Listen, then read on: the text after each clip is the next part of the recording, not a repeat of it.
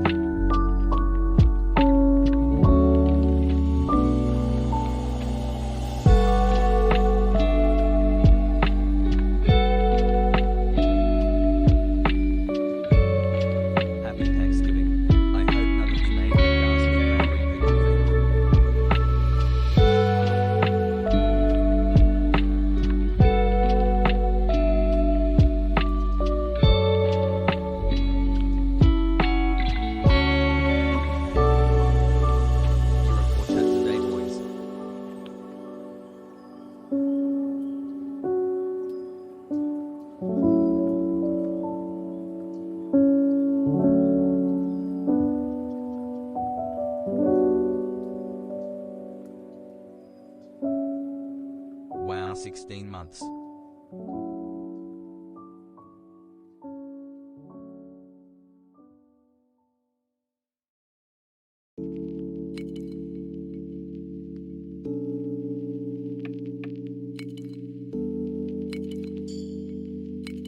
As high.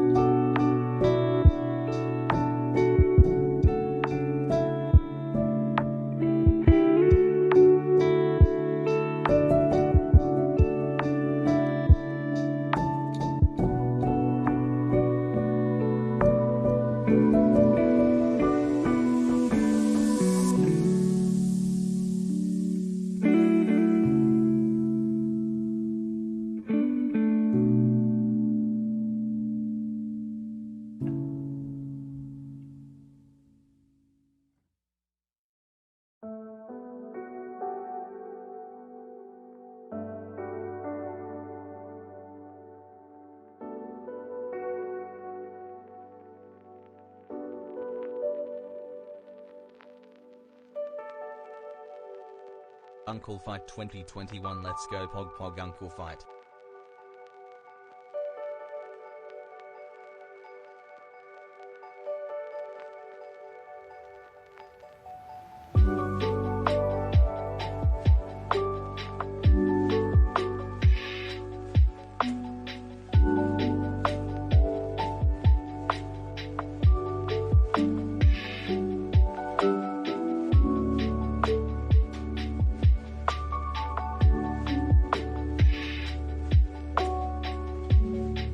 How's your day, chat?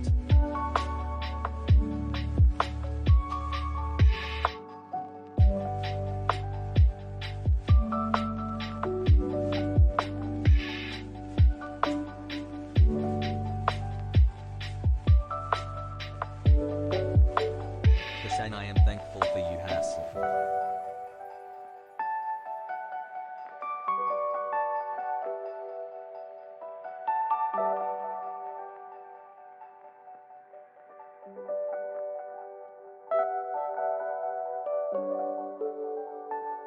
Happy Thanksgiving, poo poo pikers.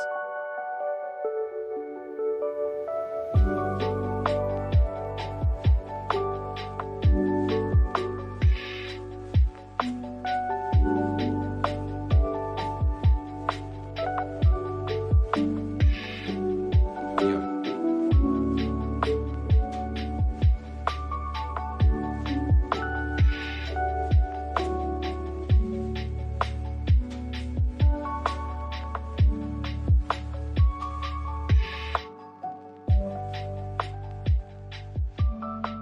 Hassel, happy day, everyone.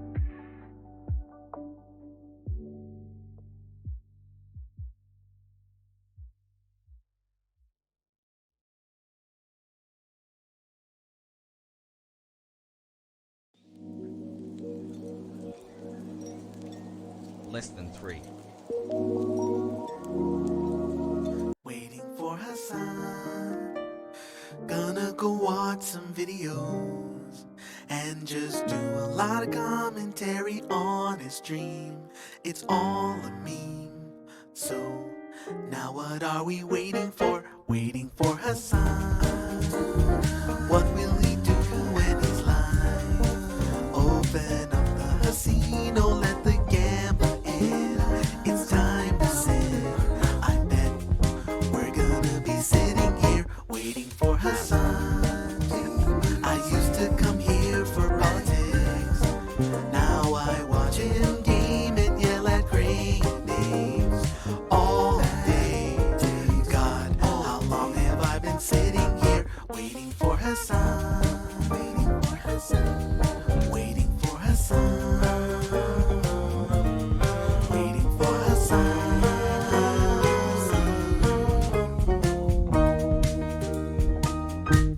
What's going on, everybody? Hope everyone's having a fantastic evening, fantastic afternoon, a fantastic pre-noon. I guess there's still pre-noon going on somewhere.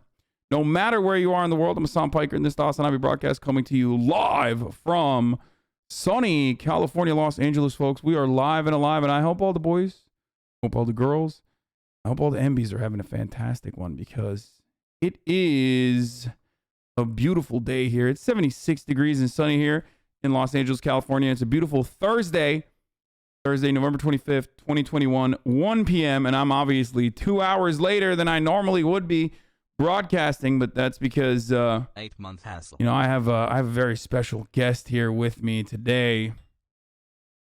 But, before I introduce you to the man, the myth, the legend, the very special guest I have, when does the first batch of hoodies ship? I don't know, dude. Fucking ask the people. Okay, there's a Hassle. customer support line. It's not here. Anyway, before we do that, this is part of the broadcast where I tell you about my personal news.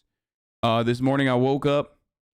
I mean, last night I ended the broadcast. We went out and we got some Italian food. It was all right. It was kind of mid in fucking Culver City in one of these like disgusting gray monstrosities that they've built on top of a fucking silly metro station, basically, probably to get some additional government subsidies. like half commercial real estate. It's like boxy. It looks brutalist. It's like half brutalist, boho chic. Disgusting.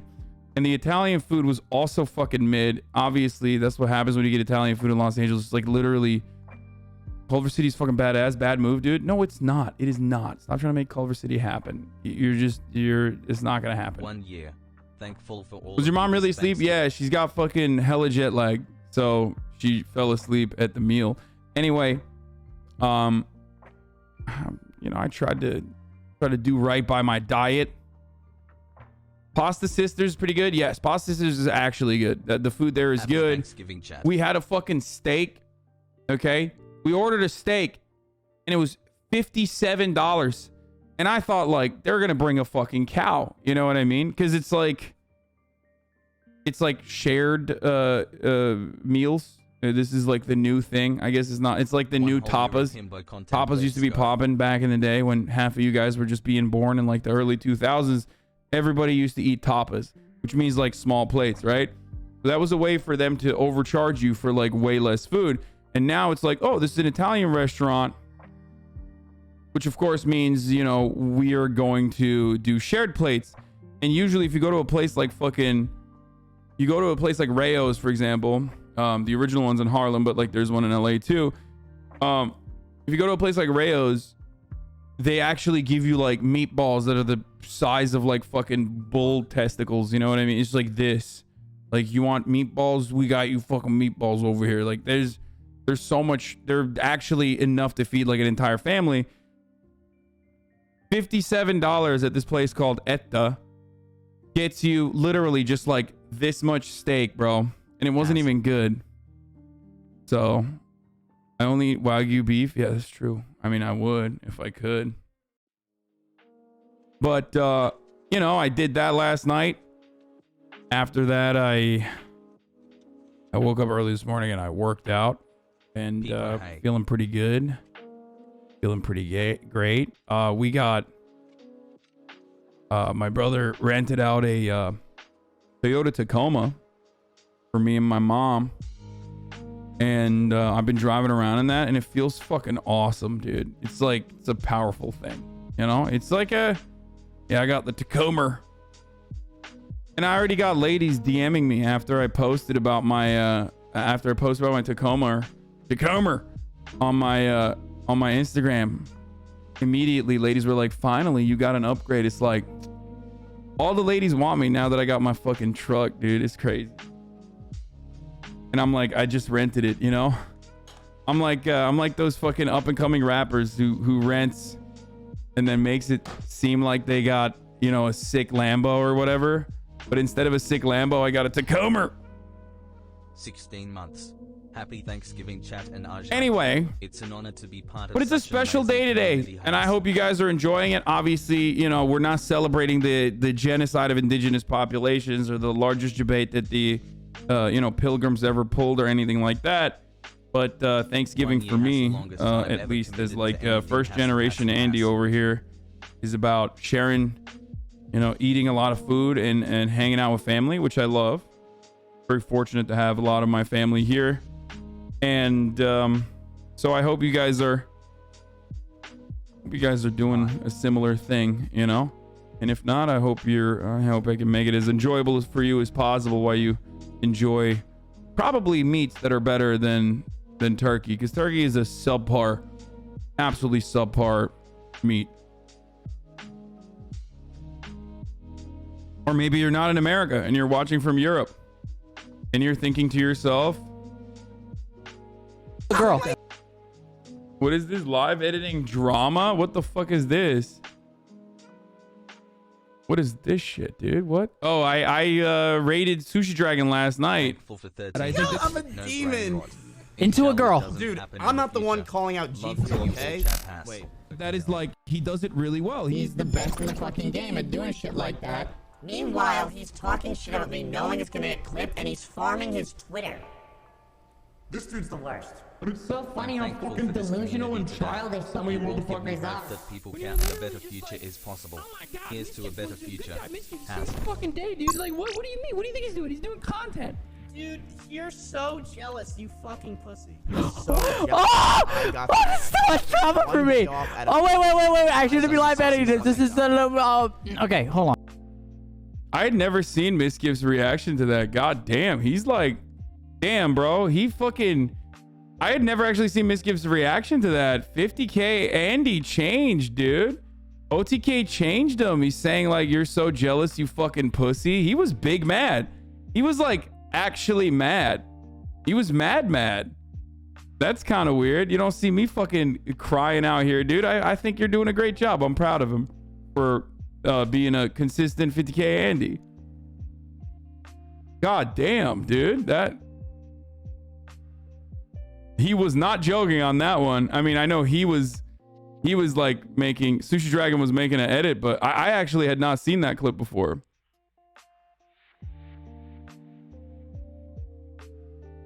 Anyway, he was showing off in front of the girl. No, that's like kind of weird for him to be in such a bad headspace. Like he's, you know, what happened? Did he go from 50K to 40K? Is that why he got upset?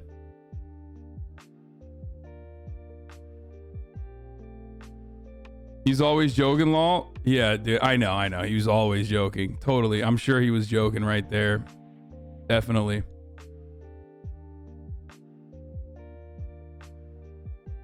Anyway, you talking about bad headspace? I mean, dude, I'm always in a fucking bad headspace. So anyway, as we were talking before you guys sent me this fucking drama clip for no reason.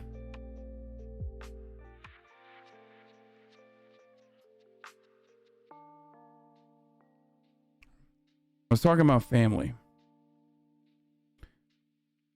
9 months in, I feel the change coming. Talking about JK family. love you all.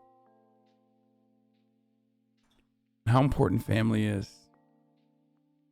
2 years ago, we did a fucking we did a broadcast, okay?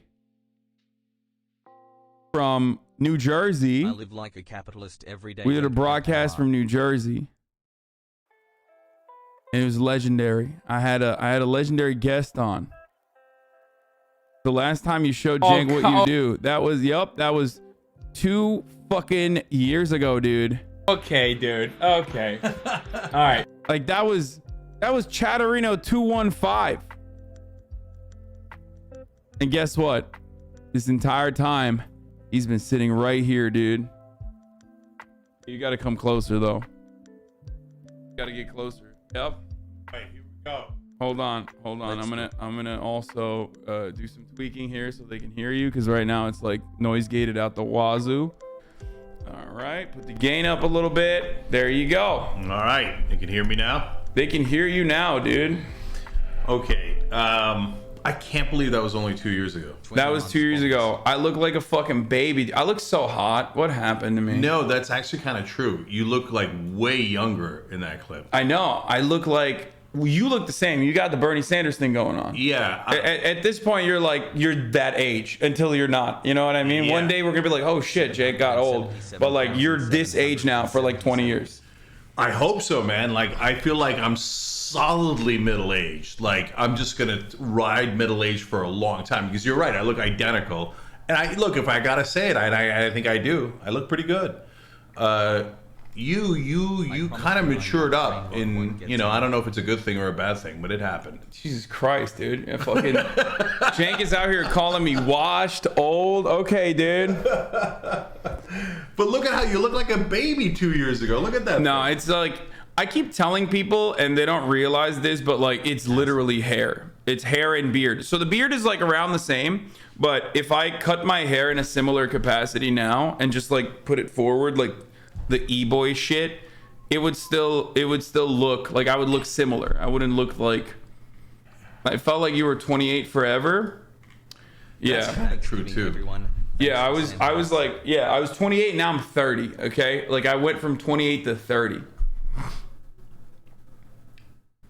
But it is the hair, because like there are clips of me from like the beginning of the year when I have this exact same hair and I looked pretty much the same, and people will always be like, dude, you look like you got so old in the fucking last couple of years. And I'm like, no, dude, I literally did that. I used to have a fat beard like a couple of weeks ago, and I shaved it, and everyone was like, damn, dude, you look so slim, you look so young. It's like, no, it's just because I fucking shaved the beard.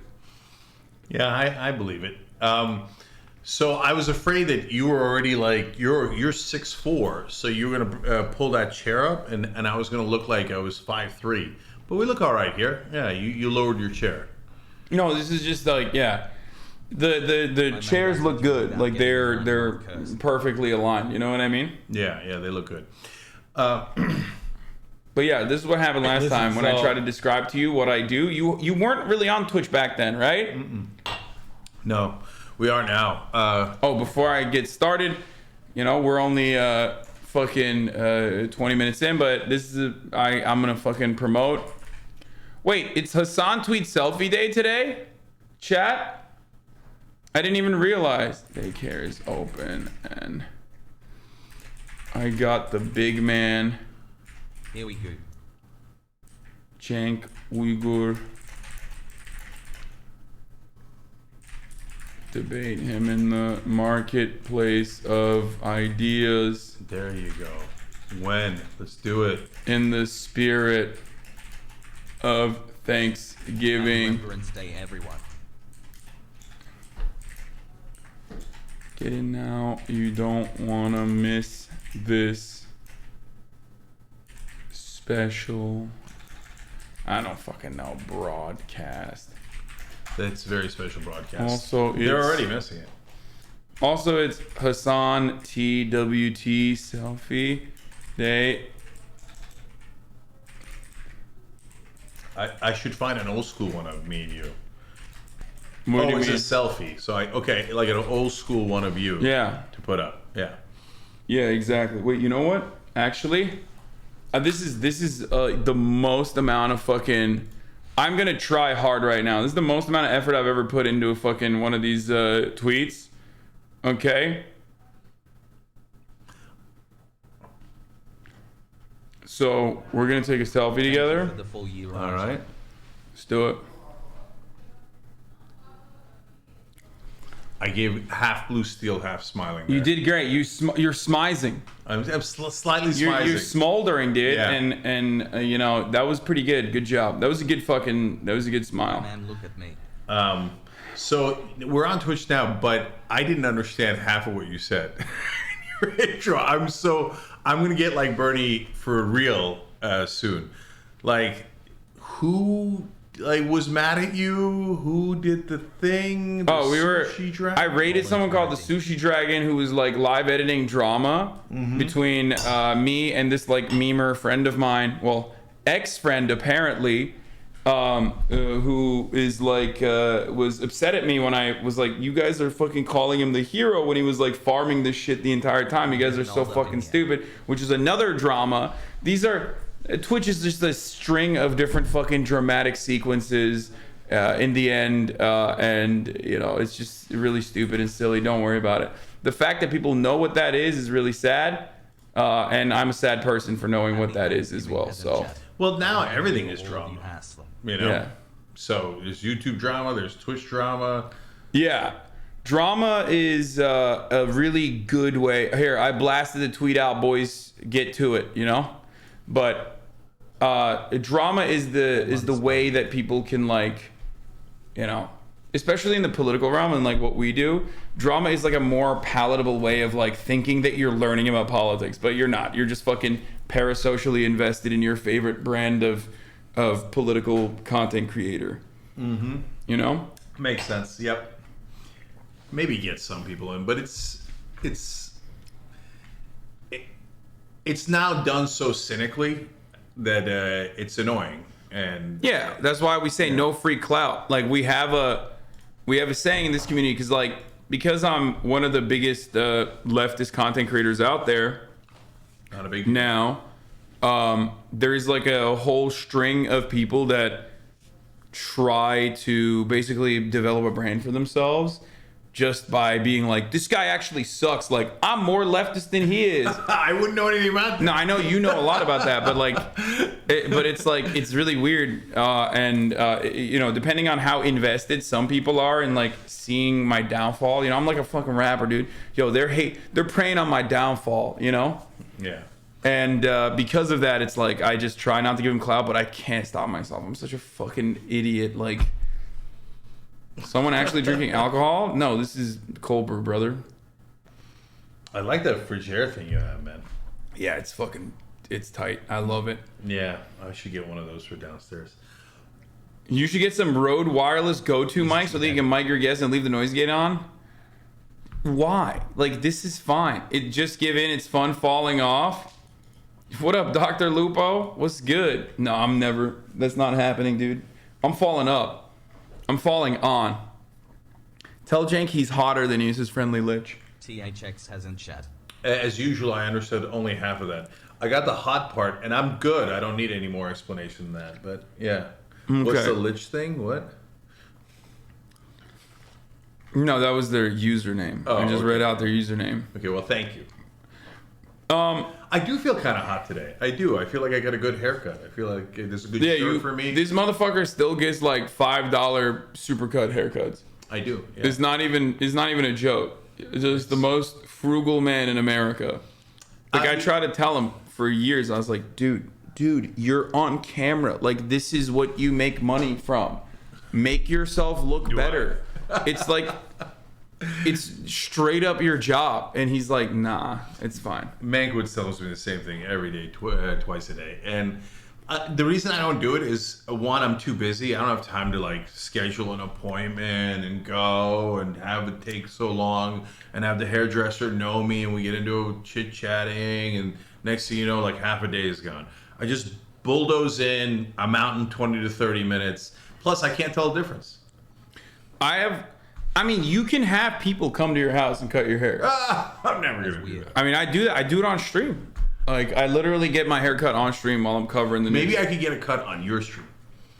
Yeah, So, maybe. like, you give them directions. We make a thing out of it. Yeah, but you got to grow your hair out a little bit. Because right now, I mean, you got a great hairline. Like, it's kind of fucked up. Yeah, dude, It's kind of fucked up that we're related and your hairline is so good and, like, mine is not as good. You know? Mine is, like, receded. So? Mine is receded, dude. Look at this. I don't know about that. I got the Vegeta hairline. I got the fucking V coming out. That's interesting. This is, what is it called? A NordCal or Nord... What was it? There's a metric for this. Well, I got my uncle's hair. So, Nuko's brother, he has excellent hair. So, 222, I feel lucky about it. I'm 51, man. Yeah, 22 my ass, dude. What the fuck is this shit? You know whose hairline I got? Are your dad's and my grandfather's. It's fucking bullshit, dude. It's true. I got lucky on that. Yeah, bald Andes, dude. The whole family's bald, dude. This guy running around with the fucking Norwood 1. Okay, that's the scale. For those of you who don't know, or you don't know what that is, because you're privileged. You're fucking privileged. I'm here to check your privilege today. Okay. Okay. Do you know what a Norwood scale is? Probably not. Never heard. Because you have a great hairline. That's right. That's right, dude. You don't understand. You're fucking baldest, dude. I'm 1, right? You're a 1. Yeah, you're a Norwood 1. Check his privilege, dude. Never even heard of the scale. I'm so Norwood 1. I never even heard of it. Yeah, I'm at a 2 right now. Okay. I'm at a Norwood 2. Let's be honest, you kind of are. Oh my god, dude, you're such a dick, dude. Oh my god. Let me see it one more time. But on the other hand, you were always kind of that way. No, I wasn't. Like the classic photo that everyone loves posting from your Twitter. This is my nephew who's built like a brick house. Someone pull that up right now. Look at my hairline on that one. I used to have a Norwood 0, okay? I had a Norwood -1. You feel me? Like, my hairline was like down to my fucking eyebrows. You're coming at 3? Aiden, shut the fuck up before I do the most Britophobia you've ever fucking seen in your entire life. Yeah, the classic. This is my nephew who's built like a brick house. Ladies in LA, where you at? Look at this, dude. I'm a Norwood 0, brother. By the way, you're welcome. They found you. Yeah. Oh, dude. Yeah. It was that tweet. You know, it's really funny because like I have a lot of fucking haters, obviously, and you do as well. And like their number one thing is like, oh, dude, like the only reason why you're successful is because you're fucking mega billionaire, DNC backed, multi-billionaire uncle, and his like incredibly robust and successful media operation, which is funny because you also think that. No, I don't. No, I don't at all. No, don't be humble. Don't be humble. No, I would never be humble. So no, let me explain. First of all, multi-billionaire, from your mouth to God's ears. One day it's gonna happen. Hadn't happened yet, but it's gonna happen. Dude, this is okay. But if you think that that's like what's happening, you're unbelievably delusional. Wait, you don't pay every single person to be in here every day from the TYT funds that you get from the DNC? If I was going to pay, so a friend of mine came, and you know who this is. I don't know if we want to say it on there or not, but he's like, okay, my girlfriend is selling shoes. I'm like, of course, whose girlfriend isn't? Okay, he's wealthy. So he's like, get us to hook up at Amazon, because we know Amazon, the way that it works is you get a hookup. He's Turkish, of course. That's not how that works. Okay, and he's like, you get the hookup, and then you get to sell a lot of shoes, right? And I said, listen, brother, if that's how it worked, why wouldn't I have hooked up TYT already? Right? There's no hookup. Yeah. Right? If I could get 20,000, 23,000, 40,000 people to a live stream, I get it to my live stream. So that's the world's worst conspiracy. You said it, not me. Okay, you said it. I didn't want to be mean, but you know. What? Like no, guys, don't. Okay, for all the multi-billionaire secret club folks, do not send it to me. Just send it to my nephew.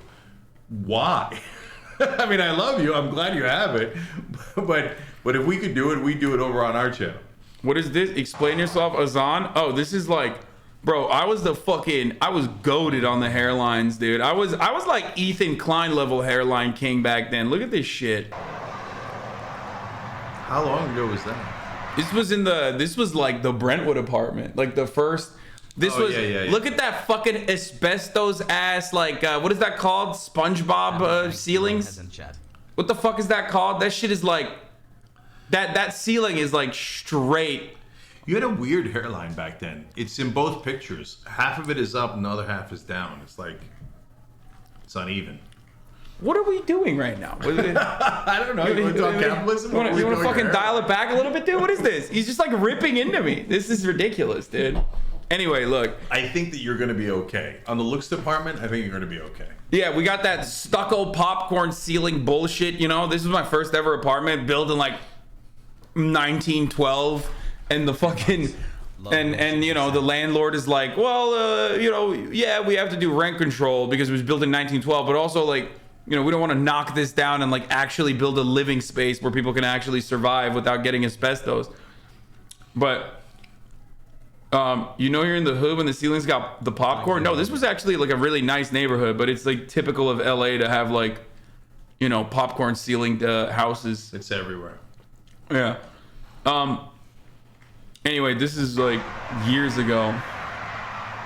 Oh, look, what the heck? I don't even know if I should show. I feel like there's just too much there.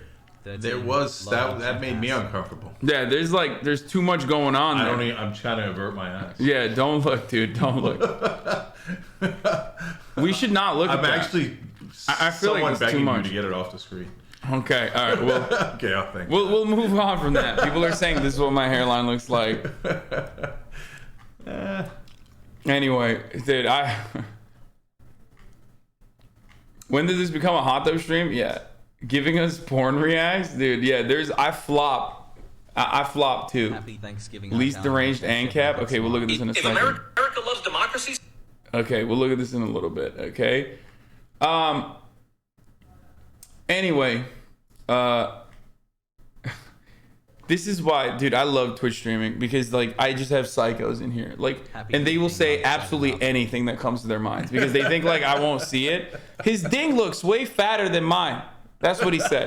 Like, why would you post that, dude? Even if it's true, why would you say that in the chat? You know what I mean? Particularly if it's true. Yeah, it's so weird, dude. Now that you got a truck, I am moving next week, and can you help me move some furniture? Anyway, where can I find this video? It's in my replies on my fucking tweet that you guys should be fucking promoting. Here it is. Here, let's blast this out. Tell your friends, tell your family. I want some QAnon uncles in here, okay? I want some motherfucking QAnon oh, wait, what the fuck? Wait, no, that's the wrong tweet. I spammed the wrong tweet. No! What? I spammed the wrong link. No! I don't even understand. That's gonna be half the so-called broadcast. Me not understanding. Why? What'd you do wrong? I spammed the link with my fucking pee-pee instead of the actual tweet. Being like, yo, I got this, the promotion tweet. Oh, I see. Okay. And I just spammed it, so everybody clicked on it. So now everyone's on the pee-pee tweet. No pee-pee. No pee-pee. Go back to the real tweet. I'm gonna fucking, oh, Jesus Christ, dude. That is so bad. Thanks, I really needed this. You were very helpful. I'll be right back. Thanks. Okay, dude.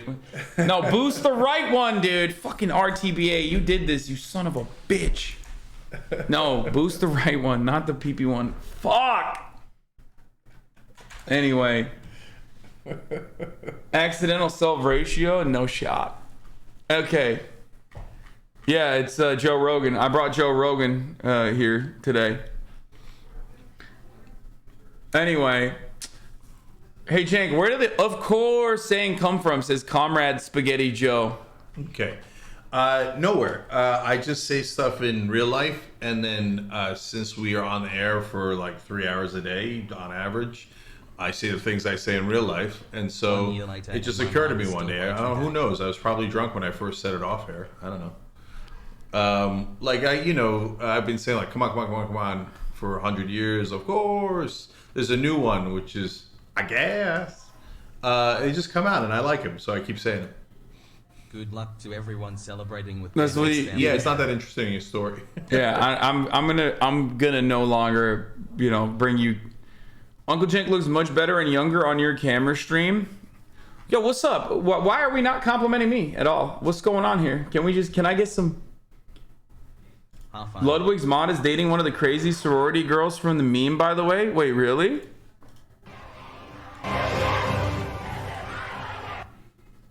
Dude, I'd feel so bad if I was in that sorority when that was a hot meme. Like, you couldn't go a second on the internet without seeing that video.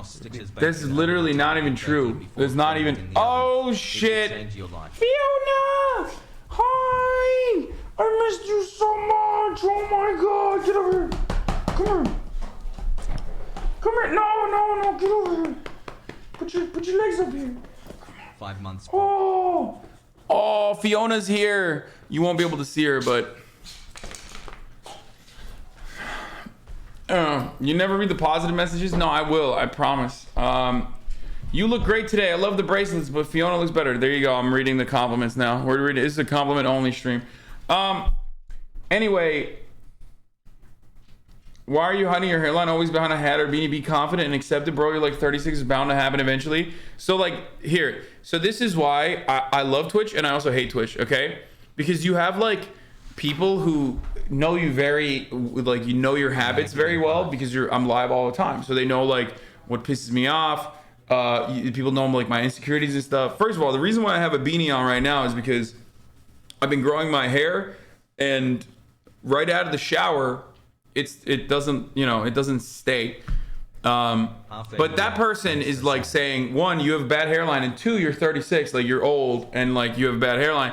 Like, and if I were to look at their user card, which we could do ban appeals today with you actually, okay? Like, it's probably shit like that all the time. For 5 months and I all the time. How to talk in chat help. Like, that's not how you pronounce Qatar. Your frame is massive. You have so much potential. Get off stream and go to the gym. Still insane how much money owners make compared to the players. Okay, that's not. My dad is richer than you, bruh. We need to kill all the cows. Your $3 million house probably has a very big carbon footprint. Like, there's people that come in here with like weirdo accounts, and all they fucking do is just like they sit here and they try to like basically find something to get your attention with in a negative way. Like that's literally. I've never heard of that on the internet. That's new. That's new. No, I mean, of course it's not new. You have it in the YouTube comments, but like on Twitch, this is a community, right? So it can be really good and it can be really fucking shitty. And that's like the worst part about it is that, you know. So, but you know what? Like, is mainstream media any different? Like Jake Tapper's done that to me, but on a bigger scale, right? Like he did that to me too, dude. Remember? Yeah. When I called him a cunt. Oh, and then he was like, oh, you breached an etiquette of, us. He said, you need to apologize to every woman in media. And I was like, no, you're the head cunt. This has nothing to do with fucking women, dude.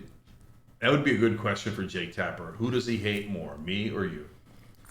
I don't think he knows who I don't think he remembers me. Yeah, he did you're a feminist? Name every woman. Name every woman? Yeah. that's the kind of thing mainstream media would do. And then he left out all these women because he's sexist. You can't have 30,000 people commit emotional terrorism in real time on any other platform. This is true. So there's the good and then there's the bad.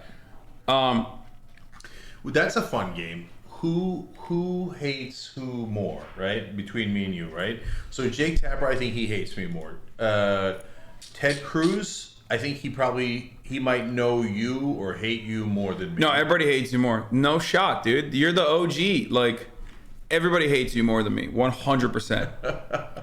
Because, like... Winner. No, you win that because, like, you've been around for too long. And when you're around for too long, there's peaks and valleys. And every time your content goes a little bit stale, every time there's a fucking valley, there are going to be people that are like, oh, now I am a hater of this person.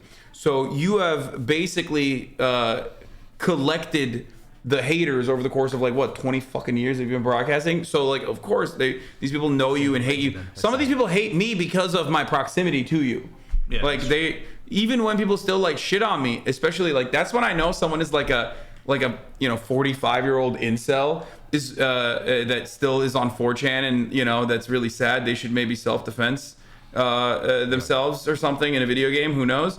But it's just like when they fucking say stuff like this is Jake's nephew, like it's like that's how you know. That's how you fucking know when someone is like a pathetic fucking loser who's like been around for a very long time and is like just had that hatred sit in their body for like 20 years. Yeah, no, I've accumulated haters from right wing, like establishment, and now left wing. No, those people aren't left wing. Those people are fucking psychos, dude. The people that like shit on you are. I mean, there's like actual legitimate leftists that don't like you. Yeah, there's definitely legitimate leftists who don't like you. Yeah, for sure. There's three like buckets. Me. Yeah, there's three buckets. Like all of my buckets of hate have different buckets within them. And so in the left, there's the fake left that hates me, but that's their bullshit. No one cares. And then there's the like supernova woke left who's like, oh, he said something 19 years ago. I'll never forgive him. Those people are not real. Those people are fake. Like, you think so? I think there's some real ones. No, those people are misguided, delusional, narcissistic. They're fucking total fakes. They're total phonies. We don't fuck around with that shit on my broadcast at all. That's one of the most liberating things that's been for me, having my own voice, having my own space, having my own community, having my own platform, and not having like to be shackled by TYT is literally that. Where someone comes in here and tries to pull some fucking rad lib bullshit, I'm like, shut the fuck up. Shut up, bitch. Suck my dick, and then we move on. I didn't say it. No, I said it. I said it 100%. And like that's what I've been able to do, which is normal.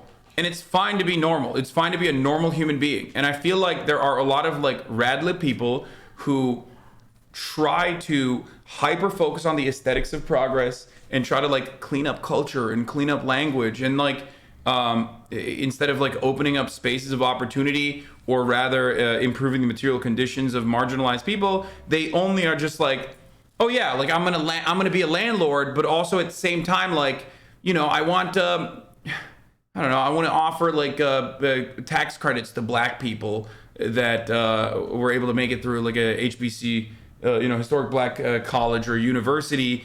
And, that's why I'm more woke than everybody else. It's fucking bullshit. But those rad libs that you're calling them, they hate me maybe more than anyone does. They're because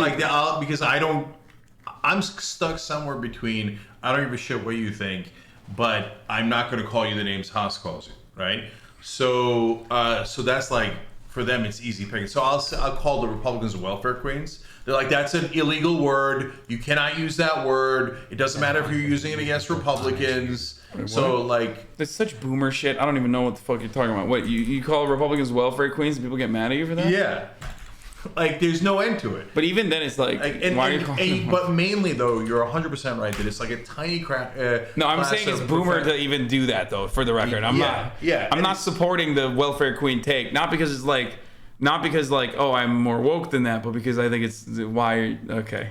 Like, yeah, it's from the 1980s. And it's a reference to how Republicans did it, and you're flipping on them. Anyway, the point is, there's like a professional class of libs who like make a living out of criticizing other leftists so that they can get better jobs. Let's just keep it real. That person doesn't deserve the job. I deserve the job. I don't want him. It should be me.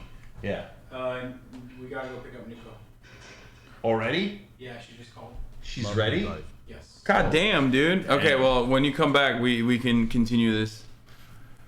But the thing I was gonna show, you're old too. Stop being mean to uncle. I am old. What the fuck are you talking about? The thing I wanted to show you is this. Okay, there's a brand of people out there that will do this. Okay, so the Women's March tweeted, "We apologize deeply for the email that was sent." Hold on 1 second. Actually, I'm gonna do that again. Fucking, I can't even type.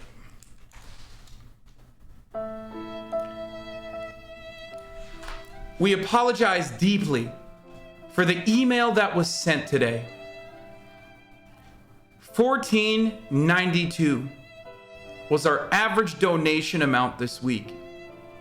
It was an oversight on our part to not make the connection to a year of colonization, conquest, and genocide for indigenous people, especially before Thanksgiving."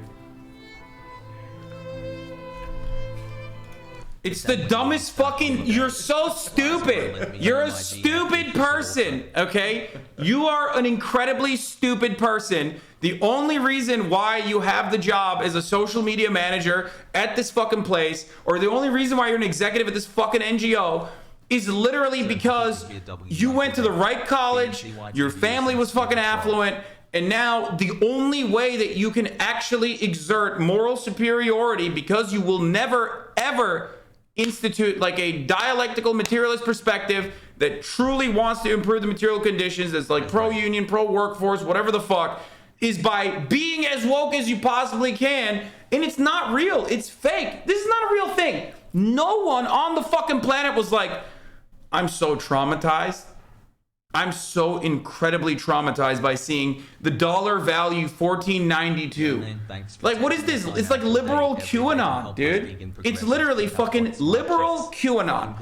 Like, QAnon supporters, they look at that and go, Trump said 7 again on the broadcast. 7's a really important number. It's the number of the angels or whatever the fuck. And this is like our version of that, where it's like, wow, I just saw $14.92 amount on the Women's March. It's like, it's fucking annoying. I hate it. It's fake. It's also fake. No one is like seriously this person. Yeah, it's faux concern and outrage. No one's actually outraged. And it's like you said, it's a way of displacing actual action with fake concern. So, and the left is super famous for it. Like, that's what we do. Meanwhile, the QAnon guys down in Dallas, their new number is -48. That's their new profit. I don't know if you heard about him. What? The guy down in Dallas who's telling them JFK and JFK Jr. are going to come back and make Trump president. he's called -48, and he's talking to God, and he's their new prophet. So fuck yeah, dude. I love that. At least that's like entertaining. I mean, this is creative too. Like, I love people that say like, actually sweaty, like making fun of someone who's a picky eater is like making fun of, is actually quite ableist.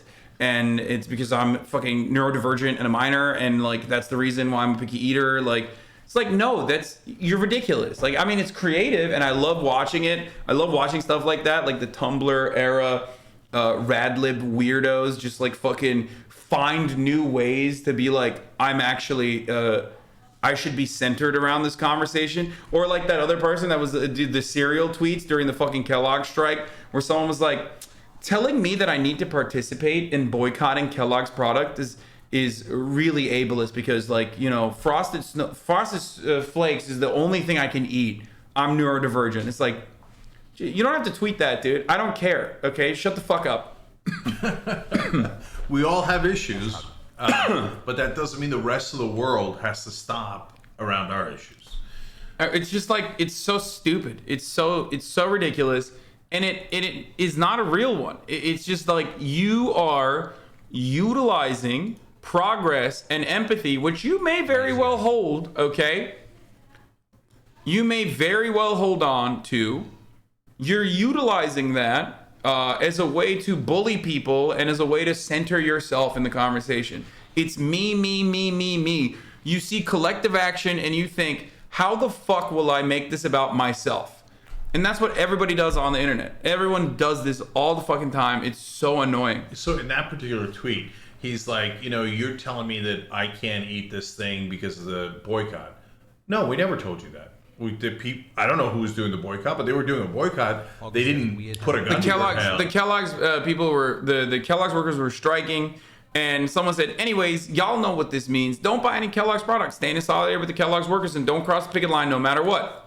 Yeah. Okay. But that doesn't mean unless you're going to die because you have a particular dietary issue where you will die if you don't eat a Kellogg's product. Does he have to put that in the that's bullshit. That's bullshit. Even if you have that, you don't have to fucking tweet it, okay? Well, which also, you don't have that. No one on this planet, I'm sorry, has a situation where they're like, sorry, I have food sensory issues here, and it's like always the same type. This is the corporate Memphis way of speaking, okay? Corporate Memphis is a very weird like style that you see on like these Instagram threads. And this is basically that way of speaking where it's like, hi, someone with heavy food sensory issues here. Frosted mini wheats are one of the only things I can consume regularly and not get sick from. Guilting people who can't support boycotts is ableist as fuck, but y'all aren't ready for that conversation. It's like, no, I'm not. I'm not fucking ready for that conversation. And neither are you, dumbass. Shut the fuck up. You eat something else. Also, frosted mini wheats is so nasty. The fuck? Imagine eating like little bales of hay. What are you, a cow? Are you a horse, dude? No, I'll eat it. They suck. Yeah, it's just your worst. I've eaten the strawberry ones. Oh, it's like there are delicious. I think they once had a maple one and I ate it. Bro, how the fuck are you going to skip past like the Cap and Crunch and like numerous other options that are so much better to be like, I want a fucking dry bale of hay that when I put it in my mouth, it literally sucks up all of my fluids and captures it. Okay, now I will not have you disparaging my cereal selections. And so yes, from time to time I'll do that for variety. But right now in my closet is both Cocoa Pebbles and Fruity Pebbles. Okay, those are good. Life cereal, Captain Crunch, I'm on it. Okay, so apparently I gotta go pick up my mom. So listen, are we gonna debate when we come back? I mean, I was just kidding. We don't have to debate shit. But like, I can debate it because that's the last group of leftists that sometimes hate me, but mainly we just disagree, right? Like the folks who are actually on my left. Yeah. They exist. Well, yeah, we can do that. Just go, do your thing, and then when you come back, we'll figure it out. How long you going? What? For fucking at least a couple hours, for sure, until like we're ready to eat. Until Murat and Mom come in here and yell at me multiple times to get the fuck off the stream, and how much of a piece of shit I am for not being a good son or a good brother. That sounds about right. Yeah. All right, then I'll go. I'll see you later. Okay, all right, see you guys. Yeah. Capitalism rocks. You see, this is Half kidding. he's trying to debate already, dude. Get out of here. Get out of here. It's not debate time yet. Okay, let's fix the gain here. Fix the noise gate. Hello, hello. Okay.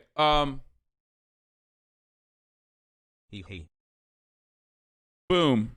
Okay, we're back to the regular shit. Hi, Mr. Hasan. You don't have to scream if your mom's gonna get mad at you. I appreciate you streaming, but it's okay. No, I want to. I want to stream. This isn't as bad as white radlibs who randomly apologize to black people for being white. Yeah, that shit's insane, dude. Bro, they're gonna get so many clips from that. Cumstered and Bumpstered with the hairline game. Who am I kidding? I'm like 225 right now. Why are you mansplaining to your Giga Chat uncle who basically handed your entire career to you? Yeah, exactly. My girlfriend is anti-vax and I want her to get vaxxed, but I don't want to start an argument. What do you think I should do? What? There's no shot, dude. You will never get away with not having an argument with someone who is an anti-vaxxer. 90% of the reason why they're fucking anti-vaxxers is because they like arguing. Okay? Yes, sir. Like, there's no shot that you're going to be able to get away from that without fucking seriously debating them. It's just not happening. If you think that that's going to happen, I have another thing to tell you. It's not. Okay? I mean, don't fucking dump her or whatever. I'm not saying that. But just, like, be realistic. If you think that you're not going to fucking debate her, you're wrong. Like, that's definitely not happening. You're definitely debating. Anti-vaxxers love debating. That's part of the reason why they're anti-vax. It makes them feel alive. Okay. Hassle less than 3.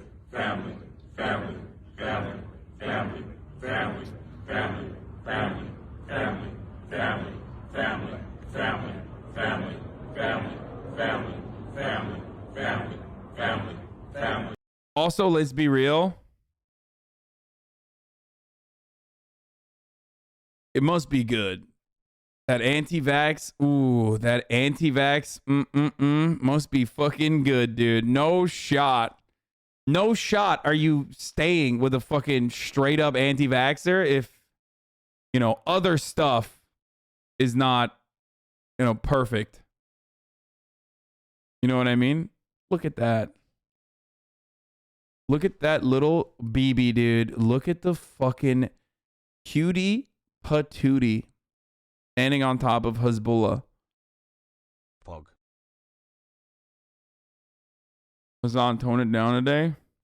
If Fiona on the other chair. So she unfortunately hates being up like high. She hates it. She does not like being picked up.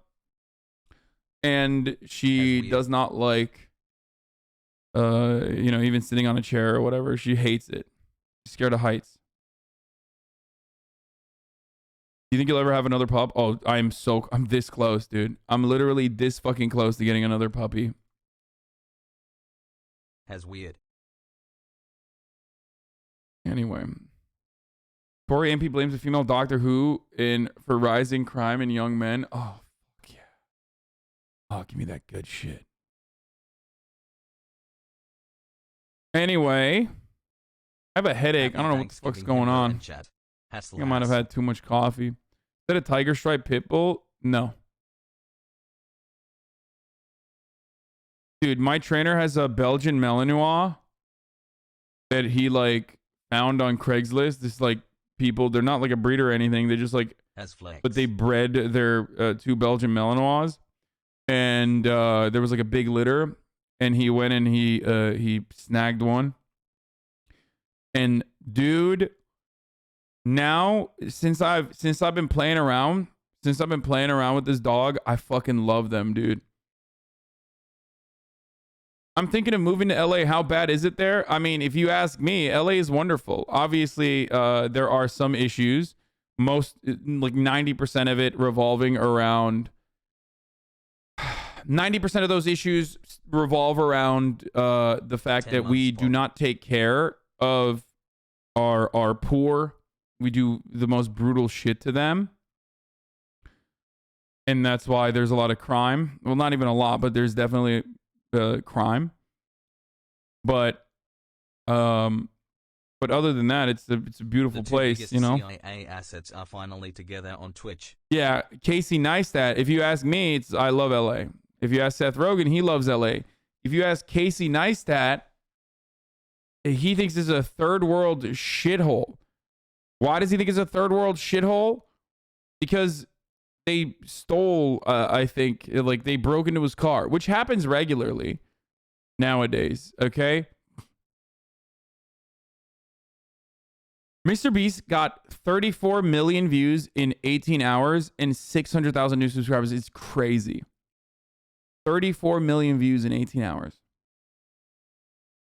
Anyway, where the fuck is it? He's just been tweeting about that. But he like tweeted, he said, so our cars got robbed this morning because Los Angeles is a crime-riddled third world shithole of a city, but tremendous appreciation and gratitude for the hardworking officers of the LAPD West LA who not only arrested the motherfucker, but got all our stolen goods back.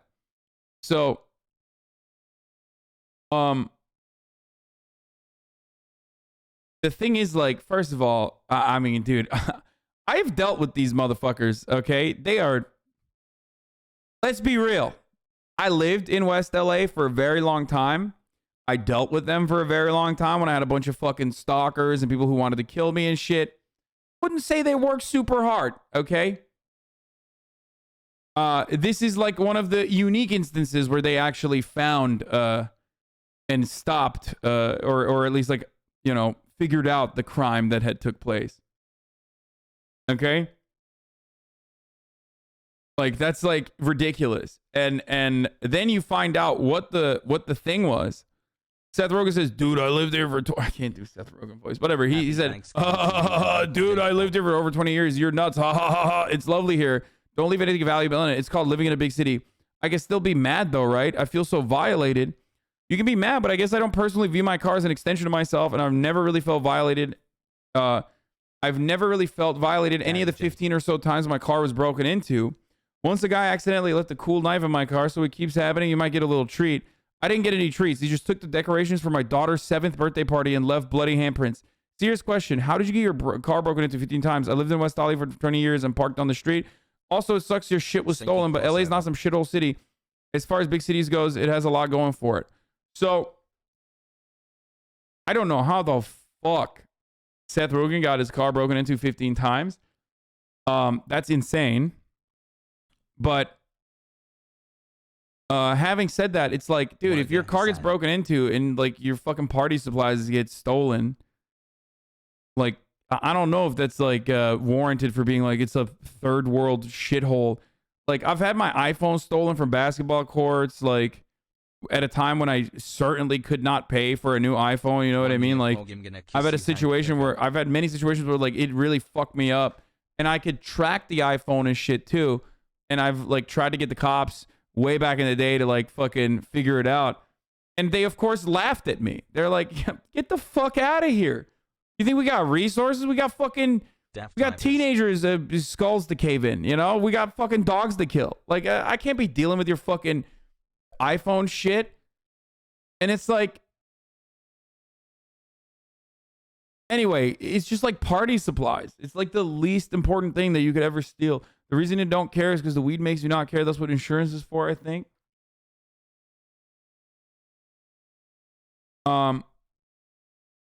But yeah, when I found out it was decorations, it made it so much worse too, dude. I live in the suburb of Atlanta. There's plenty of fucking theft here. There's theft in every big city. And the reason why there's theft in every big fucking city is because there's poverty in every big city. And the reason why there's poverty in every big city is because the wealthy do not fucking care about solving the material problems that these people go through. So they literally resort to fucking stealing shit from your goddamn car so they can pay for, so they can sell whatever the fuck they steal and maybe even get, you know, maybe even pay for rent or even drugs, okay? I'll be honest. There's a lot of that happens as well. Why are they fucking doing drugs? Why are they just like sitting around doing fucking drugs? Because they got nothing else going on, We okay? know it was on purpose, DW. We are thankful.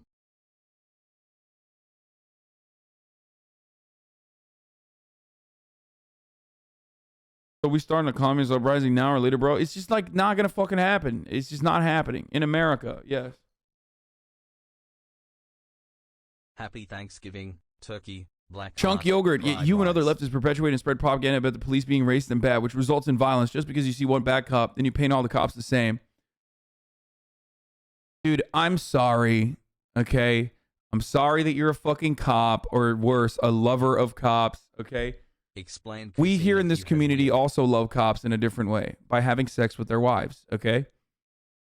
So, you know, this is a thin blue line community. We are pro Blue Lives Matter. Blue Lives Matter so that we can fuck their wives while they're out on the job. That's how it is.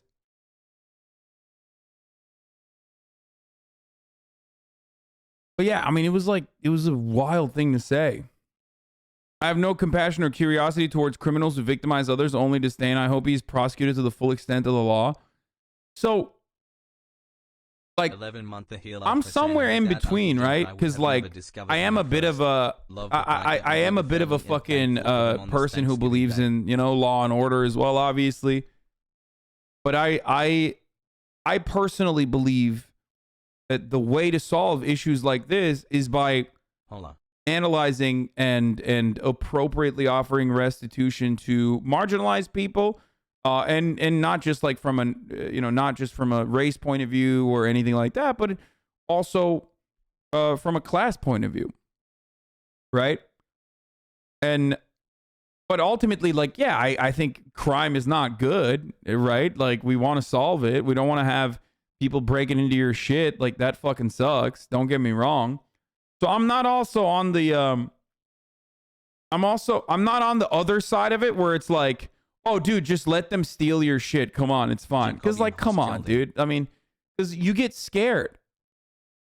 Like that, it's still a traumatizing thing. You could be like, oh, someone stole your baby decorations. Who gives a shit, right?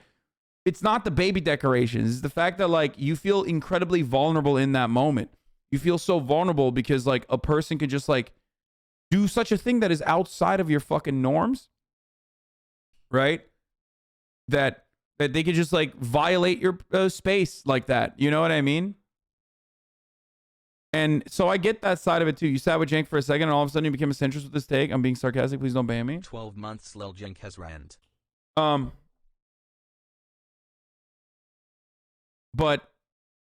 it is definitely a fucking horrifyingly bad look to just, like, blast people like this, or to just, like, fucking, I mean, this is like 32 one step removed from, like, we must persecute them to the full extent of the law. It's not even one step removed. Like, I mean, he's like a nice guy. Casey Neistat is actually a fucking nice dude.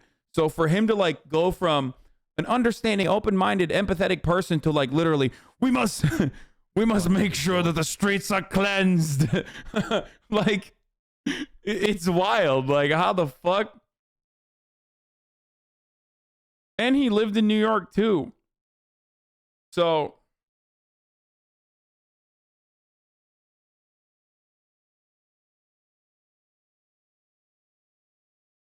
he sounds like a Republican law. I mean, dude, dude, listen.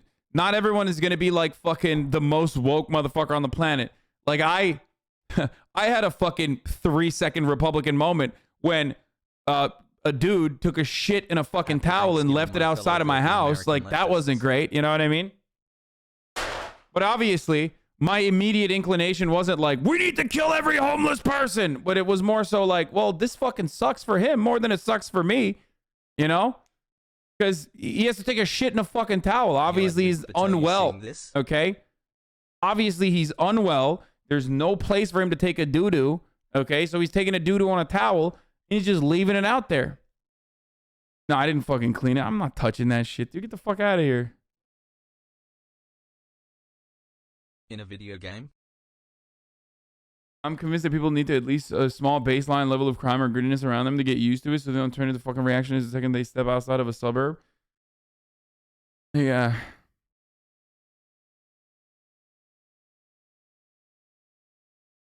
He also voted for the recall. Yeah, I heard this. He said he voted for Gavin Newsom's recall. Like, yeah, dude, the other candidates are going to do a better job than Gavin Newsom, who's doing a fucking horrible job with the homelessness here in Los Angeles. But, like, I'm sure the other guys are going to do better. Pog. Yeah, he was serving a little crime bill there. Okay, in that moment, Casey Neistat was serving a little crime bill. Okay, he was being a little 1994 crime bill. Okay, that's very crime bill of him.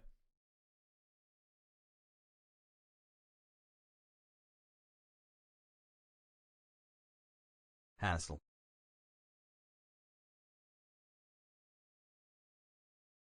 Ultimately, though,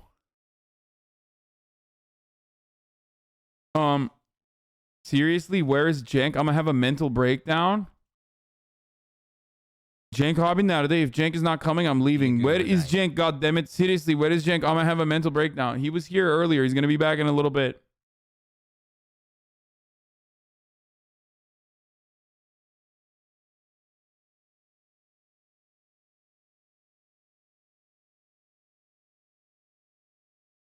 Love you. So I look at something like this. Anyway, as I was saying, I look at something like this, right? And I see someone who's like a wealthy person, obviously. And I see they're like brushed with crime and how quickly they fucking flip and go from like being an empathetic Hello, liberal Cenk, you're looking cute today. You always to smile. one who is like, you know, talking about purging the fucking the homeless or the criminals from the streets and like throwing them in the fucking grinder or whatever. And I wonder, like, how do we fix that? You know what I mean? Like, because that's not good either.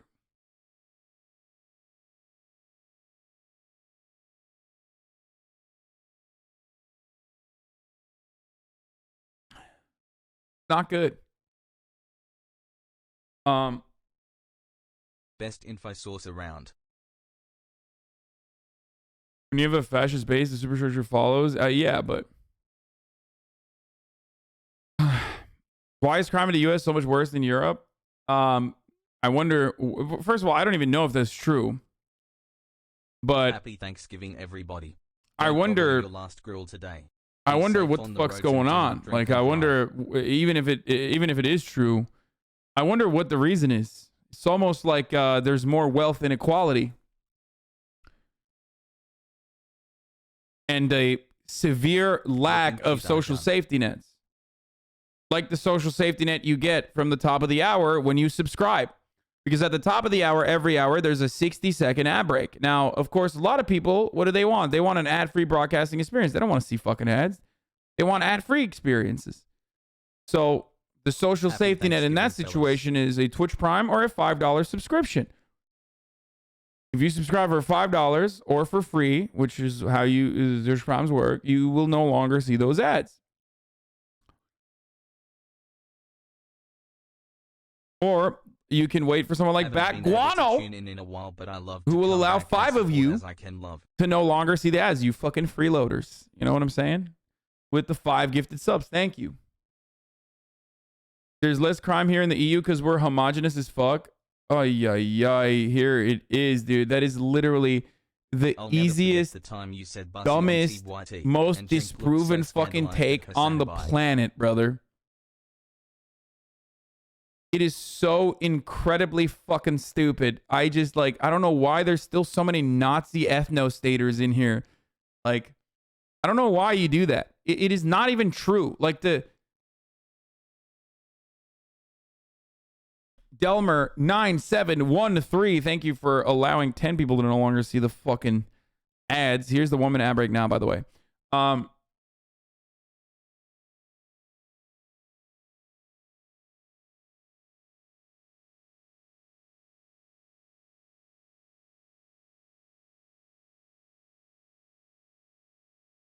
Europe is a homogenous population. Is this guy a dumbass or a dumbass? Yeah, no, they're just like, it's so funny. Dude, well, famously, one of the only parts of Europe that is like, one of the only nations of Europe that is like quite homogenous is Poland, which famously has no crime.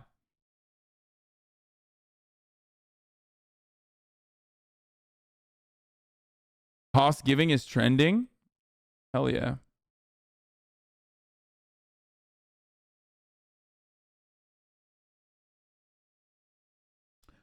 Maddie W, thank you for the 10 gifted subs.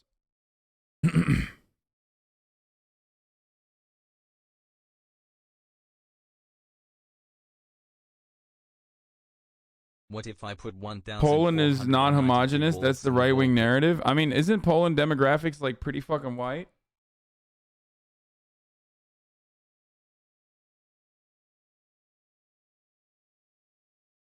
The demographics of Poland.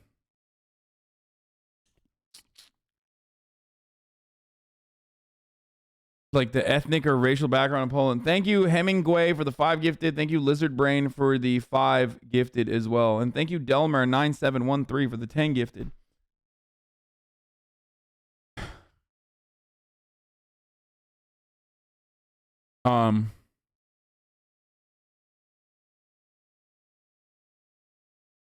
It's a fact that racial homogeneity leads to lower rates of violent crime.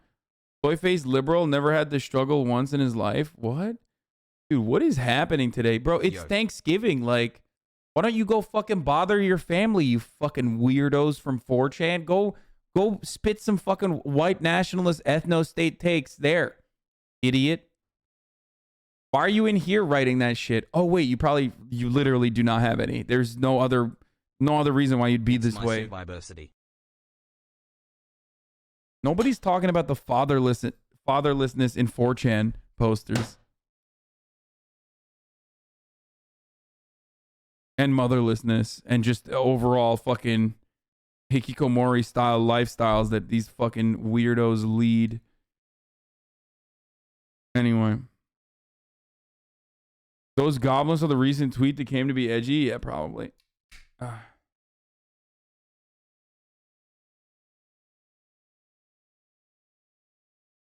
Has right, has weird, has left, I'm age nephew. They're grounded because they kept saying shit at the dinner table.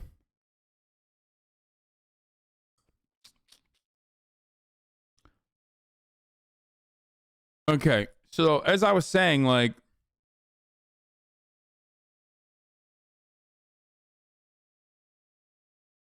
Ace Vitreous, thank you for the 5 gifted. As I was saying, racial homogeny is ridiculous. Like, it's like a classic fucking white nationalist take. It's a ridiculous fucking take. It's completely false. And also, people love to play fast and loose with like racial homogeny or homogeneity or whatever the fuck. Especially when considering that like ethnic backgrounds are vague for the most part. It's not only is it provably false, but also like racist dipshits will routinely use stuff like, oh, actually, well, think about like Sweden, and it's like immigrants are responsible for the bulk of the crime, and then like you look at the Swedish statistics and like they are substituting immigrant with like Muslim immigration. Except immigration means like literally anyone else from the fucking EU. You know what I mean? And even then, it's not even true. It's bullshit.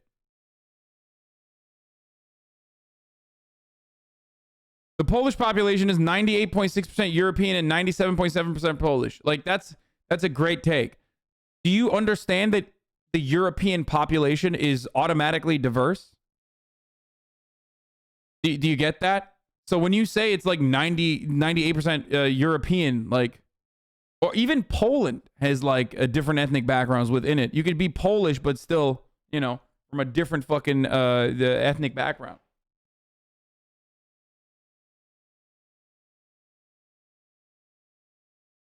That's why it's always funny whenever people try to like substitute. They love to play fast and loose with the terms.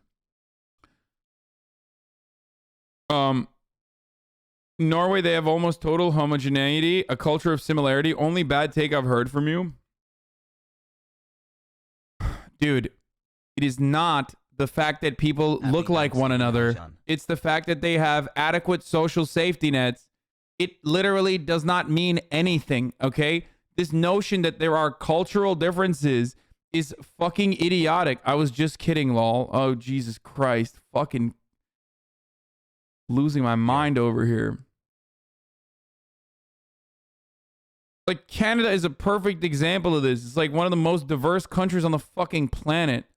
This idea that like having racial differences or not having fucking racial differences is like a silly one, especially considering that like most people that want to make that argument play fast and loose with terminology and substitute nationality with ethnicity.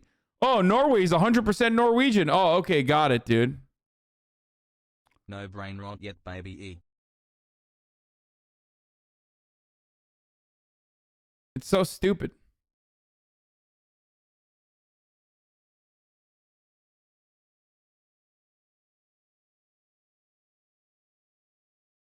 I already ran the top of the hour ad. Take it to the next level, The channel you watched last night. Thank you for watching the cult anime video. Yeah, I saw. Yo, not only did Hasan share the roast of happy science with his whole stream, which like, damn, thank you so much. It was his mealtime video. Truly, this is an honor. Also, it's been a blast watching the VOD back. Missed the stream, but this is making my night. Dominic Andre, thank you for the 20 gifted subs. Happy forever. Look at that. Americans can't figure it out, but if like the states were divided about how many Americans will be from different states, Euro is the same shit. You could be American, but from 6 different states. You could be Polish, but very different 6 Euro countries. Yeah. Yeah, it was sick too. We'll look at part 2 again. We'll continue hopefully.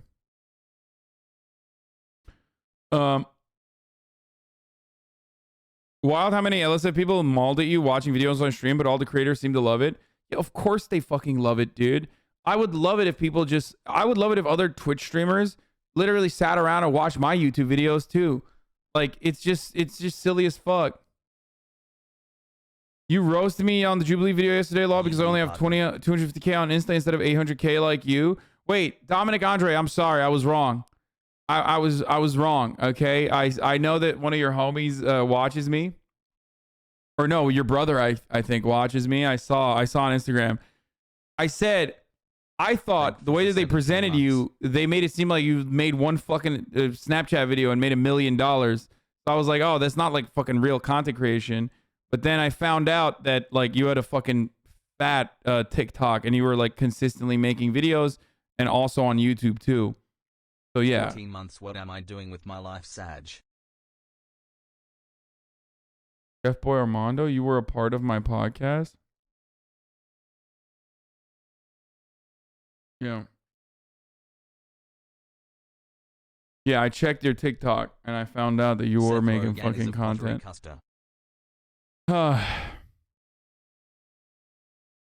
Toronto is a perfect example because you mentioned the crime is generally higher in populous cities and all the big Canadian cities are multicultural as heck.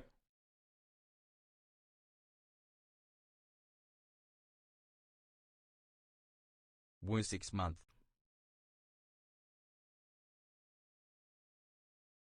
What is this? Mike from PA wants you to react to this. A rare look inside police training in Utah. Shots fired. Threat. It's not to hurt someone. It's not to kill someone. It's to Police get their basic training in Utah during 16 weeks at Peace Officers Standards and Training, known as POST. They spend time inside the classroom and out, and towards the end go through 5 days of intensive scenario training. Salt Lake Tribune reporter Peyton Harkins and producer Abby Ellis were allowed to observe sessions over several months. What is the most important thing we got to take care of when we first get any scene? Officer and scene safety. Sergeant Scott Lauritsen oversees the scenario training at... Bro, look at that, dude. They're all Thumbelina, dude. Every single cop. Oh my God. I'm sorry. Cop phrenology is real. Phrenology is obviously fucking antiquated, racist bullshit, except for fucking cops. All cops are thumbs, dude. A-cat. I mean, these guys were literally just born. They were born to be fucking Leos, dude. Post. Do we continue our investigation? The absolute most important thing. Motherfucker, the irony of wearing a thin blue line. Wait, hold on. The scenario training at Post. The irony of wearing a thin blue line mask and wearing it incorrectly is not lost upon me. Considering the fucking reality that like the #1 killer of cops is COVID.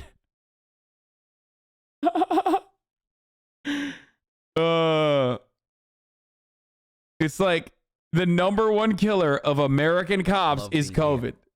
Okay? And this guy's like wearing a fucking mask that's like, cops are under attack, like they're being murdered. Meanwhile, like they're being murdered by COVID. Do we continue our investigation? The absolute most important thing is officer safety. So all of the other procedural stuff that they learn will be at their own individual agencies. And so we really... This is the most jacked thumb. Like, this is like, that's why he's the main thumb. Like, he trains all the other thumbs and makes them more thumb-like.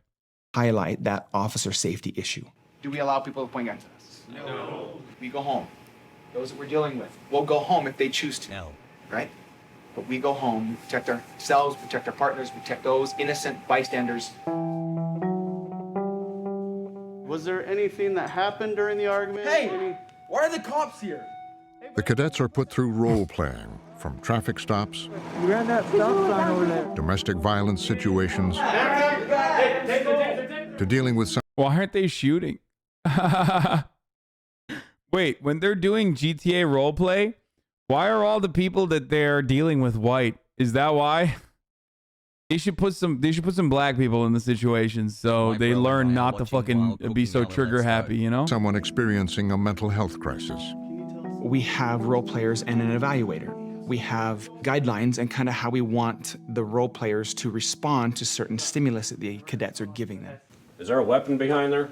I haven't seen one. You don't know. Will our officer safety become laxed in these, or will it Oh shit, dude. Mega thumb. become heightened? But what are you seeing? Relax. I just want to get down to his level of training. Okay, so you're trying to be empathetic at the sacrifice of your officer safety. And so as we're going through these different scenarios, we're trying to get them to understand the importance of, if I'm going to be safe, I have to understand everything that's going on around me. Cassie? Especially because he's wearing red too. Police, come out and talk to us, would you? I'm not coming out. You're not coming out? The instructors push them to make life and death decisions. Put the gun down. Cassie, can you put the gun down for me? You come out with one. Mike free. No, stop. You see the problem here? What happened to our officer safety? Why are we not? That's why you're supposed to come in and start shooting. What happened to officer safety? You come in, she's got a gun, you shoot her. The fuck do you mean? It's called suicide by cop for a reason, brother.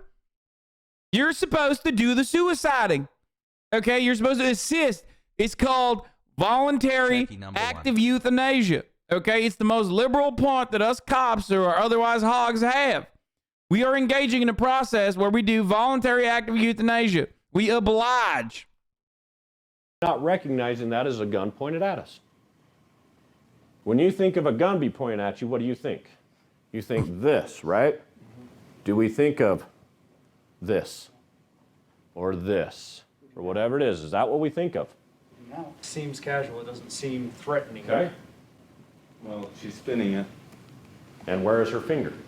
On the trigger, right, but that's why... So would you have shot? That's really hard. No, it's not really hard. It is hard for me. It's really simple. Because if I shot her, and then I don't think... Do you let a gun be pointed at you? Yes or no? Oh, this is where they... Oh, okay, got it. No, now I understand. Okay. It's simple. Yes, you shoot them. Someone has a gun, you shoot them. It's simple. The motherfucker's like, I came here to help people. Like, that's kind of... It's funny. Like, you're watching him become more thumb-like through this process. He's like, well, I joined the academy so I could help people. He's like, no, it's kill or be killed, brother. Murder the fucking murderer. I'm going to say no, but... Do you let a gun be pointed at your partner? Then what's the argument? Why is it so hard? Because we have to live with it. I wonder what Cassie would think of where You're in the wrong profession, my friend, if you can't live with that. Yeah, easy shoot, dude. Why are you taking such a cringe POV? If you showed up any scene with a gun and I had a gun, I'd shoot you.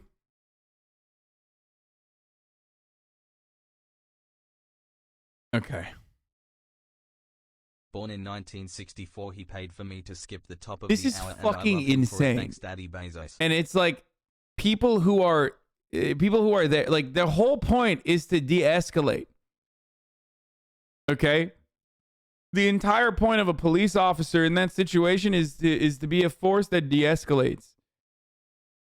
Not fucking come in guns blazing. What the fuck?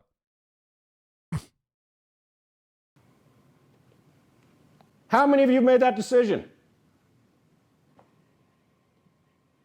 1 out of 7. You are 3 weeks from that being a real gun, a real bullet, a real death. And you don't know if you can live with that? Wow. I love the thin blue line narrative because, like, it also straight up fucking... I mean, I guess it corresponds to the way that these hogs operate, where it's like, we're constantly under threat, we're constantly in danger, we're constantly at the threat of being murdered at gunpoint or whatever, right? And that's why I gotta shoot. It's kill or be killed. It's kill or be killed, brother.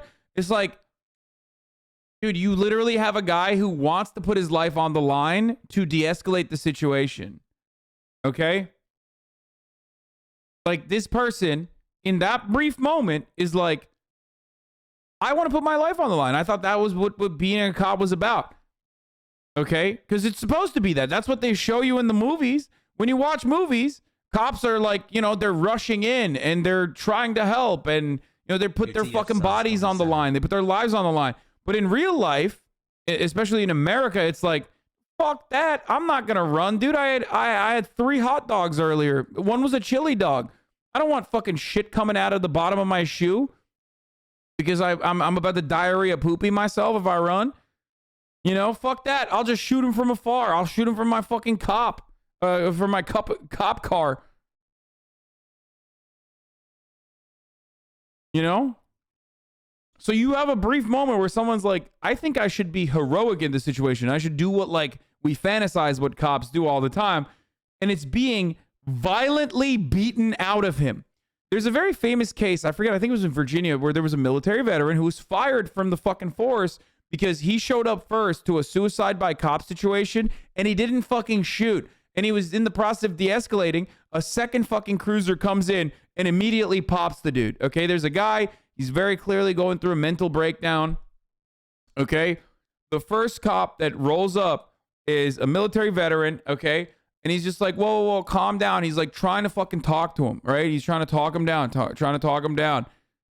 This actually happened, by the way. This is like a legit thing that happened. What I'm telling you, I forget what it was a famous case. I've actually talked about this before. I've like written a story about this before, but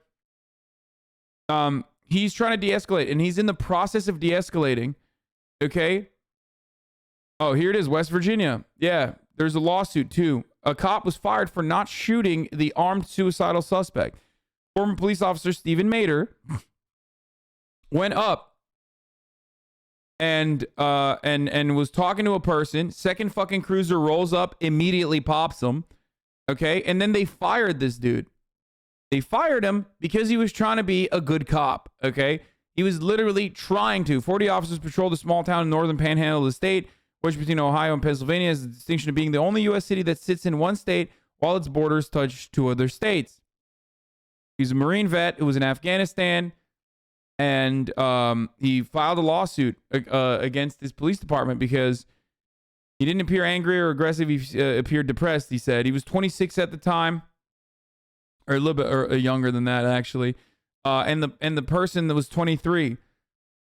Mader said the first arrive on the scene were Williams, 23. Oh, no, sorry. He was he came in and tried to de-escalate the situation. According to the former officer's lawsuit, Williams' girlfriend had called 911 because he was threatening to hurt himself with a knife. Mader ordered Williams to show him his hands. When he did, Mader said he saw Williams was holding a silver handgun. Mader, who drew his own gun, told Williams to drop his and said the visibly choked up man told him, I can't do that, just shoot me.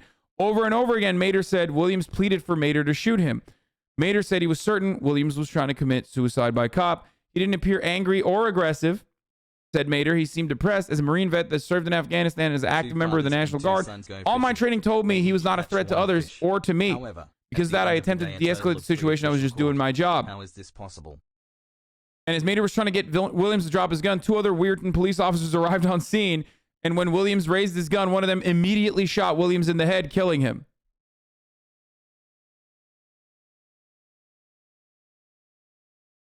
The gun wasn't loaded, by the way.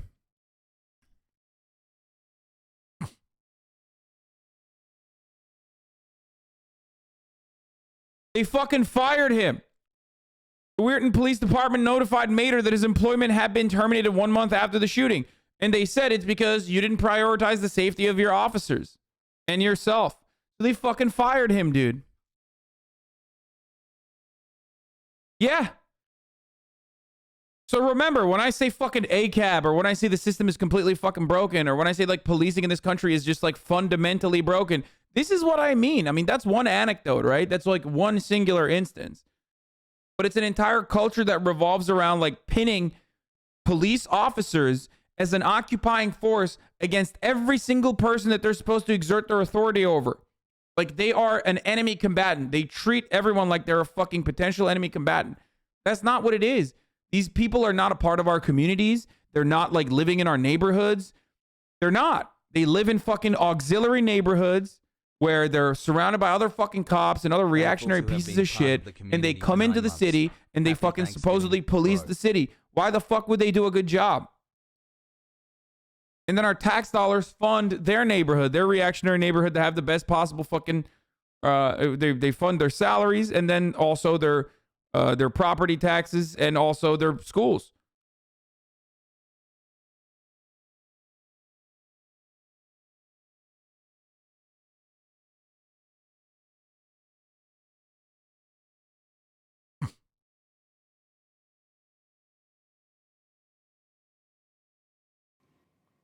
How many brothers do you have out here? How many sisters? They mean less to you than a mental subject. You go home, you soul search. Think about that. Even the fucking, look at the dehumanization. Chat, this is supposed to be training on how to deal with someone who is experiencing mental unrest. And the trainer is upset that he didn't immediately shoot the person and literally said mental subject, like dehumanizing the person that you're there to deal with. So it's been 1 year. Holy Thank you for all the content fucking over the year. shit. So thankful for all that And you do, figure it out. even though I'm mostly And if that learning question Hasan, hasn't been Hasan, answered Hasan, tomorrow, Hasan, I suggest you don't come back. Being a police officer, you may in your career be required to take a life.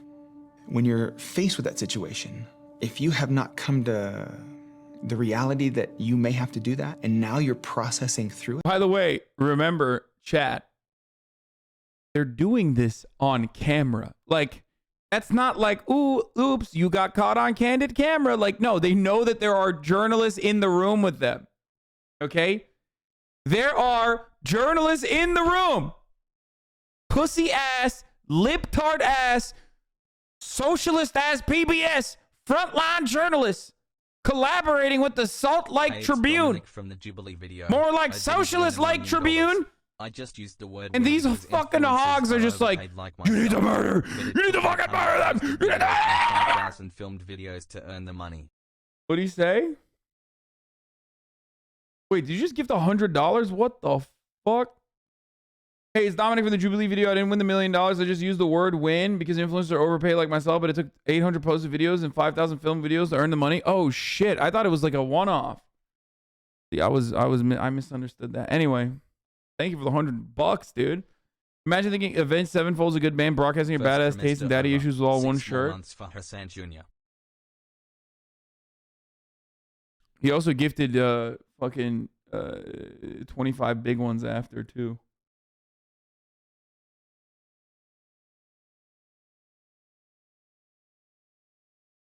Look, if you have family members that are on the precipice of becoming cops, I'm telling you, they're gonna be fucking anti-vaxxer hogs. It's just like, it's just the reality. If you don't mind that, because I know that you have family members, there's a lot of people that probably already are. Dominic and Andre with a 50 gifted subs. Dude, okay, dude, chill, bro. We got it. You're flexing. This motherfucker's straight flexing up in here, bro. He's like, yeah, what's up, dude? You talk shit about me in the fucking Jubilee video? Guess what, dude? Here's another 50 big ones. Okay? But anyway, as I was saying, if you have family members that are cops, you already know this, okay? Like, I know some cops as well.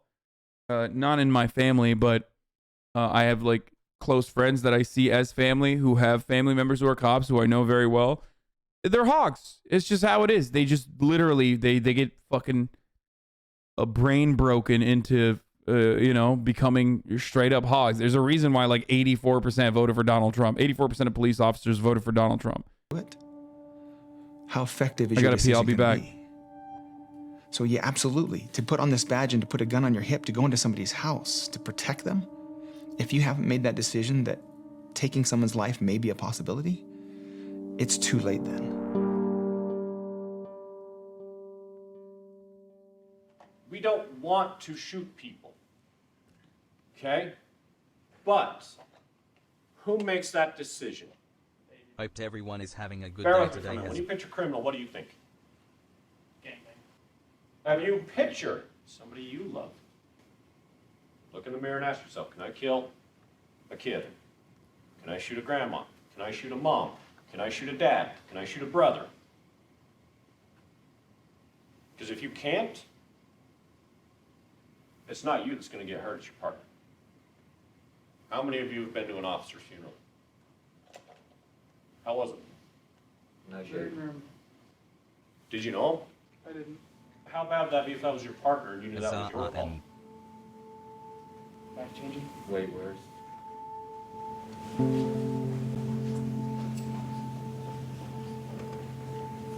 Over the past 10 years, 15 police officers died on the job in Utah, 10 of them killed by a suspect. As you're walking the halls doing these trainings, there's this giant memorial to all the officers in Utah who have been killed. It's massive. The wall is this physical reminder of what they learn in training. If you mess up, it means either massive, bro. 15. Literally, I'm willing to bet. Okay, what's the KD ratio is a good question. I'm willing to bet big chunk of them heart disease, running, having a heart attack while running, car accidents because they're fucking blasting through red lights, and you know, maybe like one out of all of them is like a line of duty death where like someone shoots at them. Okay. Now, of course, now that number has probably exploded. Why, you might ask? Yeah, because being a cop is the most dangerous, most thankless job in America. Well, no, because it's COVID and they're hogs and they're fucking hogs and they're dying because they keep getting COVID and not getting vaccinated. So they keep dying and over and over and over again. They keep dying from COVID. Omega thumb. And the ones that aren't dying from COVID are like, well, you know what?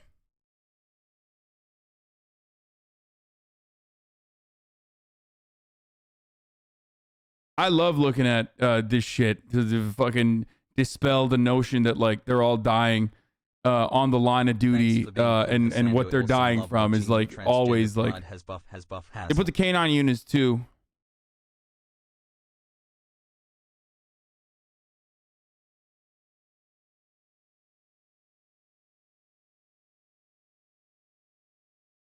Guys, I need a hobby. Hasan didn't listen to the vid. What did they say? 10 out of 15? No shot. I don't believe it. Don't believe it. your life could be taken. It's memorial to all the officers in Utah who have been killed. It's massive. The wall is this physical reminder of what they learn in training. If you mess up, it means either your life could be taken or your partner's life could be taken. And you're taught you don't want your name to end up on this wall. You ready? They said 15 died from suspects over the 10 years. Out of all the cops that have fucking died over the course of 10 years in the line of duty, only 15 of them? No shot. Wait, 10 out of 15? There is 0% chance that 10 out of 15 cops that die in the line of duty are being killed by perps, okay? No fucking shot is that true.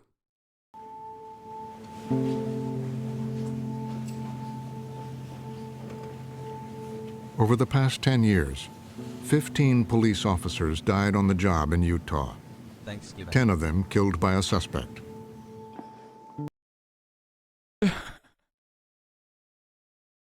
It's insanely high percentage-wise. Okay, where the fuck is it? List the 19 people killed by police in Utah in 2018. Like, that percentage is actually super high. Obviously, 10 years, 10 deaths, it's nothing. You know what I mean? It's literally nothing. But even then, the rate of people that have died exclusively on the line of duty is 15, and 10 of them have been shot. That's crazy. Killed by a suspect after running after them. Yeah, the Fallen in Utah. There was a shooting. He was shot and killed while investigating a family fight. Woman called 911 to report her husband.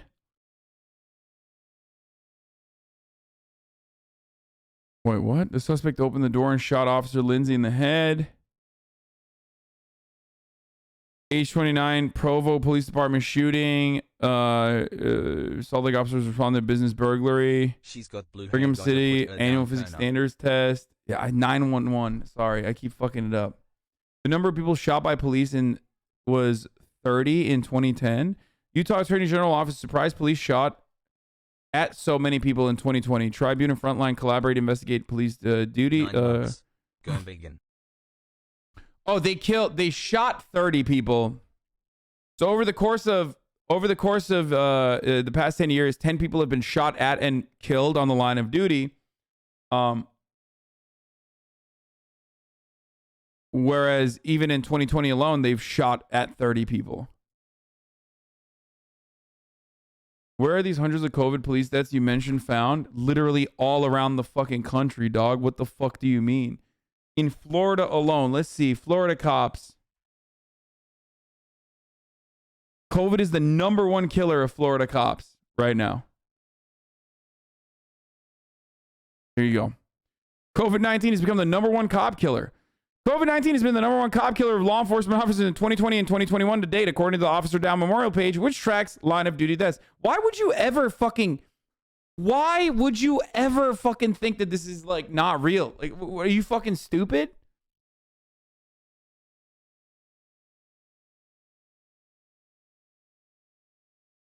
Five times as many police officers have died from COVID-19 as from gunfire since the start of the pandemic. 4 months, baby Pog. 5x, motherfucker. 5x. 5 times more officers have fucking died of COVID than they've died. Police in Utah kill more than gang members do. That's not surprising. 1 year, let's go. Utah police officers have killed more civilians than gang members, drug dealers, or child abusers have over the past 5 years, according to a new report from the Salt Lake Tribune. Use of deadly force by police is the second most common circumstance in which Utahs are killed each other over that time period. Are you fucking kidding me? University. Cop kills are the second most common circumstance in which Utahs are killed. Like when one Utah person kills another, okay? A Ute. When one Ute kills another in the state of Utah, cop kills are the second highest. Well, what's the #1 then? Probably vehicle accidents, right? I assume. Oh, only intimate partner violence killed more people. Oh, so they don't count those. They're not talking about vehicular violence.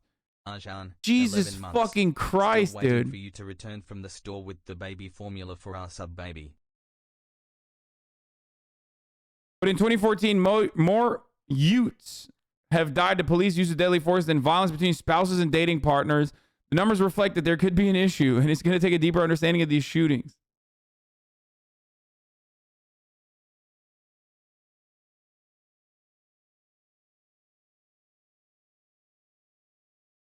When you look at the causes of death statistics, COVID is what, 66% of deaths? COVID-19, dude. Look at this. Look at this. Look at this. Look at this. Look at this. Look at this. Look at this. Remember when I told you a lot of them fucking die? Gunfire inadvertent is when they're shot in friendly fire.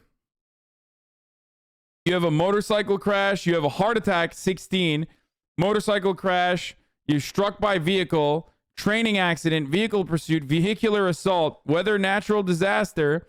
9/11 related illness. Assault. Automobile crash, 20.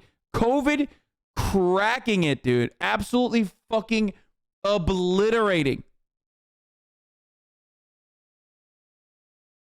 So high that it's more than the rest of it combined. So this notion that like cops are being fucking brutally murdered by gunfire is a ridiculous one, okay?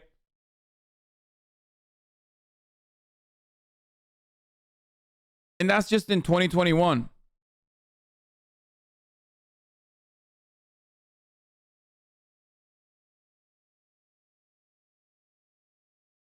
In the last 5 years, 72 Utahns have been killed by cops.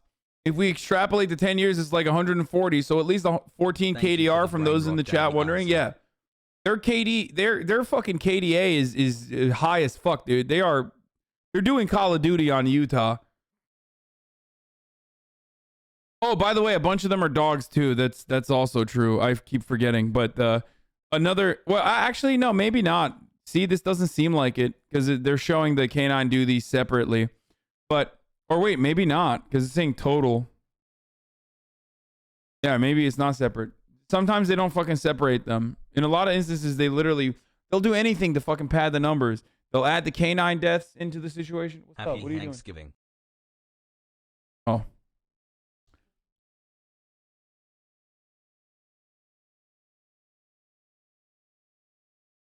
Cops are willing to protect themselves by blasting a civilian in the face, but when it comes to COVID, nah, bro, they ain't vaccinated, just willing to die, I guess, because it's fake. Brother, because COVID, you can't fight the COVID particulates. They're too tiny, brother. I'm trying to shoot the COVID out of my system, but I can't shoot it.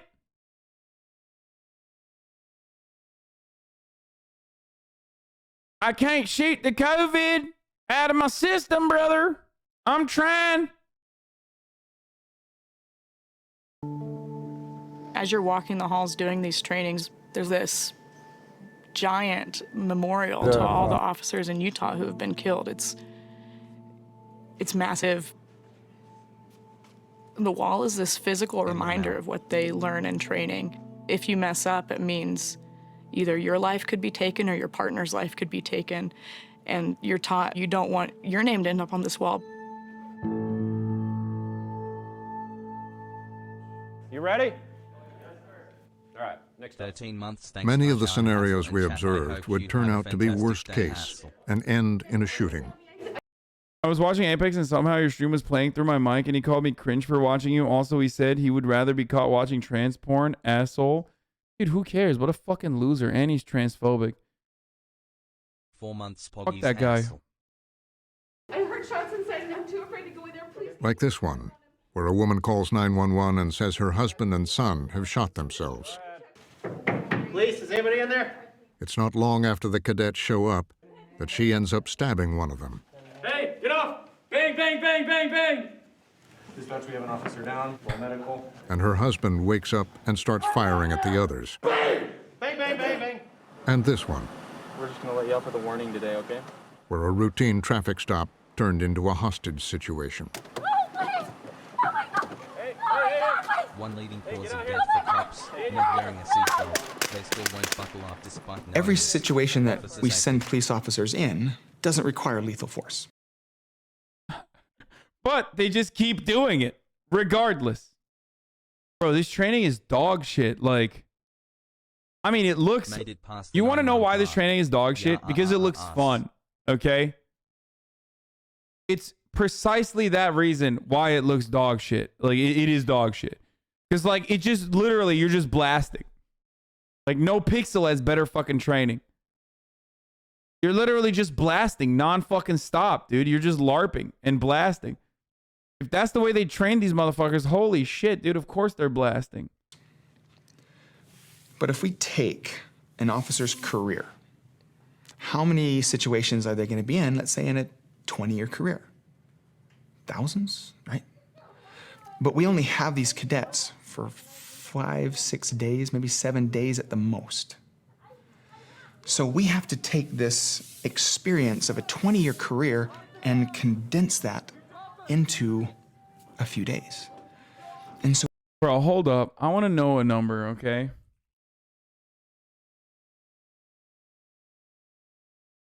Okay, listen to me. Listen to me. Listen to me. In 2020, there were 696,000 full-time law enforcement officers in the United States. Okay? 55 of them died to gunfire. 55. So, like, I want you to comprehend 13 months Pogger's comrade COVID. how unlikely and how tiny this occurrence is.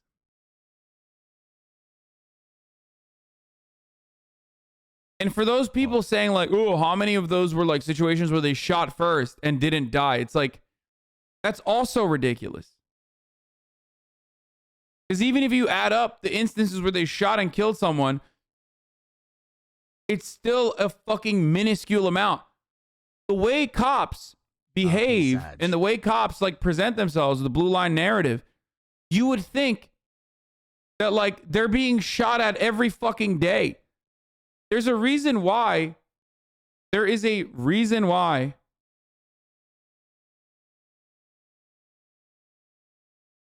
You need to go a little further back in the video. The guy said if you can't shoot a kid, you shouldn't be a cop cause that could risk their partner.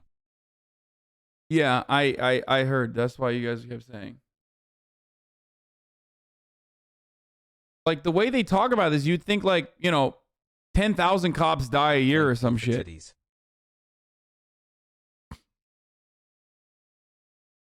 And even then, they killed 1,000 people in 2020. They killed 1,000 people in 2020. And I think like, what, how many people died? How many fucking cops died total in 2020? How many Leos died to gunshots in 2020?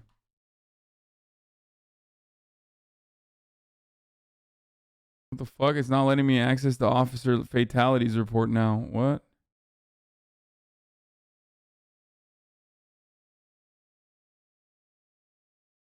It was 255, right? 264 was COVID and 55. That's what we looked at. 55 fucking cops. 37 U.S. police officers were murdered in the first 5 months. I What? tell my parents I wanted to tell someone that I just started testosterone. Here are some celebration bits. 55 was in 2021. Oh, okay.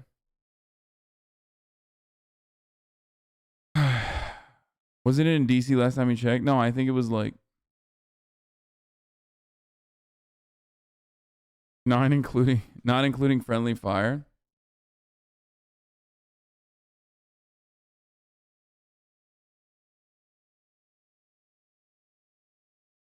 No cap, that was a dense subject for some people. High school friend who went to college for psych got blasted by a kid doing car theft, trying to de-escalate. He was 28.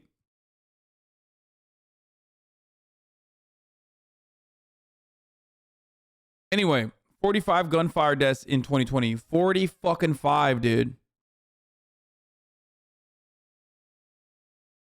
They killed at a fucking more than 100x rate. Well, not 100x, but almost 100x rate. 50x. Hello chat, it's been a while. No, 20x. I'm just like, my math is hard. Okay? 20x, not 100x. Meanwhile, in the entirety of the Germany, police shot 14 people in 2019 and 301 over the last 30 years.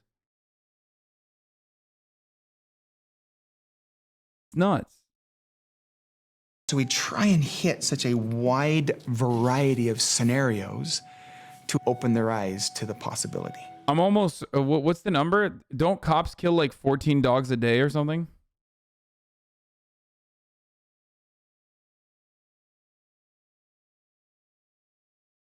Or more than that.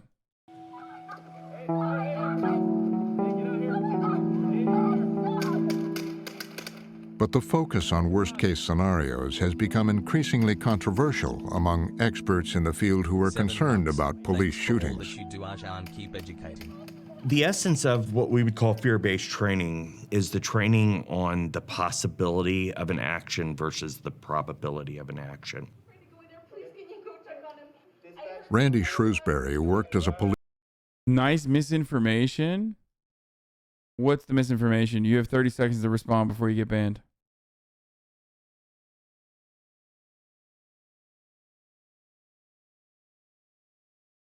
It was 25 to 30 dogs a day. What's the misinformation? Let's go. Quick.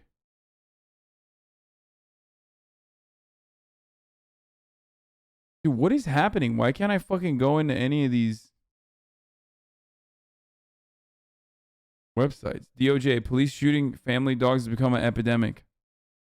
55 Cops in this country kill so many dogs each year that a Street. specialist at the Department of Justice Community-Oriented Program Services office has become an epidemic. The DOJ estimates that around 25 to 30 dogs are killed by cops every day, with some numbers as high as 10,000 per year.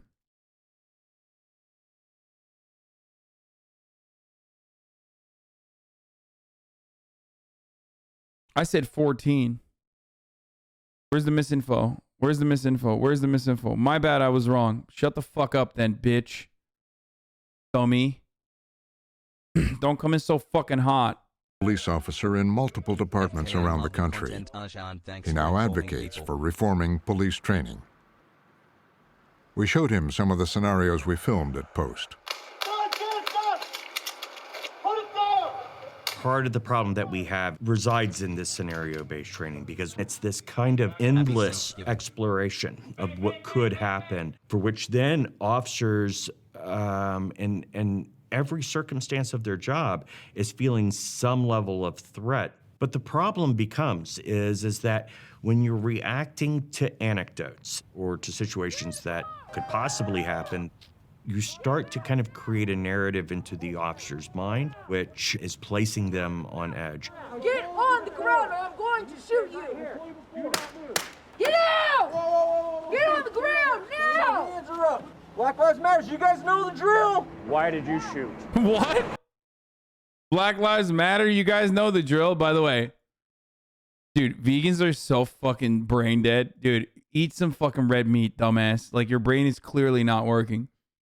If you're a vegan and you have a utilitarian position that your ultimate goal is to fucking minimize animal cruelty, why the fuck would you come in here and like care more about the hypocrisy of me talking about fucking dogs being murdered? Okay? Rather than turn around and just be like, yeah, actually, you're right.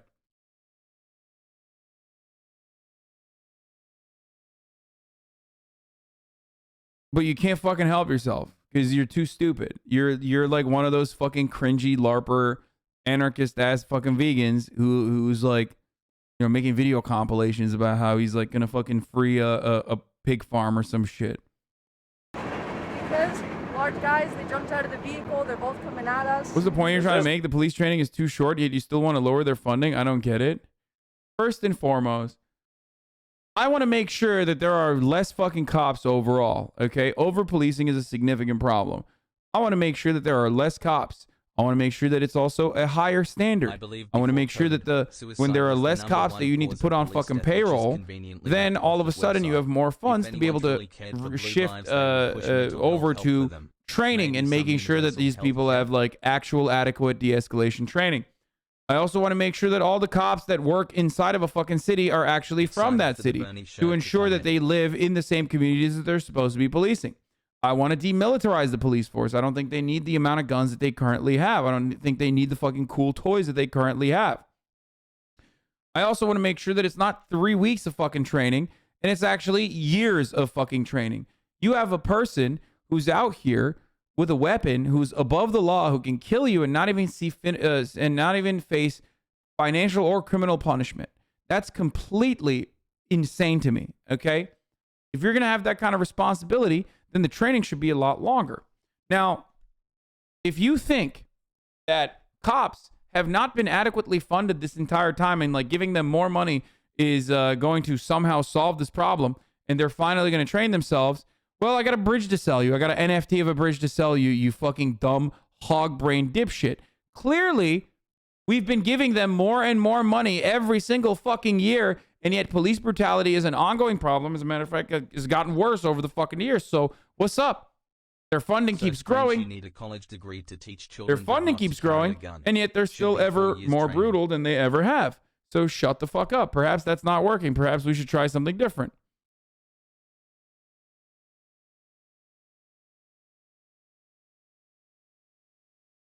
$15 months. Let's go. So not only do you want less funding, you want the funds to be used differently. Absolutely. And if you think that that's a controversial position, I don't know what to fucking tell you, you goddamn idiotic bootlicker. I literally pay their fucking salaries. I would like to make sure that they're not running around being operating like a hostile force on marginalized people, beating the shit out of homeless people, and fucking killing poor people on a regular basis, or dogs too. Yes.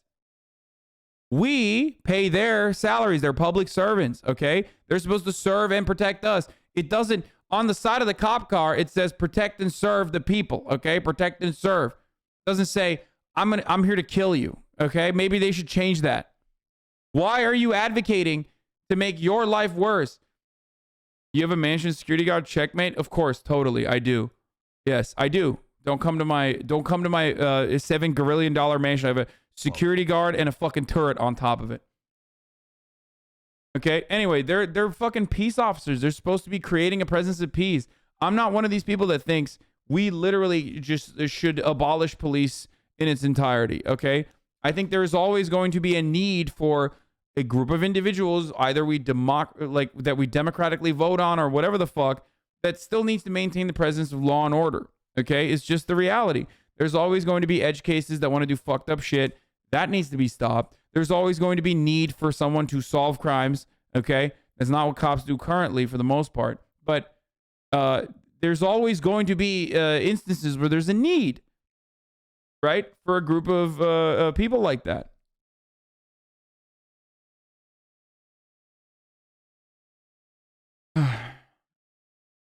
Lib shit, true delusion. Nope, lib shit. Man, shut the fuck up. Just because I'm not an anarchist doesn't mean I'm a liberal, okay? Like, if anything, I'm more ML and less liberal than you are, you anarchist idiot. Shut the fuck up. Shut your stupid anarchist ass up. Go back to fucking Chaz or Chopper, whatever the fuck, and, have you sucking fuck fest where your own private militia ends up murdering black teenagers, okay? It's different when the private militia is the one that's murdering the black teenagers. Very different than when cops do it. Okay? Shut your stupid ass up. Go take a shower. It's just like funny when anarchists say you're being a liberal. Like, yeah, I'm being a liberal. You're right, dude.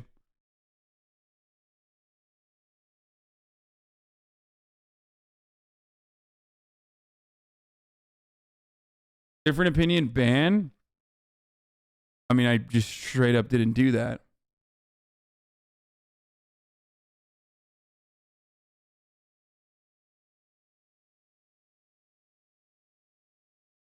By the numbers you showed on stream, cop death rate is 7.89 per 100,000. By comparison, farmers and agriculture workers is 22. Construction workers is 12.5 per 100,000. Being a cop is much safer than they propagandize. Yes. They don't even, depending on the year, they literally fucking don't even make it to the top 20 most dangerous jobs in this country. So yeah, it is a totally propagandized bullshit fucking position. Daddy, please top me.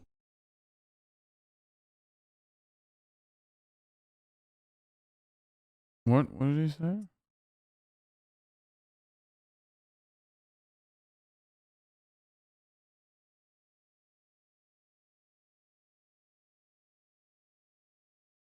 Do you actually have a turret? Yes.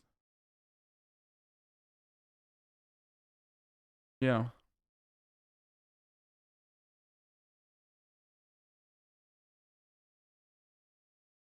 Death or serious bodily injury? No. Why is our gun our first resort? Panic button. The reality is that policing is safe as it's ever been. So it doesn't match up to this disproportionate emphasis. MFAO, maybe the difference is the entire goddamn populace is hostile to them. Wait, but how can the training be longer if you want to defund them? Turns out a presence of peace doesn't stop violent criminals. Yeah, dude, everyone's a violent criminal, dude. This is a really good way to fucking live life. Man, shut the fuck up. Listen, the reality is a lot of cops are just fat pieces of shit who were fucking bullies in high school or were bullied in fucking high school and now have a fucking crumb of authority, and they're going to use that on you even though you're paying their fucking goddamn salary. They don't have to do shit. They have no fucking accountability. We do not have a civilian-led police department. We do not have any sort of fucking crumb of accountability for motherfuckers who can run around with a goddamn RPG and an AR-15 in your fucking cities and cause chaos. Their presence is not law and order. It's not creating or maintaining a presence of law and order. It's creating and maintaining a presence of lawlessness and disorder, okay? Especially considering whatever fucking neighborhood you're talking about. They'll be good to me. They'll be nice to me because I live in fucking West Hollywood, okay? I live in a nice house. But they certainly are not going to be fucking nice to you. Especially if you're broke, okay? That doesn't change the reality that you still pay for their fucking salaries. And I can't even sit here and be like, dude, we need to fix this. 1,000 people get murdered by cops a year. We need to fix that situation. And there's still dumbass juicers in the fucking chat going, no, they need to kill more. Everyone's hostile towards them. Shut the fuck up. Fuck you and your cop daddy who somehow didn't domestically abuse you, because cops are significantly, at least 4 times more likely, according to a self-reported fucking study conducted back in the 90s before they stopped doing that, to domestically abuse their partners. The one fucking cop child who doesn't get slapped the shit out of by daddy is in here defending their fucking cop father. Shut the fuck up.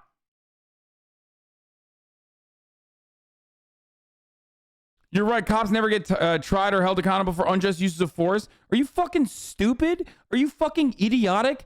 The one time that fucking Derek Chauvin, the one time where like a cop actually gets fucking held accountable, everyone is celebrating it like the system is fucking actually fixed.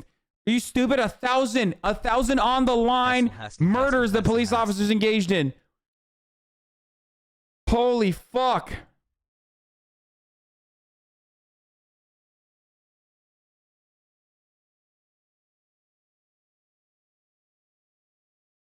I think you should take over use of force regulations with your deep understanding of police work. I should. It would be a much better fucking situation overall. Abso-fucking-lutely. Yeah, I should. You should too. Well, not you, because you're a fucking idiot. But yes, that's my point. I do think that we should have a say in this. Absolutely. And it would be significantly better. So thank you for advocating for my position, you dumb, bootlicking cuck idiot.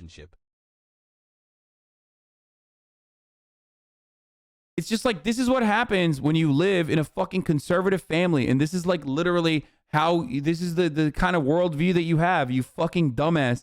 Then criminals that don't abide by the regulations have the deadliest weapons. Like, this man is throwing out straight up every single fucking conservative take. It's definitely a cop child. Okay, you can go restrain method out criminals using chokeholds, bro. Yeah, dude. We just showed you that cops don't fucking deal with method out criminals on a fucking daily basis or put themselves or their lives in danger. But in your mind, their lives are always on the line. They're always on the line. They're always in a threat. You're just like, you're so fucking broken and fundamentally flawed in your worldview that you can't see it outside of like what is directly in front of your fucking eyes. I just spent literally an hour describing to you that like cops propagandize about how fucking devastatingly scary their lives are. And you just came in here and you went, Dad, you're wrong. Everybody hates them. SA.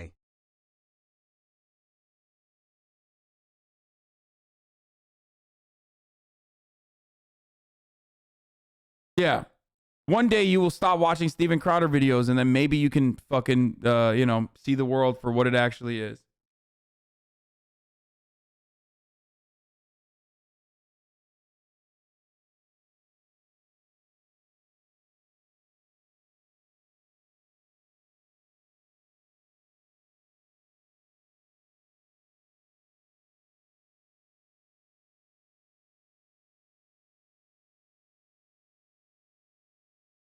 Perhaps if cops didn't want to be fucking universally hated, they wouldn't be such dickhead dipshits. Ooh, a straw man too. We're getting complex now. Do you ever use critical thinking or logic when disagreeing with your viewers, or just ad hominem? Oh, get the fuck out of here. I'm not going to debate a fucking 14-year-old who does not know his ass from his elbow on fucking Thanksgiving, dude. Look at this guy. The ad hominem is straw man. I got you. I said the straw man. You, dude, you're literally a juicer. You sound like XQC when he's like, you're doing, what did he say? Instead of a non sequitur, what was he saying? I mean, XQC is actually an empathetic person and an actual smart person. That's the difference between him and this fucking idiot. But, oh, he said you're doing a nonchalant. That we place when we're constantly telling officers. I love that we relegated back to like 2014 era, like, you know, neck-bearded YouTube essayist, anti-SJW YouTube essayist fucking lines like, actually, you're doing non sequiturs and, you know, you don't have the good appropriate logic. That at any moment they can be murdered, at any moment that they can be killed. We brought these critiques to the director of Utah's Post program, Scott Stevenson. Is it possible? All this talk, but who do you call when you're in trouble? Ghostbusters, motherfucker. That's who you should call. They're fake, but also it doesn't even matter because ultimately, what the fuck do cops do when you're in trouble, dude? Seriously. Oh yeah, dude. I love calling the cops when I'm in trouble so they can come fucking 45 minutes later and be like, oh, I don't know what the fuck we're gonna do. You're fucked, okay? And I say this as someone, I'm gonna tell you something. I say this as someone who has stalkers. I say this as someone who actively has people trying to murder him. I say this as someone who routinely gets death threats. The reality is, and I've been to the West LA Police Department, which Casey Neistat actually loves. And when talking to them about very real threats that are being made to my life, they basically said, listen, brother, you're on your own. Go get a gun. That's what a fucking cop told me. And that is the reality. You are technically on your own. That's why a lot of Americans do actually fucking feel this way, that they need guns and shit. Okay?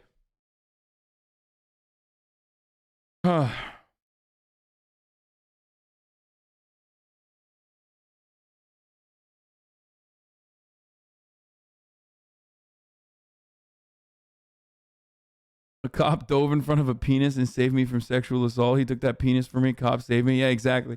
People do think that. So I bought a fucking turret. You know what I mean? That by training with worst case scenarios, you saw his Twitter today, right? Who is his Twitter? With a heightened sense of paranoia, seeing threats where there might not actually be threats. I think it's a valid Casey Neistat. Yeah, observation, but I do not believe so. How would you want us to train? If not like the way you are currently. Not the way you are training them currently. I want cops to be good, man. I do. They're supposed to be an incredibly necessary fucking part of living in a civilized society, okay? Except they just don't. They don't do it. They don't, like, the way that it's currently designed, their entire goal and entire purpose is to fucking brutalize poor people at the behest of rich people, at the behest of capital, okay? And they all look like thumbs from Spy Kids, which is ridiculous, but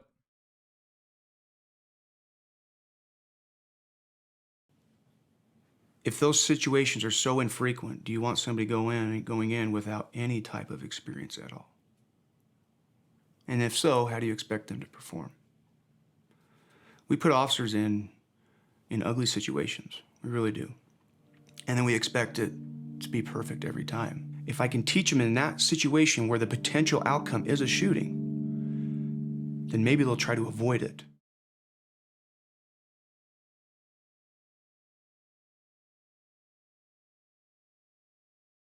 Shooting should always be the absolute last resort, dude.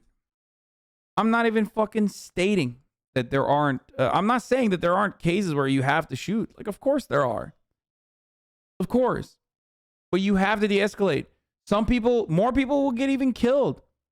But that's the difference between, like, you know, or more people get grazed, shot, whatever, put themselves in the fucking line of duty. But that's the job, motherfucker. That's literally the job. If you want me to venerate and if you want me to celebrate cops, then you have to do the things that Hollywood claims cops do, okay? Solve crimes, okay? Put your fucking life on the line. Stop shooting people and then asking questions later. Jesus Christ, dude. You know? A Twitch streamer's job is to run the top of the hour ads, okay? at the top of the hour. There's a 60-second ad break. My job is to fucking run it. You live in Hollywood, we get it. Yeah. Exactly. And I tell you, like, you know, if you don't want to catch that ad break, all you need to do is subscribe. And you can subscribe for $5 or you can subscribe for free with a Twitch Prime. By connecting your Amazon Prime account to your Twitch account, you get 1 free Prime subscription a month. You can also, I don't know, expect a gifty from, you know, big fucking whalers in the chat like Dominic over here. Did I miss Jank already? Fuck. No, he's back. I'm going to bring him in again, and then we're going to keep debating, okay? But here's the ad break now. Pog. So yeah. Firefighters risk their lives. Police must as well, especially when they're given so much power over us. It's only fair. Yeah, literally, like.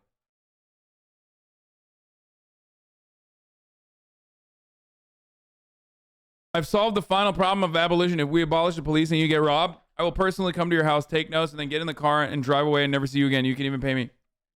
So that part is really stupid. Just because the current way that it doesn't fucking work, just because that's the current way it works, doesn't mean that like it's a completely unnecessary thing. Okay? Even the presence of police is supposed to create an environment of safety. Okay? It doesn't, especially if you're in a poor neighborhood. T-Banu, thank you for the 10 gifted subs, and Mother of Doggins, thank you for the 5 gifted subs. That doesn't mean that there isn't a need for it. It's like libertarians arguing against fucking courts. You know what I mean? You have to have courts, and you have to have a regulatory mechanism, and you have to have someone who fucking enforces the rule of the courts. Okay? I don't want to fucking create society piece by piece for some of you who cannot comprehend like any sort of centralized figure of authority, any sort of regulatory mechanism, because you have like you know, a bad case of fucking libertarian brain or something. Abolition is not arguing against courts. No, dude. No, I'm saying some anarchists who argue about police abolition, who misunderstand the point of other anarchists who still believe that there is need for some sort of like organized unit of individuals who do create a presence of law and order, who do actually still like try to solve crimes and shit. But there are some anarchists who don't read and literally fucking just think it means like abolishing the police force in its entirety and not having anything. So to them, I say, you sound like fucking libertarians who want to abolish the court system.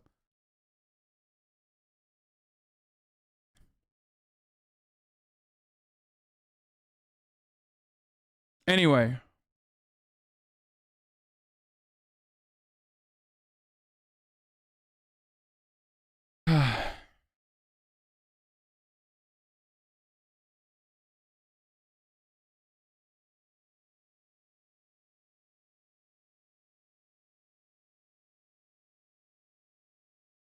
Jordan Peterson says Marxism equals starvation. Hell yeah, dude. For all the bitches in my life. That's what I'm talking about.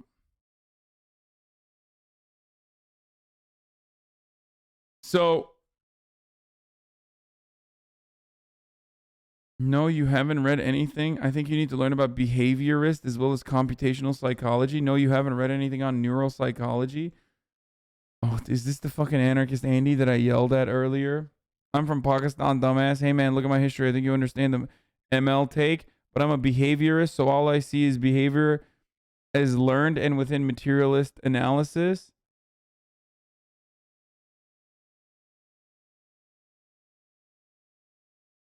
And maybe because you're from Pakistan that you have a hard time comprehending.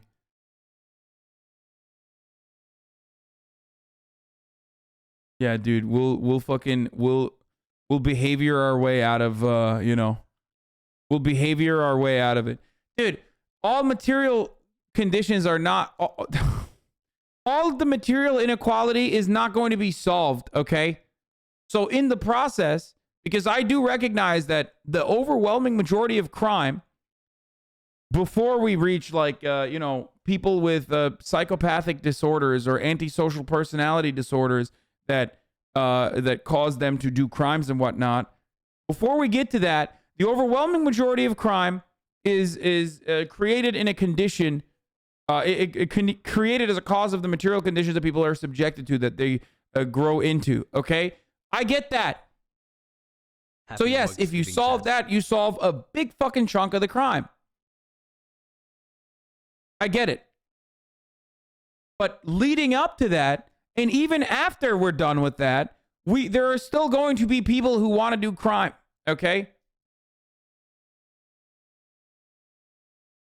By the way, thank you, Anorak Stag, for the 50 gifted subs. And XQC4 for the 5 gifted subs. I said, you got it. I'm not sure why you're arguing with me, because you said it's lib shit to say I'm not in favor of like full-blown abolition, because there's always still going to be fucking people that, you know, there's still going to be issues that we cannot solve.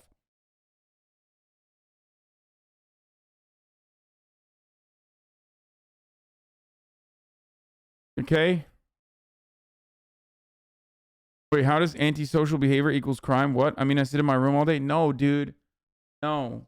No, what I'm talking about is not you sitting in your room all day. I'm talking about personality disorders like psychopathy and like people that have violent urges, like pedophilia. There are different kinds of disorders that have, you know, that cause people to behave in like violent ways. Did I say antisocial? But it's asocial?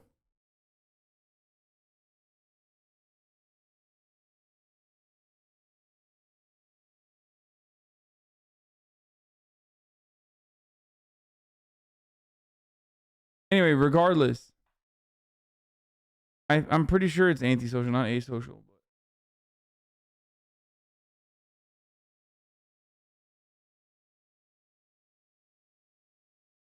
Oh, chatter is asocial, not antisocial. Yes, I'm correct. Chatter is wrong. Anyway, so regardless, the point I'm trying to make here always is that like there is going to be a need for whatever the fuck cops are supposed to do in like the Hollywood movies, the way that they present themselves. Okay, there's a need for that. And they're not doing that right now. They're not solving any of those things. They're not working to solve any of those things. They're doing the opposite in a lot of instances, actually. You've been cropped.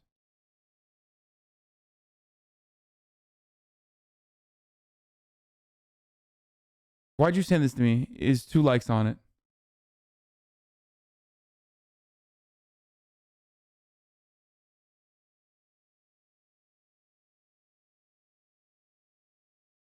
Happy Thanksgiving, Abib. Anyway, let's watch this. To your Actually, I have an uncle, Ilhan story for you. and So, I hope everyone had the best Thanksgiving ever.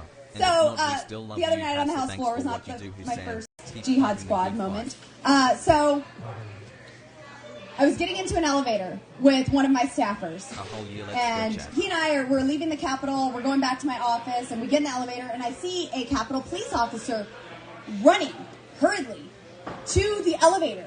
I see fret all over his face, and he's reaching, and I'm like, "What? I can't. The door's shutting. Like I can't open it. Like what's happening?" I look to my left, and there she is, Ilhan Omar. Whoops. And I said, "Well, she doesn't have a backpack. We should be fine."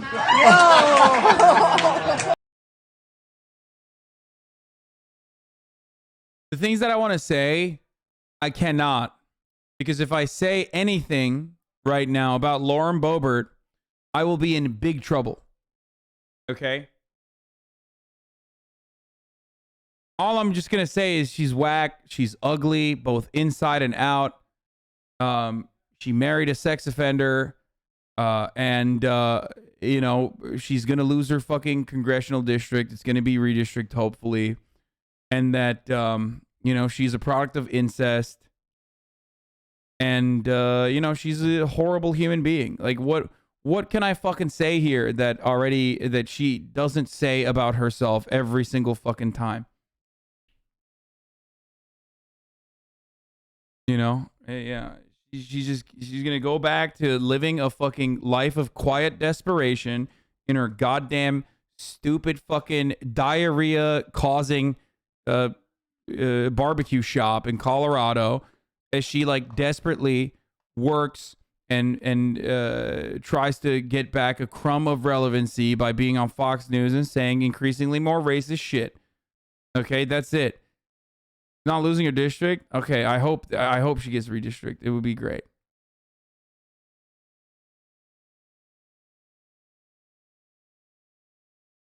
The amount of racist shit that prominent people say about Ilhan Omar on a daily basis is absolutely insane. It makes me lose my fucking mind, dude. It frustrates me to no fucking end. I look, as someone who's also from a Muslim country, Muslim background, like I grew up with this shit in America, okay? And it's like shit that flies. As someone who has seen and covered the inhumane insanity that the American government subjects Muslims domestically to, and also overseas, especially, is wishing to be a like in a MILF harem this notion that like this is acceptable fucking rhetoric is disgusting. Okay, it's absolutely fucking disgusting. Except for my hentai tastes. And she is destined for a lifetime of getting shitty ass erectile dysfunction cock from her sex offender husband. She's a pathetic fucking loser who only knows how to gain. Wait, what's up? What? Okay, what is this? What is all this? Oh, hell yeah.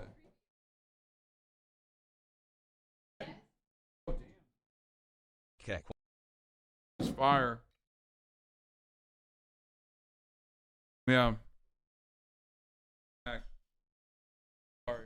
Honey, you want, wait, your kids aren't here yet, right?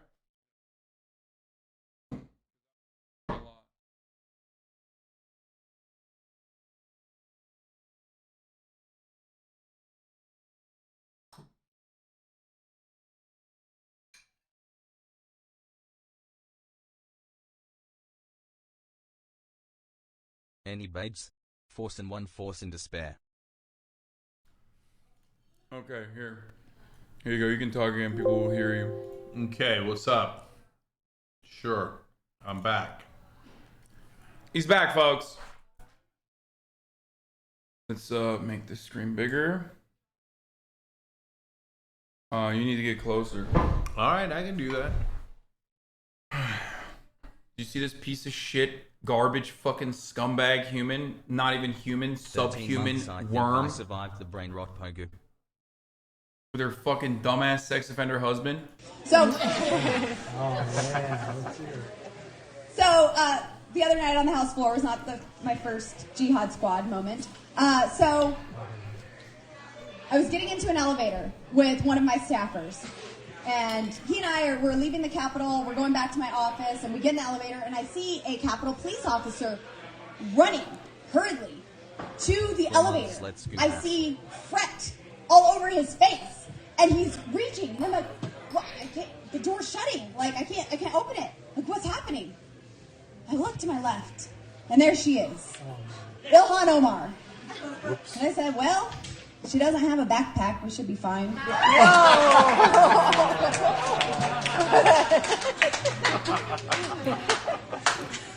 So we only had one floor to go, and I was like, do I say it or not? I looked over, and I said, oh, look, the Jihad Squad decided to show up for work today. Don't worry, it's just her staffers on Twitter that talk for her. She's not tough in person. She doesn't, yes. So... there's a little bit of interactions with these folks there. They're really tough, actually. In person, they're super tough when they're surrounded by like a million other racist thugs and in this ocean of weapons, right? What does that mean to be tough? How is Boebert going to be tough? What's she going to do? Is she going to punch Ilhan Omar? Is she going to punch us? How's she going to be tough? I mean, what do you do with these folks? Oh, I know what we would do with these folks if it were up to me. I just can't say it on Twitch. Oh, I have a lot of ideas about what to do. There's a PG version of it. I believe that here, let me describe my new theory. Okay? Her husband, the thing that'll happen, she's tough because her husband will, whip out his cock, his little fucking micro penis, like he did in that bowling alley. That's what he'll do. And she'll give you fucking diarrhea at her dumbass fucking shoot 'em up Chuck E. Cheese restaurant. But I mean, dude, I honestly, like, jail. I would immediately throw this person in actual, fuck, like, prison abolition, all that shit, okay? I don't give a fuck what Angela Davis has to say. You throw this person under the jail, okay? Straight up. And secondly, well, the lighter version of that is, I personally believe that American politics would be, like, immediately improved if we allow what I call the gauntlet. She says something like this: one of her fucking constituents gets to beat the shit out of her on the Congress floor. If any representative is like holding up a bill or something like that, like Joe Manchin, for example, is like a senator holding up a bill. One of his constituents, as long as like they go below a certain level in their approval rating, they're in the gauntlet zone, which means like one of their constituents can throw the gauntlet and beat the shit out of them on the Senate floor. Like, it's like a filibuster. But they just, like, they fight. Okay, do I have to bother saying why it's a terrible idea? No, you have to avoid the gauntlet by being extremely popular and doing stuff that your constituents don't want to kill you for. Okay, well, what if Bernie did defund the police thing that is not popular? No, Bernie is extremely popular in his. I know that, but I'm just saying. You're saying on any issue, or they dip overall? We're having a legitimate debate about whether we're going to have the gauntlet in the Senate. We're not going to, by the way, just for the record. It'd be better. Look, you know what I'll take instead, which is actually 1,000 times better. And they still don't do it, 1,000 times lighter, and they still don't do, which is, hey, why don't you just call them out, right? Like, so why isn't a single Democrat in Congress saying, hey, Joe Manchin's deeply unpopular on drug prices and paid family leave? What the fuck's that gonna do? Call them out? No, you have to fucking beat them, dude. You have to beat them up in the fucking floor of the Senate. You have to beat them up. Oh, they're gonna call them out. I'm gonna finger wag at Joe Manchin. You know what he's gonna do? No. He's gonna be like, I don't care. I'm getting in my Maserati later. Okay, fuck you. I literally. No. So you beat them up character-wise, reputation-wise, and you think they don't care? Politicians have giant egos. Why do they look? The FBI, etc., the establishment does not do actual assassinations anymore. Thank God.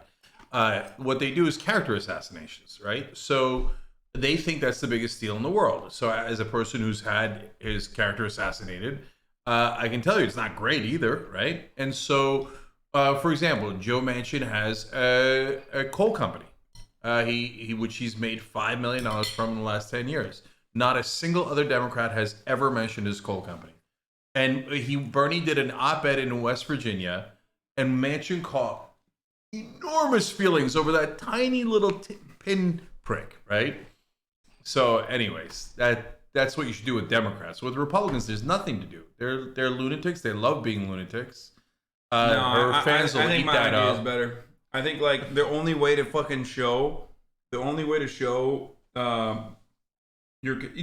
make sure that your constituents are heard is not by being like writing a sternly written letter to their fucking office or some shit. Sternly written letter. But like literally just by being like, oh yeah, dude, well your approval rating actually dipped below 30%, which means it's time for the fucking gauntlet. And then you get the biggest juiced up fucking like just massive fucking dude, okay?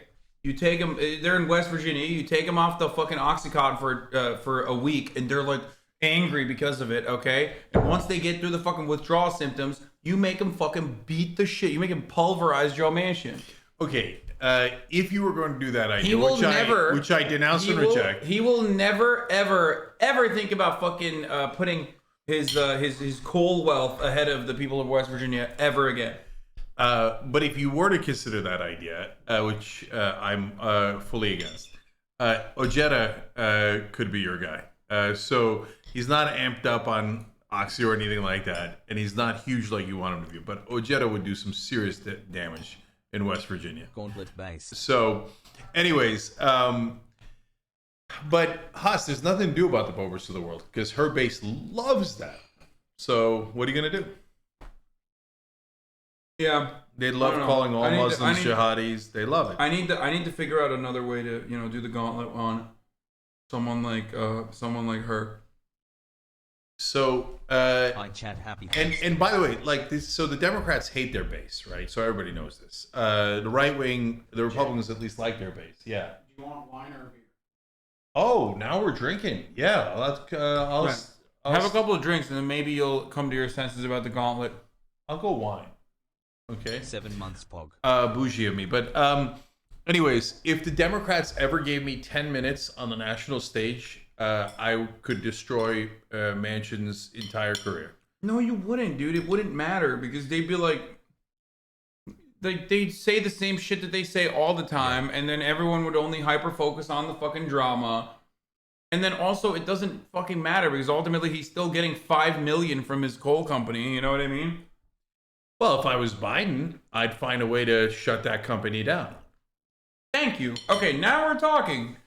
Yeah. Now we're finding middle ground. Okay, maybe not the gauntlet, but yeah, 100%, 1000%.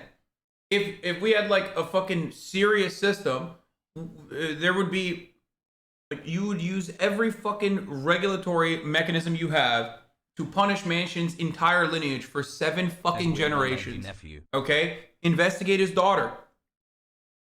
Investigate his fucking brother or son or whichever one fucking owns the coal company. Throw OSHA, threaten them with OSHA violations. Like, literally, do everything you fucking can to make their life a living hell. So, first of all, none of this is impossible. You just got to get the right people in, right? So, LBJ did it, and he was a Democrat. FDR did it. He was a Democrat. So, now Nina Turner is at TYT, so we do a show every week together. And so she told this great story of Michael R. White, who was the mayor of Cleveland back in the day, and who was her mentor. Look at me. Look at how bougie I am. Thank you. God, I hate turkey so much. It's just not good. It's subpar. Chicken is better. Sorry. You go on with your story. I'll be back in a second. Okay. And the Browns were moving out of Cleveland, and so he pulled the owner in, Art Modell. And he said, "Look, I heard you're thinking of taking the Browns name to Baltimore with you. I think it was Baltimore." And he's like, "Look, we're gonna fight, and what's gonna happen is there's gonna be blood on the floor, and it's gonna be a little bit of mine and a little bit of yours, but more yours than mine. So if you want to go, let's go. Let's do this." And that's hardball politics. That's real. And guess what? Modell left the Browns name in Cleveland, and the Cleveland Browns then reemerged and took the name. And so the Cleveland Browns exist only because there was a politician on the left who's willing to say there's going to be blood on the floor. Now, that was politically, not the actual gauntlet, but it's real. And that's what you do. So if Biden wanted to put pressure on Manchin of Cinema, if Biden wanted to pass anything, he could easily do it. Easily, right? He's just choosing not to do it because he cares more about being polite to Manchin and Cinema and all of their combined donors than he does about doing any action. So you go and you say, it's a nice coal company there you have there. It'd be a shame if something were to happen to it, right? Murat! Hell yeah. No! The music's coming in here. He did it on purpose. Of course he did. I love Murat, but it's super obvious. Okay. So, but Haas, these days, there's no Democrat who's willing to pull someone in and go, it's a shame, it would be a shame if something were to happen to your coal company, right? His daughter not only did the EpiPen scandal, but she outsourced, literally got paid $20 million golden parachute to outsource like 4,000 jobs from West Virginia. Jail. Okay. Well, even if it's not jail, you can do 100 things to expose it. I think she should go to jail. They should seize all of her fucking assets, all of her wealth. She should go to jail. And then we rehabilitate her. Okay, I'll tell you this much: you seize either Manchin's coal company or his daughter's golden parachute, and paid family leave, lower drug prices, $15 minimum wage, on and on, will pass within 2 weeks. Okay? So what you're advocating for is like, Alibaba Chinese style governance, by the way. But with praise G. I mean, where's Jack Ma? Yeah, but you do it legally. So if they didn't do anything wrong, I wouldn't do it. But you look at Comanche's Coal Company, and if you can't find something wrong, you're definitely not trying hard enough. Where's right? Jack Ma? I want to Jack Ma every motherfucker. It would be great. Send him on a fucking vacation, okay, for a little bit, where they come back praising the fucking immortal science of Marxist, Leninist, Maoist principles, or whatever the fuck. Okay, they come back and they say, Xi Jinping has never done anything wrong. So, look, I got allies in Congress and stuff, and We know he's a dangest already. So I asked them to kick Manchin's ass during $15 minimum wage, and nobody wanted to do it. Because they, honestly, even for good, wonderful progressives in D.C., they just don't want to hurt the feelings of their colleagues. And Bernie, I love him, but he's number one on that. He cannot abide by hurting people's feelings. He's too lib for his own good. We need somebody who is, hey, you see Ida Rodriguez's new HBO Max show? So Ida's got a new show on HBO. It's awesome. You should check it out. Ida once called me an intellectual thug, which I took as one of the best compliments I've ever gotten. We need more intellectual and political thugs in the Democratic Party, and we don't have them, except when they go after progressives. Look, Democratic majority for Israel. Those are political thugs. Okay, they came for Nina Turner. They spent nearly $3 million. That's how you do it. I respect it, and one day, hopefully, we'll come for them. Jail for them too. Mm-hmm. And by the way, when they do it, they get zero criticism. One day, when we come for Democratic majority for Israel, everybody will say what? You're anti-Semitic. Of course. And that we're monsters, and that we're racist, we're bigots. They'll call Nina a racist. It doesn't matter. When they called me anti-Muslim, so. You were literally a Reddit atheist in some ways. No. You do get a little r/atheism sometimes. No, there's a giant distinction, which they, of course, do not make, which is, are you anti-Muslim or anti-Islam? Okay, so I'm 1,000% in favor of all Muslims, and anyone who says anything about how Muslims are any different than any other human is a piece of shit, and I'll gauntlet them. Okay, but that doesn't mean you have to believe in Islam. Of course, I don't believe in Islam. Of course, it's ridiculous, right? So yeah, am I against the religion? Yeah, ideologically, I'm 100% against it. But you're pulling a little bit of a Sam Harris, and you're like, oh, I'm just against the religion and the religious principles. No, fuck that. No, I hate Sam Harris. I'm fucking with you. I know. Sam Harris would kill Muslims in a second if he got his chance. Oh, I have a thought experiment. Why don't we nuke their grandmothers and their babies? Fuck you and your thought experiments. That's because he's a bigot. He fell off. Plus he's white. Plus ratio. Yeah. But none of those guys last. We beat them all. They talk about the battlefield of ideas. They come on the internet talking big shit, and then they all get humiliated, and their careers end, and we survive. Where's Sam Harris? Where's Dave Rubin? Laughing stock of all the right man. way. I feel like it's a fucking great grift to just be a Dave Rubin type, because he is painfully just uncharismatic. He's got nothing going for him, right? And yet it doesn't matter. He still has a YouTube channel. That's why I always say being a conservative grifter is the easiest fucking job on the planet. And it's hilarious that people say oh, dude, you're a grifter. It's yeah, if I was a grifter, I would just do this, dude. Look at this. It's so easy. You're 100% right. And they're never going to run out of money, right? So this motherfucker has 1.65 million subscribers. By the way, that's because the right wing supports each other. The left wing never, ever supports each other, right? So at least my generation. I hope you guys are doing better. Do you guys go on each other's shows? Do you guys rate each other? I do. I like leftist content creators. I hype them up and shit. But yes, you are correct that there is a lot of fucking infighting on the left too. And yeah. Also, meanwhile, what did the right wing have? They have a Rubin, Deb Jambagino, fucking Shapiro, circle jerk, 24/7, pumping each other up, etc. Right? And now Rogan's part of that, so he's helping their circle jerk. There's also a different there is I think more intellectual variety within the left and there is in the right, where everyone has their own fucking seasoning of what it means to be a leftist. And we believe that it's the only correct form of being the leftist, and everyone else is fake and a grifter and a phony or a fascist or a social fascist or whatever the fuck, right? Yep. Depending on where they're at, and that creates a lot of infighting because we're absolutists in the way that we see the world. But then there's also fucking idiots who claim that they're leftists and they're not actually fucking leftists. They're just regular old fucking center right neoliberals. And their dumbass fucking followers are still in here crying about shit. Shut the fuck up. Suck my cock. We're not talking about this moronic bullshit, okay? Jesus, stop. Just I'm fucking turning the chat off. Holy fuck. Triggers me to no goddamn end, dude.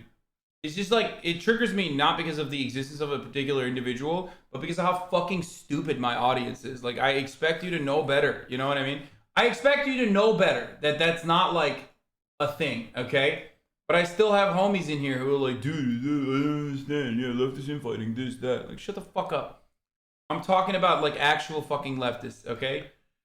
So, but the right wing has no policy, so they have nothing to fight over. It's not they're oh, should we do tariffs or not do tariffs? They're me hate brown people. Ooh, me hate brown people too. So of course they agree with everything. I don't know Democracy a single rift among the right wing. Like actual right wing. I don't mean corporate Republican. Come on, bro. You got the fucking the paleo conservatives and the ultra nationalists duking it out in their little fucking circle. It's no, they all toe the line because ultimately the main difference between the Democratic Party and the Republican Party is that the Republican Party can and often does act out the desires of their base to the extent that whatever our societal norms allow. They can't just fucking straight up put bullets in the back of every fucking brown person's head yet, obviously. But thank you for the 100 gifted Anorak stack, by the way. Anyway, but they do that. They're anti-vaxxers. Even if it kills their own base, they'll fucking advocate for it because they recognize that they need that. They need the fucking eclectic fringe group of individuals to go out and fucking vote, right? And that's just the reality for conservatives, whereas the Democratic Party doesn't do shit. And you're right. They despise their fucking base. There is no figurehead. There's no leader that can fucking unite the left in a similar capacity. And there's no political party that actually acts out or advocates for the desires of, people who are progressive. They just don't. It just doesn't exist. In fact, they actively fight us. Our side, the Democratic politicians, hate us more than anyone. Remember, before I left, I was talking about how you were saying how everybody hates me because I've been around 20 years, right? Right wing establishment, left wing, you name it, right? Of all those people, the people who hate me the most is Democratic establishment, and every once in a while, after they lose an election, they're oh, we should set up a progressive network online. The right wing's kicking our ass online, and then they'll be they'll look around and they'll come to us and be oh, but you guys actually say things that are true. We just want you to be cheerleaders. What the fuck? And so they never support anyone. Imagine Nancy Pelosi going on David Pakman's show. Nancy Pelosi? Yeah. I mean, she would. I could see that, actually. David Pakman is inoffensive, dude. He's I know, but they don't even think of it. You see what I'm saying? I mentioned him because, in a sense, he's the most inoffensive. Yeah. Right? Yeah. You should get Schumer on here. I mean, I have Madison Cawthorn wants to come on. He's DM me a bunch. Do it. What are you, fucking crazy? Do it. I talked to AOC about it, and she said, she didn't think it was a good idea. No, look, he said he wants people to be armed and dangerous. And he said he's in favor of Second Amendment rights. Just get him on here and ask him, what do you mean? What do you mean by Second Amendment rights? Yeah, what's up? Is it technically a technical if you put a weapon on your wheelchair? Would that be considered a technical? Or not? Are you in favor of this? Like, do you want to put a turret? How will this work? That's what I would want to find out. Matt Gates came at me on Twitter. Love you, TYT gang. Let's go. And I asked him, just tell us what you mean by Second Amendment rights, right? Because they mean shooting cops and shooting military guys, right? So just make him say it. Definitely have him come on. In fact, you just made me. I'll ask him to come on. You get him before I do.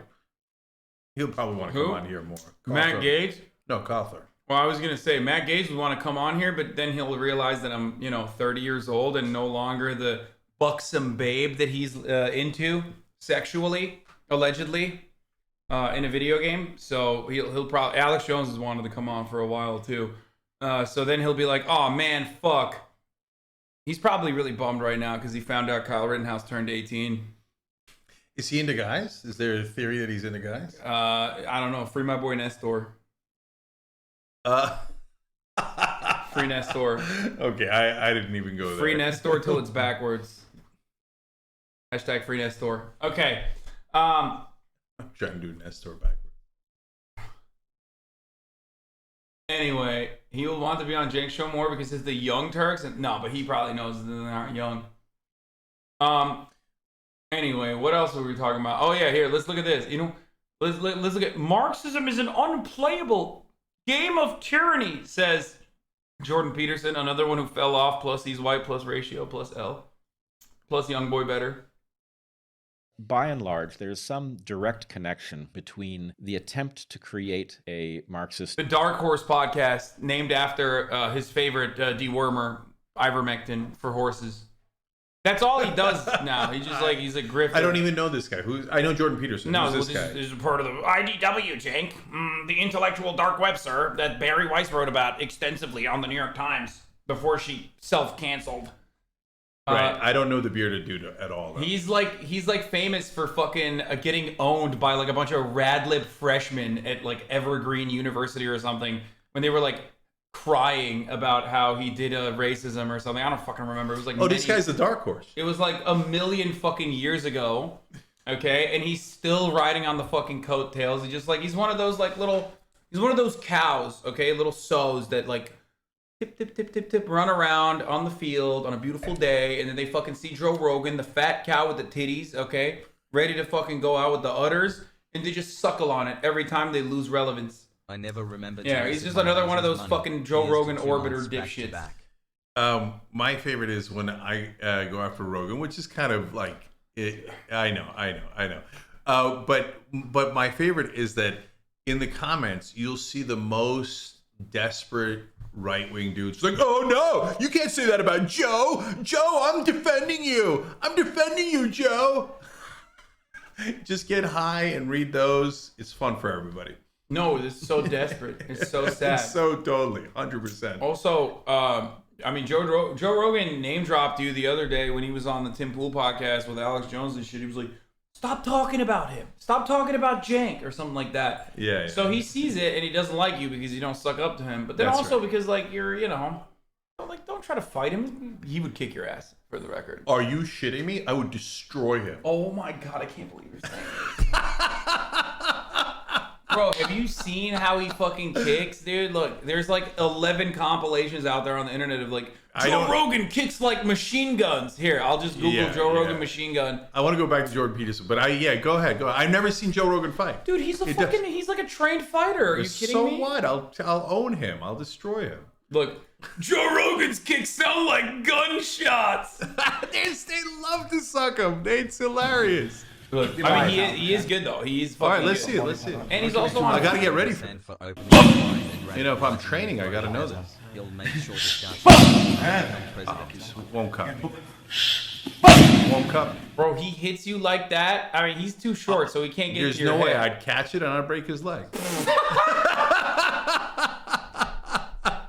There's no way. Come on, bro. He probably whooped my ass too. Let me see the machine gun. He's also old, so he's got old man strength, but so do you. Oh, dude, I got massive. I feel like Joe Rogan will whoop my ass. I'll be honest with you. He's gonna fucking take one shot like that to my knee, and then I'm done. Okay. But I'm ridiculously tough, so it won't happen. Bro, What come is on, that? he's like That's not even a thing. Okay, What go do you ahead. mean? He's a trained fighter, dude. Yeah, I've been training my You're whole life. I'm ready. nuts. Go ahead.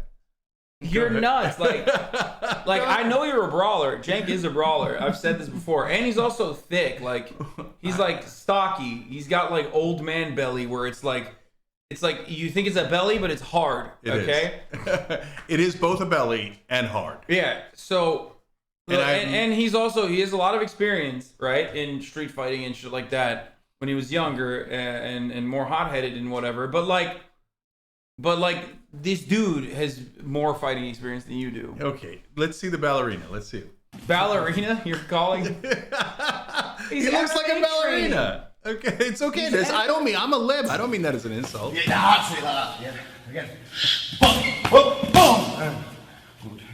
gonna be easy.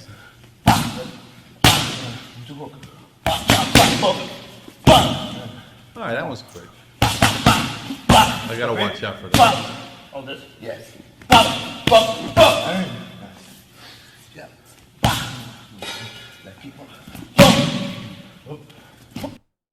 This video is also about 5 years old. Rogan's body's got funky since then. His HGH gut is growing its own HGH gut. Yeah, it doesn't matter that he has fucking bubble gut, okay? He's still fucking jacked as shit. I know, but he's got a lot of worms. That's gonna slow him down. No, he's worm-free, brother. Oh, he's worm-free He takes now. ivermectin. Now, that's why he took it. Shit, okay. I still haven't seen the machine gun. So far, it's not that impressive. Like, you just catch one of those. It's not that big a deal. The guys who, like, kick... I'll point out what most people do wrong. Here's the things to avoid. Number one, the down knee. A lot of times when people do it, their knee is down and they're kicking like this. That comes from stiffness a lot of times, from a lack of flexibility. Okay, no one cares. but it also Show comes the from machine training. gun. I do care. It doesn't matter. His knee up high and then a twist. Bro, here's the thing. See, okay? they're thinking too much. Okay, here's the problem, okay? Dude, you're ridiculous. Like, yeah, he's a fucking baboon, okay? He's literally an ape. Not only just self-described, but, like, actually an ape, okay? Uh-huh. And he spreads a lot of misinformation about, like, you know, COVID and whatever, and he also fell off a little bit, especially on, like, Spotify, even though, you know, it doesn't matter. He's still caked the fuck up. But, like, this is the one area where, you know, he's got a legitimate claim. Sexy and Yeah. strong. Like, this is what he dedicated his entire life to. He looks soft to And me. when I teach it to people, what I would teach is first thing to do is kick low. Don't even try. That's where the power. Yeah. Here's good. We good here? Mm-hmm. So the knee comes up, straight kick. Okay? You fell off Nice on and John. straight. Now, The streets watch I'm gonna Cenk add now the has turn. weird. So then I would have the left leg forward and Also, really interesting that when I say, like, constituents should be able to beat the shit out of Joe Manchin on the floor of the Senate, you're like, oh, no, you should write a sternly worded letter. But then you're like, yeah, I want to fight Joe Rogan. Ooh, me, big tough guy.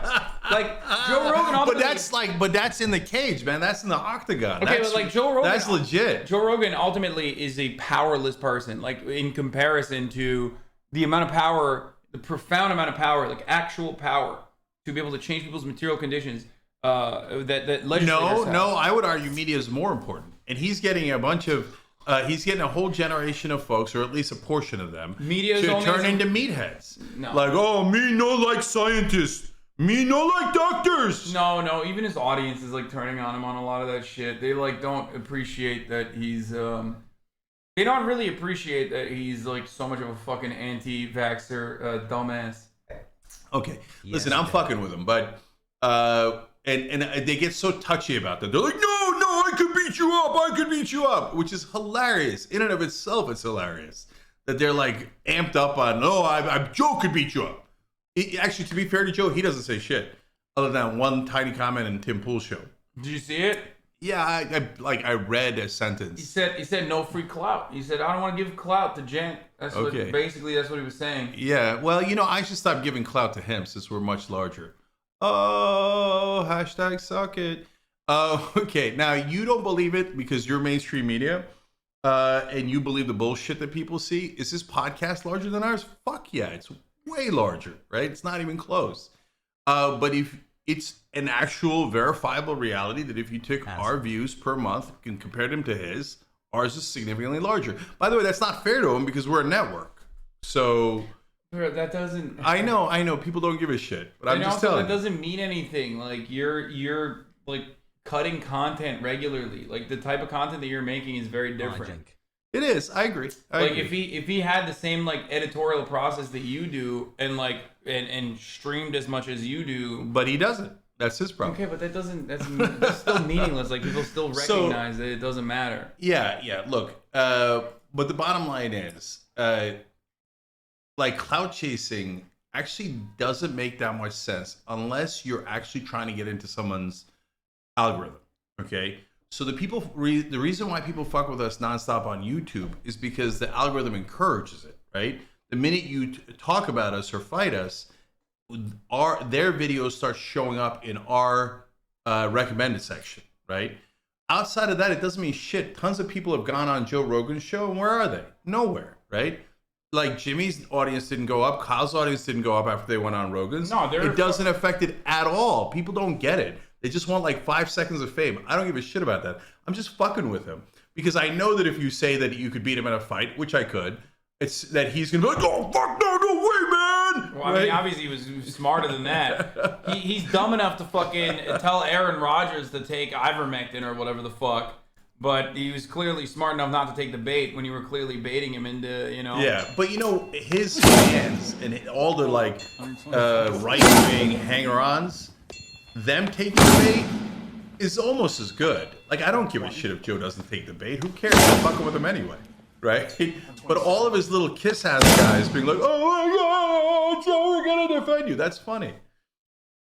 Okay, I'm just saying stop fanboying over Joe. I mean, no, look, I used to be a big fan. I used to be a big fan of Joe Rogan. You turned me on to Joe. I outed you.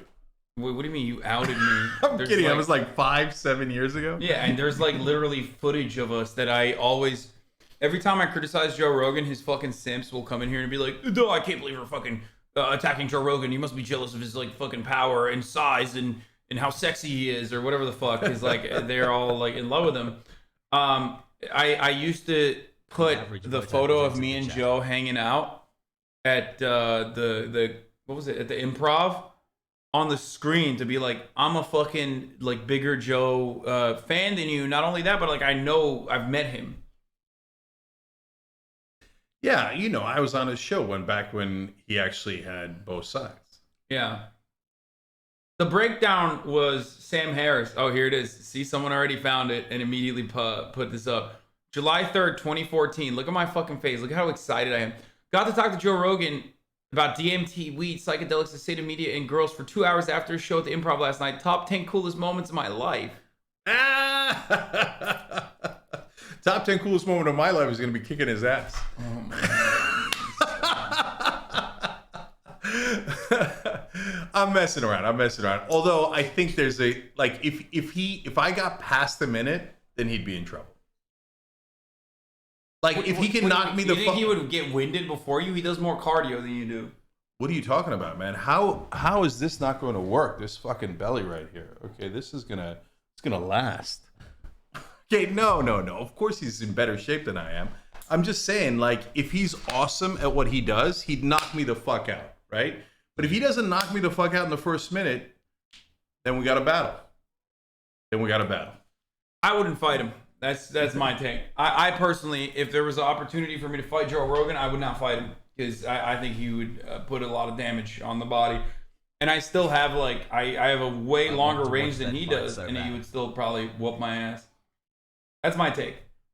But he will not knock out people. He doesn't like head trauma no more. That's why he's more into BJJ. I don't even know BJJ. Brazilian Jiu-Jitsu. Oh, I'm great at that. You know, my former campaign manager was ranked #1 in the world in jiu-jitsu. That's real. Catherine Fisher. Cool. What are you gonna get her to fight? Oh yeah, she'll train me. Oh, she's gonna train you. Got it. On jiu-jitsu, man. I'm all about the BJJ. Okay. You know he's scared. Anyway, God, I love fucking with people. All right, go ahead. What's next? What were we looking at? We were looking at fucking... Oh, let's look at Jordan Peterson. What's that? Oh, yeah. Here. Let's get back to it. Marxism is an unplayable game of tyranny. By and large, there's some direct connection between the attempt to create a Marxist utopia and starvation, authoritarianism, and I think I know what this is in action. No, totally, dude. Yeah, they do it on purpose. They love doing it. Yeah. So I'm not I'm not a Marxist. I don't agree with Marxists. I might even fight Marxists. Let's fight. But this guy, what's up with you, dude? You trying to fucking fight people? Like, just fight You're Joe the one Manchin. who wants the gauntlet. Yeah, for fucking Joe Manchin, like people that are actually in the seat of power, not like fucking random dickhead Marxist-Leninists on the internet. But or these, Joe Rogan. But these right wingers, when they come out with like Marxists just want to starve you, why would they want that? Why would they want that? That's so dumb. Well, he's going to describe it to you and fucking wreck you in the marketplace of ideas. Are you ready for this? Oh, yeah, I'm ready. He's going to destroy you. Question of group selection, which is because these systems are game theoretically unstable. Just throw shit up against the wall. They're game theoretically unstable, and that's just the theory. A game theory. Like, shut the fuck up, dude. What is this? Shit, man. Hashtag Dark Horse, man. This guy's... And then these fucking idiots will like watch and go, that's actually great. That's brilliant. Thank you. They don't have any idea what he's saying. Neither does he. Because they punish those who do more and reward those who do less in order to get people. It's just like, first of all, this notion that the most productive citizens in society are those who actually own the capital rather than the ones that literally do the productive labor is psychotic and completely fucking diametrically opposed to the reality, okay? Without them, shit doesn't work. I know you're a capitalist, so you of course think like replaceable labor automatically means it's not important or as important as like fucking I don't say the CEO or whatever the fuck. No, it's 50-50. It's a nuanced, complicated thing that's not as simple as labor does all of the work, and it's certainly not as simple as these baboons talking about, oh, who gives a shit about labor? We don't. Labor literally, there's no value without labor. But yeah, I agree. Okay, then you but there's understand. also no value without capital and without management. Wait, so, what? Yes, 100. What do you mean? There's no value eventually there without has to be management. If you have labor, you have okay, to have that doesn't management. mean okay. And you can't do anything without having capital. a bottom-up approach and having like a labor-first approach does not mean that there's no like managerial. Yeah, that we're saying there is no management whatsoever. Okay. Yeah, you need management. That's why I'm saying you need both. You should. Jake is right. You should let him teach you economic theory. Thank you, XQC4. Okay, let's hear this shit though. But like, as far as the value of like, what I'm talking about is in our heavily financialized economy. What value does the capital owner shareholder, like a majority shareholder, add to the product itself when you especially compare them to the value that the laborer provides? Like John Deere, right? You got the John Deere striking workers that actually fucking absolutely comstered the management recently. So shouts out to them. Like you got those guys, okay? You got like 19-year welders and shit that are literally no longer working because they're striking, right? What the value that they create is tangible. It's obvious. What value does the shareholder who has never been inside of the fucking factory even have? Yeah, that's easy. So you don't have to be inside the factory. Everybody's inputting. Okay, but what value does the shareholder have? Capital. He's providing capital for the company to do the things that they need to do. So they can be substituted, is what you're saying. Oh, like definitely. Literally 100%. By that's the whole point of the stock market. By like a worker fund. Yeah, shareholders are enormously fungible. In the stock market, they're the most fungible part there is. There's no special thing about a shareholder. They're just a fungible thing but you need it, right? So, obviously you need all of the above. And then the question isn't whether you need any of those. The question is, how do you weigh them, right? So how do they get the capital? Uh-huh. The shareholder, how do they get the capital? Well, there's a tons of different ways to get capital. A lot of it was illicit back in the day, right? And so... We are going to always arrive at one guy's grandfather decided we're going to do enclosures, and he was first to do that, okay? And that's it. Ultimately, there's no other fucking difference. If you go far back enough, there's going to be one guy who bopped the head of the other guy and said, enclosures. We're doing it. Seems great. We should build a system and design it around this idea of private property, okay? Ultimately, that's where it comes from. Yeah. So, look. On the one hand, capital was derived in the past and in the present in awful ways. Extraction of oil, which destroys the planet, puts its externalities on the rest of us, etc. Right? And you go back to the kings. How did the kings get it? They murdered everybody in sight and then declared themselves the king. And then they got all the money and then they passed it down. I get it, right? But at the same time, that doesn't get rid of the need to actually have that money to start up something. And management is useful and has its own use, right? To me, I'm both super biased, but I think at the same time it's true. There is a critical part of capitalism that actually does work and is important, which is founders. Okay, so I'm biased because I'm a founder, right? But founders are actually do something creative, create a company, produce. It's like being a producer. You produce a thing, right? In our case, it's shows, but it could be cars. It could You're be also anything. a key man, though. So that's your value doesn't come from you being a founder. Your value comes from the audience that you've cultivated through your own personal labor. Now that labor is obviously that labor is also produced by others as well. There's other workers underneath you that are helping you create that and generate that and whatnot.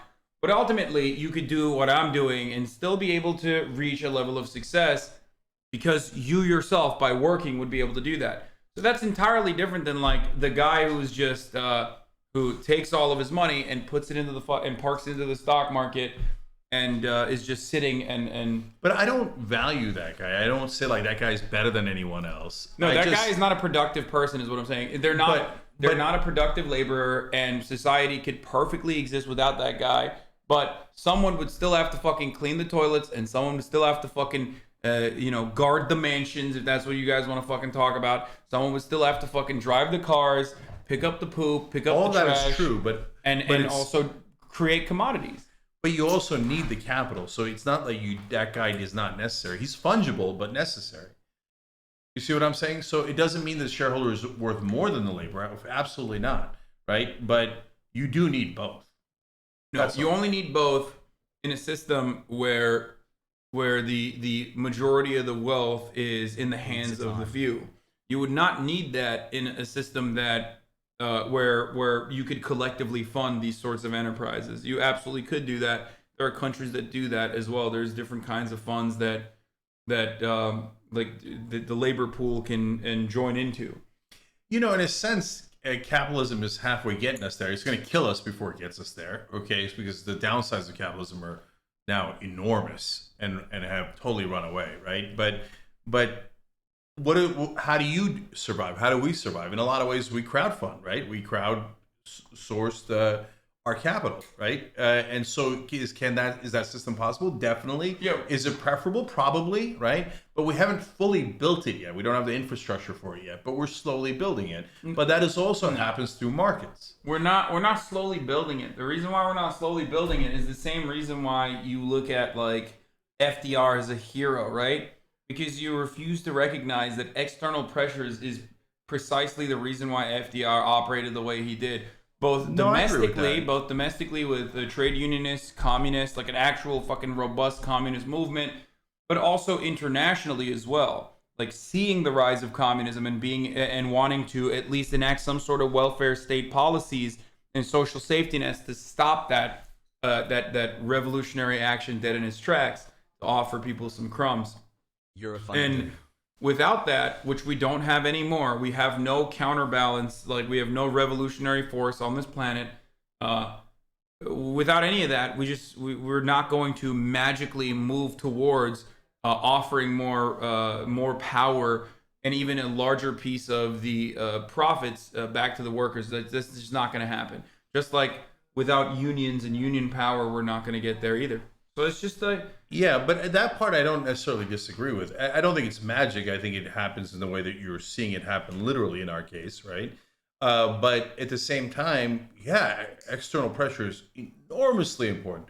There's no way FDR would have done what he did without that pressure. There's no way LBJ would have done what he did on civil rights without external pressure.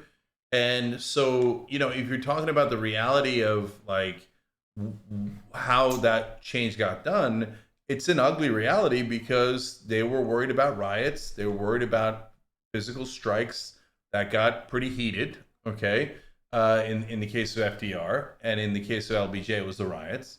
And so was there a role for Malcolm X? Yeah. Did it make a difference? Yes. So people don't like to admit that. It's true. And so I'm not disagreeing with you on that. And in a way, you could even argue, as I think you partly are, that FDR was helping to save the current system. Otherwise, he was. Yeah. That's what like Marxist-Leninists that believe in you know, revolutionary action see the welfare state as counterproductive. They think that the welfare state is offering a level of comfort to the workers that sedates them and helps them think, like the SDP did in you know, in Germany, in the pre-Nazi Germany, that they feel like they have a seat at the table, they have a crumb of power, and they're seeing like genuine material changes, no matter how fucking tiny it is. So they just no longer want to fight back in the ways that truly, in the ways that where you can truly change the way that we organize our society. That's a really legitimate and interesting critique. And, you know, and it depends on what you mean by welfare state. So if you're talking about food stamps, that's even more true. But then how brutal are you going to be in denying that to try to hope for a revolution, right? Yeah, no, I am not an accelerationist anyway. I don't think that we will ever accelerate towards a fucking Marxist-Leninist revolution. The material conditions are not there. I think that like that's an outdated way of thinking. We don't even have any sort of organizational power, and commodity production in the way it's done now, especially in the Western world, when it's so far removed from the assembly, when the labor aristocracy is so far removed from the assembly line that like it's just not going to happen. Our labor force has been pussified, if you will, and no longer like is actually fucking working in the factory. So it makes it much more difficult to actually organize because you're working white collar jobs for the most part. Right.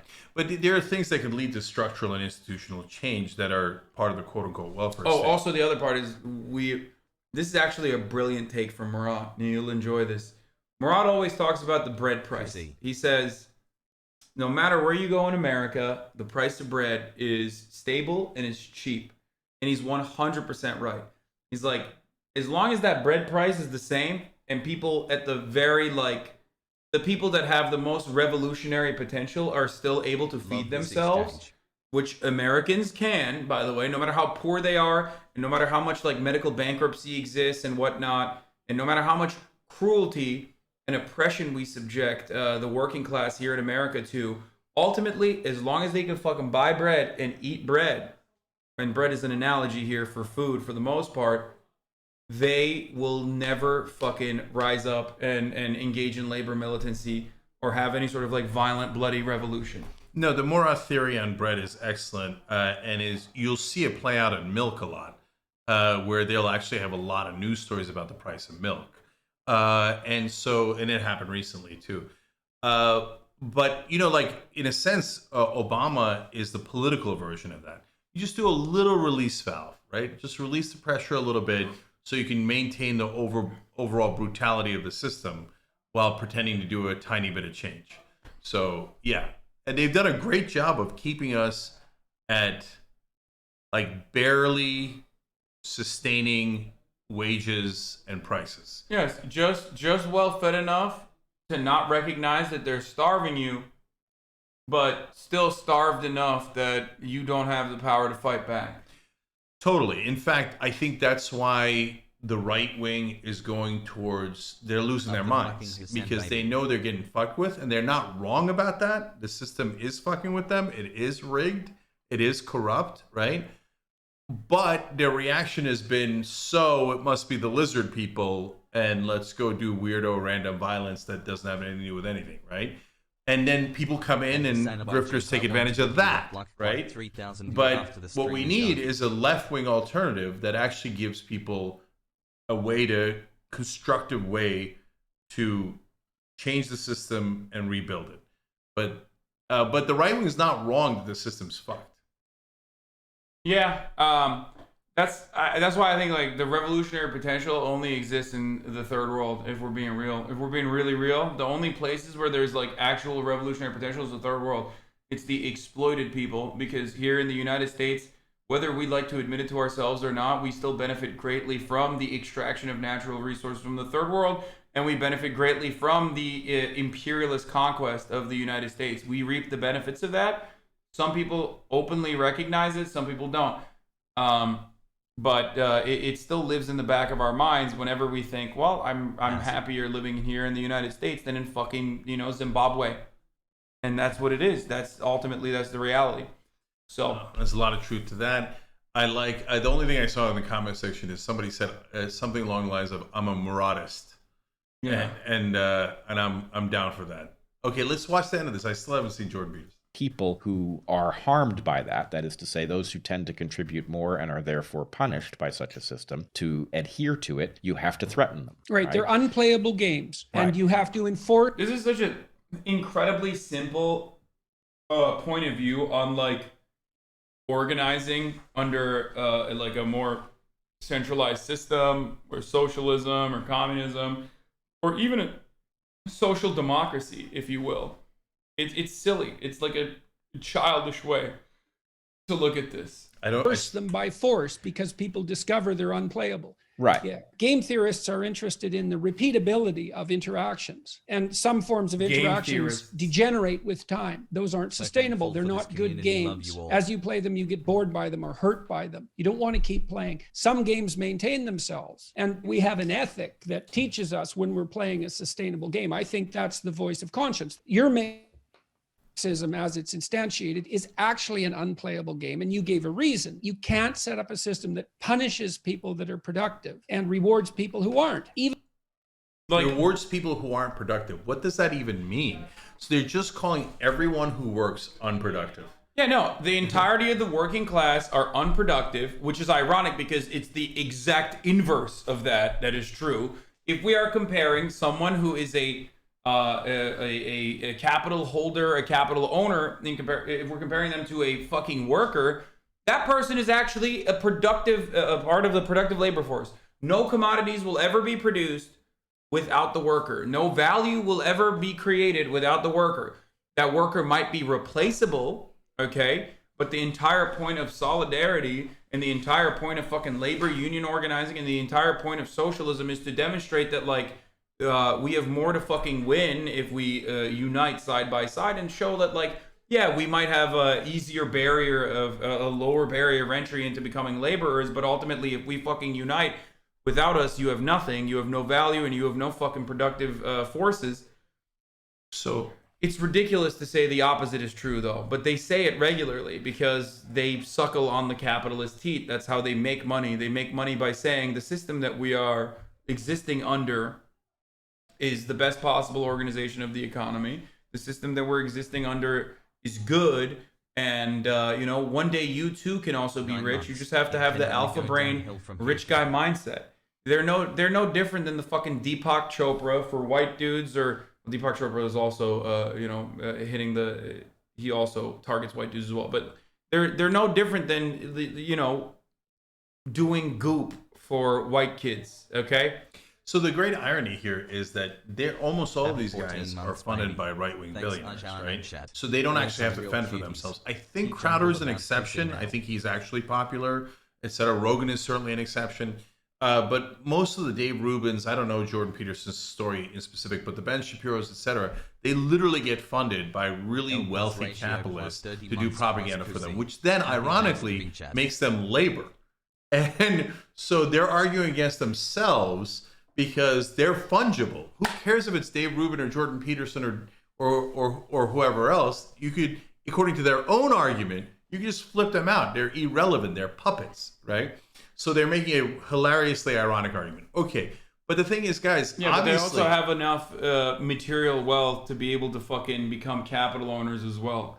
If and you that's why, suck on that teat long enough. Yeah, and they have, dude. And Come they on. have, He's a couple $1 million. Like, he could just very easily fucking shut this operation down and, you know, get addicted to benzos and go live in Russia for a couple of years as his fucking daughter, the true dragon of chaos, almost fucking murders him by trying experimental benzo addiction therapy in Russia because it's not allowed in America because it can fucking kill you if you quit benzos cold turkey. Or even after that, when you're not fucking murdered by the fact that you did this experimental therapy in Russia, then maybe your Dragon of Chaos daughter will give you COVID because she's at a Serbian nightclub with her boyfriend, who she got a fucking entire tattoo of, by the way. Sorry, all of those things that I mentioned is real, by the way. I missed whose daughter this is. Mikhail Peterson, Jordan Peterson's sexy ass daughter, who's like married to some fucking like psychotic Serbian dude. Almost murdered her, Jordan Peterson, like twice. All right, but one more thing. Sexy as fuck. They make this insane argument that labor is fungible. Yes, well, there's some relative truth to that. On the other hand, there's literally nothing more fungible than capital. It's the most replaceable thing in the world. It's just money. So you don't need any one particular person with money. You just need you need capital to start something and to maintain something, but it doesn't have to be from any one person. So their argument against labor can be used against them 1,000-fold. Yeah, the argument can't be used against labor as long as there's solidarity. They're just benefiting from the fact that there is no solidarity and no class consciousness because of centuries of Red Scare propaganda and the complete destruction of any sort of fucking communist project or socialist project that has ever happened around the planet. So shouts out to the American State Department for that. Shouts out to Stalin for that too, to some degree. You know, it just like didn't work out.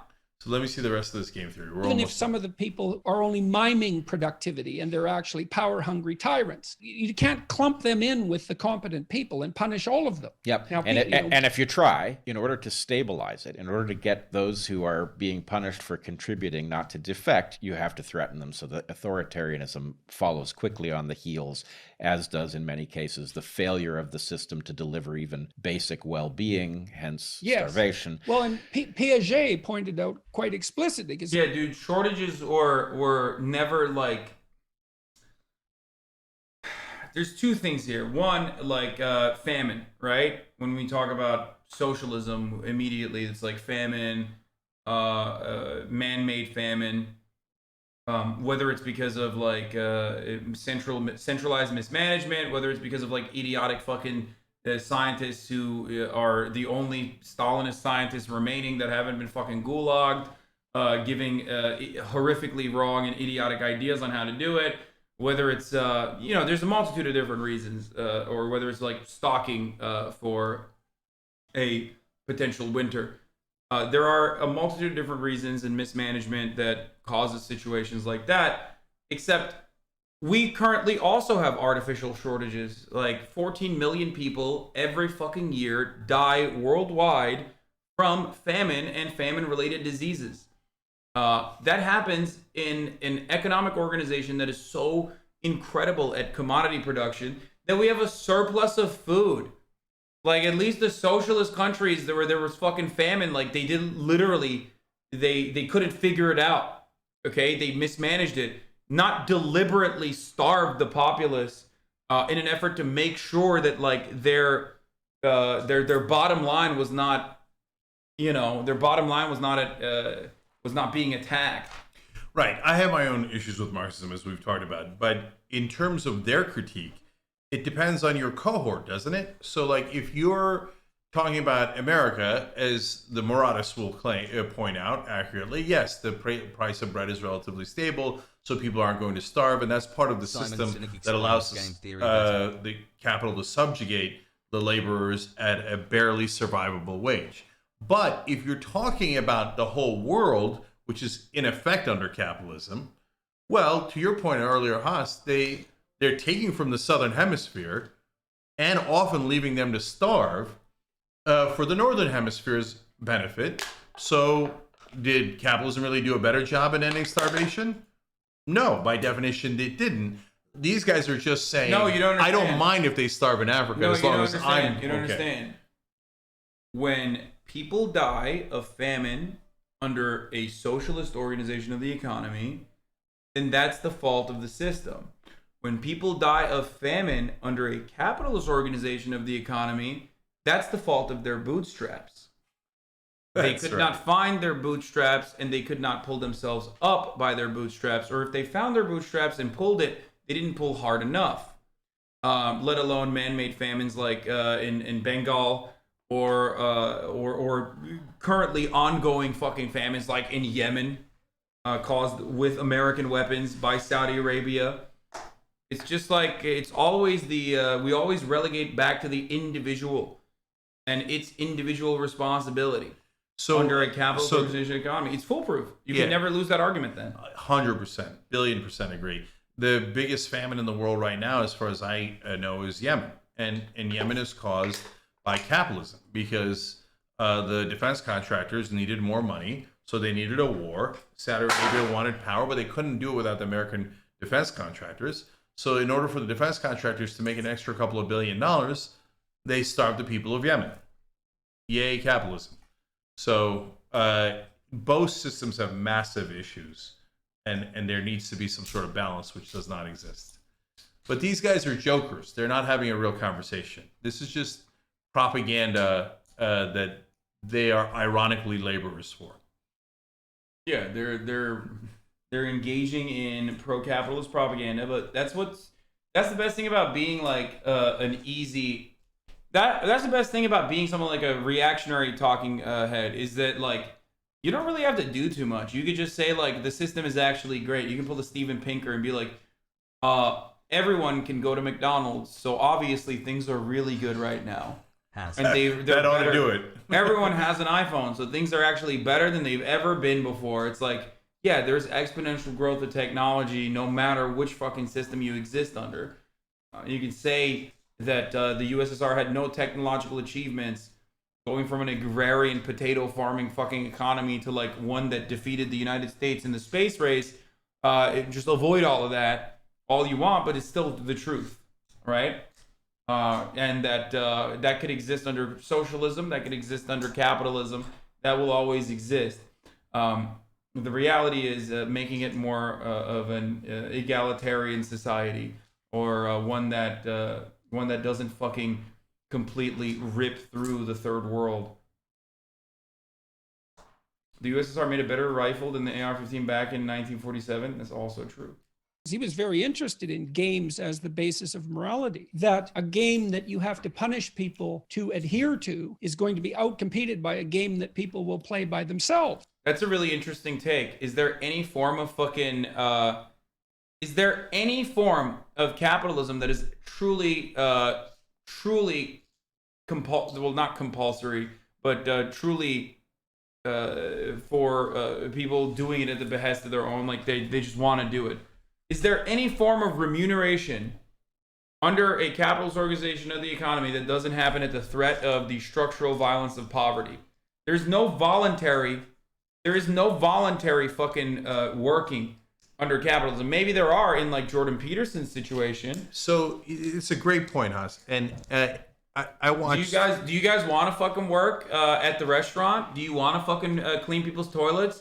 No? Well, guess what? You're gonna fucking die then, because you're not gonna be able to put food on your table. You're not gonna be able to put a fucking roof over your heads, and you're gonna fucking die. And while you're dying, we're gonna subject you to the most dehumanizing conditions in the process of your death, while you're living in the fucking street and eating trash, okay? As you further and further fall into the cycle of despair, and you fucking use drugs to self-medicate and try to like avoid the reality that you're existing in, and how hellish it is, even though you're literally living in a zip code where some of the biggest fucking mansions exist and some of the wealthiest people exist. That's what you get if you don't fucking work under a capitalist organization of the economy. In fact, that is almost exactly the point the Squid Games made. Yeah. Right? So is it really voluntary? Did they actually play Squid Games voluntarily? No, because the system itself was already so brutal that they thought Squid Games was a better option than the capitalism they were living with in that case in South Korea. Although Tim Pool would tell you it was a Marxist critique, or critique of Marxism. Yeah, he even said the writer doesn't know that he's critiquing communism. Like, that's, Tim Pool is so fucking stupid. He was like, yeah, I didn't understand the main point of Squid Games. As a matter of fact, actually, even the writer didn't understand. The real point of Squid Games is what I think it is, not what the writer intended it to be. No, but look, Tim Pool is a joke, right? He just, like, he's a true, like, grifter 101, right? So, like, yeah, I remember when he was pretending to be left-wing. I remember when he was pretending X, Y, and Z. And, there's no point in having an intellectual debate or argument with Tim Pool. His whole thing is get on camera and go, poor white people. It's minorities' fault for everything, right? Wow. That's tough to do. And of course, that'll get you, a decent sized audience on YouTube. People want to be victimized. People want to feel like they're being made a victim. And there is a very real way that they are being victimized, but it's not the way that fucking all these reactionaries tell you you're being victimized. You're not being victimized because you're white. You're being victimized because you're a worker. Okay? You're agreeing with that. Oh, I totally agree. Capitalist Andy over here. Okay, Yeah. I gotta pee. Also, you're being victimized by the top of the hour ad break, chat. That's right. Because at the top of the hour, there's a 60-second ad break. And if you no longer want to see those ads, all you need to do is subscribe. You can do that for $5. You can do that for free with a Twitch Prime. You can do that by expecting someone to gift you a subscription. Don't know if that'll happen or not, but hey, there are methods that you can avoid the ads. Cenk is going to take over for a brief second while I go pee, okay? Here's the ad break now. I know I forgot to run it at 4. That's why I'm running it at 4:30. Shut up. Here's the ad break. Hey, can you get me a beer? What? Yeah, I'll get you a beer. All right. So I assume that this is for the folks who are members and hence are not hearing the commercial. I have no idea when anybody's going to come back from the commercial. And beer, yes. Uncle Cenk, yes. Here, I'll tell you guys a quick thing that I was going to tell Haas as he's gone. So if any of you watched the Ben Shapiro Anna Kasparian debate that they had in Philly. You're streaming, dude? Yeah. What's up? Here it comes. Hey, dude, we just invented Muratism. Oh, yeah? What's that? It's a new economic theory. It's going to get fleshed out later. All right. But there's a lot of Muratists already online. It's a thing. What's up? What do we got there? Is that a paddle? Or are we doing something weird today? I don't know, dude. Your son brought it over. What does it say? Is that? Oh, celebrate. Oh, yeah. Hey, Joy. How you doing, love? That's my daughter. Yeah, that's Bernie. Joy. Hey, do you see that? It's best piker. Better piker. We need the paddle. You need the paddle. This is for food, right? Okay. This is the paddle, and it looks like it's out of Animal House, but no, it's for food. Jake, you're doing a great job streaming, dude. Yeah. All right, just let me finish the thought. Do you see the chat going insane, by the way? No, it's always like that. It's been like that the whole time. What they're saying. What about Muratist? They love you, man. I know. They nonstop talk about you. Muratism is real. Guys. Yeah, it's real. It's taken off. I don't know if we can stop it. It's got a life of its own. Okay. I know you guys want to be on camera so bad. I don't know if that's a good thing or a bad thing. Should we let him on camera or no? He wanted to play games with him, but he wanted to ask you about it first. All right, come here for a second. This is my kids, Pro and Joy, because we're actually having Thanksgiving dinner here. That's Joy, and Pro, you got to come around. That's Pro. Okay. So cousin Hasan made their lives by getting Mr. Beast to call them one day. So wait a minute, you can't do that, you joyhead. Okay, all right, now go away. Okay. Okay. Wow. Damn, dude, that was intense. Anyway, I realized that Shapiro was making the argument from the perspective of incredibly wealthy people. He's like, well, if you have a system that takes care of everybody, then it takes away choices from people who want to start business. I'm like, yeah, but how many people have the amount of money that Ben was talking about to start businesses? So the perspective is all wrong. Peterson does it, Shapiro does it, and they all do it subconsciously without realizing they're doing it, because they all speak only from a wealthy perspective. Right? This is the founder of Muratism. Okay. Yeah, totally. Okay, we were talking about your theory on bread and how it's stable prices throughout the country. Oh, dude, yeah, that's my favorite. I told him your bread theory. Here you go. Oh, thank you, brother. Damn. Wine and then beer? I told them your bread theory. I'm and hungry, man. They loved it, and they're calling themselves Muratists now. All right, have fun. What's up, dude? You want to get the smoke in Mario Kart or what? Yeah, Pro. Are we good now? On the stream, by the way. Now that what? Pro enjoy we're on the stream. Oh, I don't care. Are we good now? Now that you've been on my stream? I don't know, but he's a bit of a cult hero online. It's not a big deal. No, he has stands. Like he literally has stands. I'm gonna build out Muratism. We'll do it over dinner. I'm a MLM, a Marxist-Leninist Muratist. Don't get him started on unions. He's who, Murat? Yeah. A Muratist could be that someone who gets that capitalism gets you to live on the bare edge, on the razor's edge, by keeping bread prices stable. See, they know. Chat knows already. He's anti-union. He's not anti-union, but he does. Who, Murat? Yeah, he's. I'm not gonna get into it. He doesn't appreciate that all the Trump supporting union Andes are like bullying engineers. So much in doesn't these work. 3 months. It has really changed the way I look at things. With grievances. Let's Should be definitely people not like talk you about in his this world. Yeah. Anyway, people still think I'm anti-union, even though we literally have a union at TYT.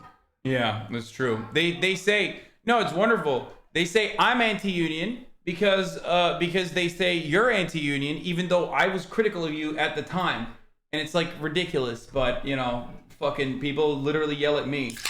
Hasan is definitely not guilty of his uncle's crimes. Let's put it that way. Besides which, we have a union, and they ratified, by the way, unanimously, which almost never happens, because we have awesome benefits. Yeah. Are you gonna do band appeals? No, my whole family's here. I don't think we can do band appeals anymore. Wait, does Pro and Joy want to come on? We can play Mario Kart together. You want to have Pro play against you? Yeah, I can. I want to beat him. Yeah, let's do that. Does he want to be on the stream? I'm sure he does, brother. Yeah. Go ask him. Okay. Do you play Mario Kart? Me? You're better off playing. I want to see if he's... Can we play together? We can play together, right? Yeah. I have enough controllers. Bro, you want to play Mario Kart? But on stream. On the stream, kiddo. You're gonna be on camera. You don't even. What are you? You're gonna play? Hey, what's up, Joy? Happy Thanksgiving, Hasan. You want to play Mario Kart? Yes. You want to play Mario Kart on stream? Yes. Hey, am I the coolest cousin because I introduced you guys to Mr. Beast? Yes, definitely. What did the people think at school? Did you show them? No, because my dad hasn't emailed me the picture. You haven't emailed them the picture so we can flex that he met Mr. Beast? No, they flexed to their friends who came over, but not. But they're not going to believe them at school if they don't show the picture. I did, and they believed me. Okay, good. Yeah, I was at dinner with them, and I was like, yo, my cousins do not care about anyone, but they love you. They like lose their minds and love you. So I showed. You like Carl Jacobs? Yeah, I guess. What do you mean? I guess you don't like him as much. Have you seen the Squid Games Mr. Beast video? Yes. Did you like it? Yes. In fact, they showed it to me. Like I didn't watch it, but they're like, "Oh, Mr. Beast is Squid Games." Who else do you watch? I watch Mr. Beast. You already said that. Yeah. Well, I also watch Socks for One. You watch what? Socks for One. Oh yeah, you told me about this person before. I don't know who that is. You do film theory. Yeah, I also like watching film theory. Matt Pat? Yeah, Matt Pat. That's what I was referencing earlier. That's just a theory, a game No, theory. I got it because I watch it with him. Oh, okay. People were making fun of you. They were saying that you wouldn't know that reference because you're old, but No. I got an 11-year-old son. There's a point. Yeah, there's a point in which, like, when you're old enough, you get to know what the newest culture is because you have children. Yeah. Like these. It's like old man strength. It kicks in at some point. Okay, so you want to get whacked 16 months later. on Mario Kart or what? It's gonna be embarrassing. There's like 30,000 people watching. Okay. I want to play. There's not 30,000. 26,000 people watching. The world's oldest juicer? No, he does not watch XQC. He doesn't watch Twitch. they're not allowed to watch Twitch because I curse too much. So mom and dad don't let them watch me or Twitch in general, I don't think. No. No? Do your friends watch Twitch? No. They all watch YouTube? Yeah. Less than 3.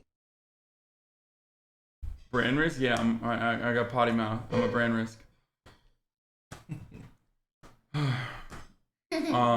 Great job, mom and dad. Awesome. I mean, I don't know about that. They should be learning. Yeah.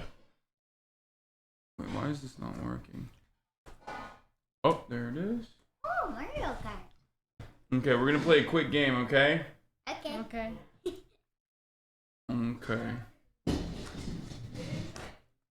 Bro, what are you even playing? You're like a Madden. You play Madden now, right? Yeah. I also.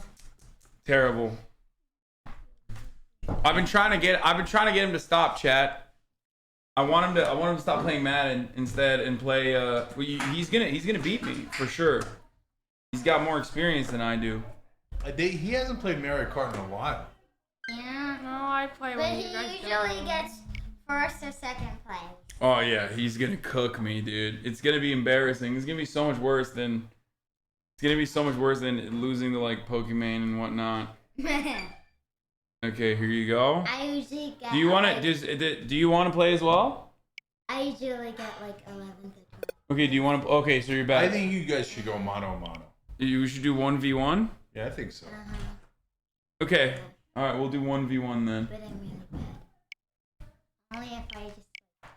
Okay, we're gonna do 1v1 first. Okay, and if you want. Oh, they want to play enough. No, we're gonna return the menu here. Put him on to Breath of the Wild. I bought him Breath of the Wild. I gave him like a bunch of cool Breath of the Wild stuff. He does not care, okay? I tried my hardest to get him to play cool stuff instead of whack stuff like Madden. Chat, he just will not. I also play Super Smash Bros. Oh, I never play Super Smash Bros. You destroy me in that. Yeah. He just says yeah. No, for sure. He would. We 100% would. Now he's beating me so bad in Madden, it's almost pointless. Oh, yeah, well, you don't know. You don't play games. Yeah, only with Pro, and barely. Wait, what is there? Oh, they're gambling. Is Hasan going to win to both kids? Okay, first of all, is Pro and Joy both kids? My moderators are setting up gambling. And they said no! 12 million on no, 6 million points on yes. They're doing Gamba. Is that actual gambling? No, it's not real money gambling. It's just like... okay. Because I got it at even odds. I don't know. By the way, people are going to complain and say, you said both kids. Mods. Oh, you want to do Zelda? No.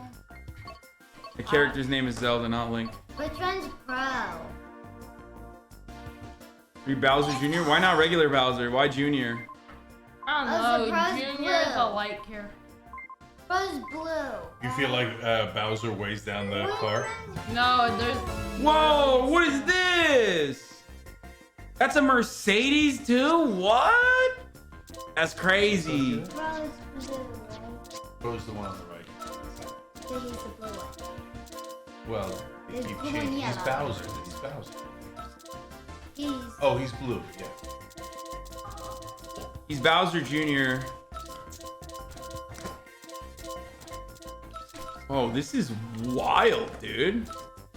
I kind of like this. I like this. Bro's ready, man. He knew what he wanted. You're still trying to figure it out. I'd be trying to figure it out. He knew. Pro, what do you like? I don't know any of the maps, so you choose. Pick the mushroom one. Oh, okay. He knows all of them. He's like, pick the mushroom one. Okay. I am gonna lose so embarrassingly. No, I got it even odds. I'm telling you. No shot, dude. I'm so bad at this game. You're a professional, man. I'm so bad at this game. How to do the like special stuff. Like what special stuff? There's special stuff. See, I don't even know that there's special stuff. He knows that there's special stuff. You do this. Which I forgot which one. But I don't know. Oh god, oh god, oh god, I'm gonna lose. I'm gonna lose to my cousin. If it doesn't work, it's My 11-year-old cousin. It's embarrassing. Everybody's obviously rooting for Pro, but I still, again, even us. What are you doing? Press failure. Kids. 11. What happened, Paul? I got a bad start. It doesn't matter. It doesn't matter if he gets a bad start right now. Brett, joy. Come on, bro. You got this.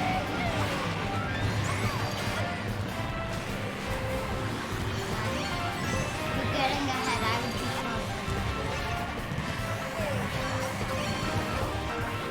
be Oh, I hit my own self! Not good.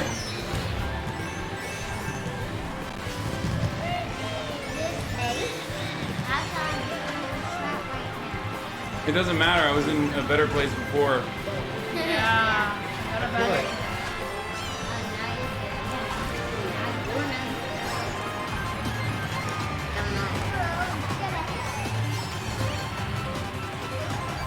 Oh, come on! I got nanaed.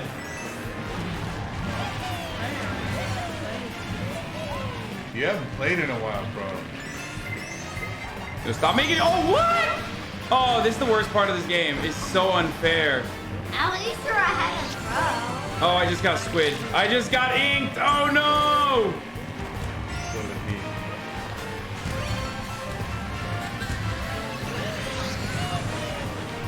You know you have those things at the top. I do know. I thought so. Wait, no! That was terrible, dude. Nice. Yeah, you guys are both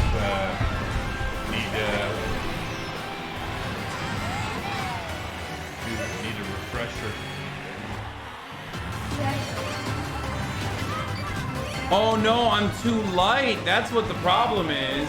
I was wondering why I kept getting flipped by people. It's because I'm too light. I hate light characters.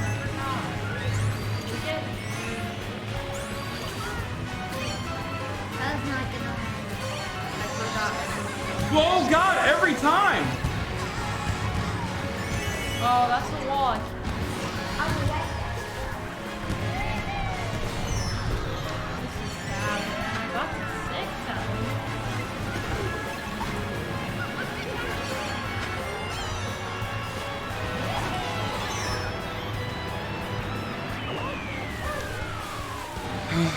Where are my haters now? Third place. I got 6. Good job. You guys are both rusty. Super rusty. You want to do it again? Now you got something under your belt? Yeah, we're gonna keep going. This is my friend, this is a Grand Prix. This is not a singular race. We got multiple races, right, Pro? What is this guy saying? Yeah, do you not remember? Yeah, he already forgot. You probably beat him so hard he forgot. I just wanted to forget the pain. I used to beat you.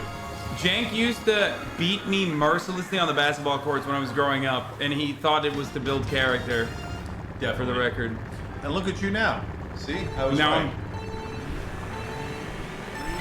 I never get the speed boost. Bro, how do you get the speed boost, huh? I don't know, I forgot. That's because I tried to get the speed boost last round, but that's how I got the head start, because I forgot how to do the speed boost.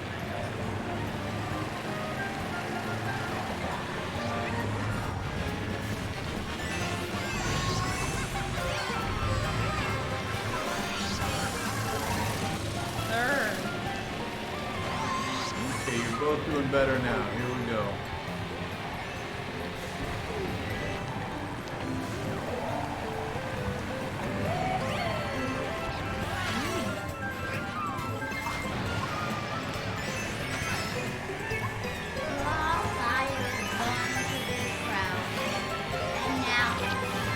Oh no, me! Now you see that.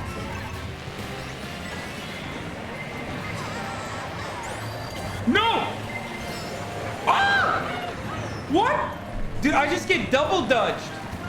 Oh no, when you're in first place, they always coming after you, bro. Don't forget, it's lonely at the top, brother. Yeah, I mean, you don't need to worry about that because you're in 8th place, but I feel like I can beat you. I used to come in here. No, this is because I would always go 50cc with you guys. Oh, this is faster? So much, this is 3 times faster. Oh, no wonder. Yeah, this is why I'm so used to playing with you guys. Now he's blaming me. You see that? Oh my God! Everyone keeps cooking me, bro. Look how unfair it is. I've gotten hit like 8 times. Oh no! Don't come after me! Don't come after me! Don't come after me! Oh, thank God.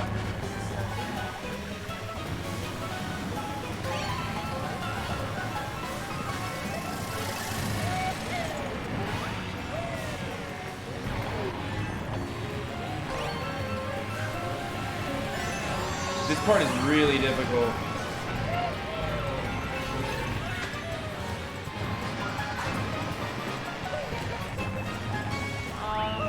Dude.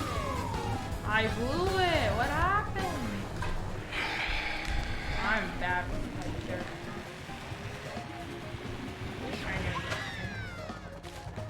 No, I'm not even gonna get that. I have a lot of bitter folks in the chat. See, an important lesson is to learn not to be bitter. Okay, pro? For example, right now I have a lot of bitter folks in the chat because they lost a lot of points because they bet on you, foolishly so. And just kidding. And I'm so similar to you in that same. See, building character. All of a sudden, you would do exactly building this. character. You would do this. You always do this. And because of that, they're saying, "Oh, you have auto steer on. You have auto steer on. Oh, you have auto steer on." L using auto steer as a child. He's not a child, okay? Don't infantilize my 11-year-old cousin. He knows how to play this game better than I do. Why do you think 11-year-old cousin? 11-year-old cousin. Yes, what? You're a 9-year-old cousin.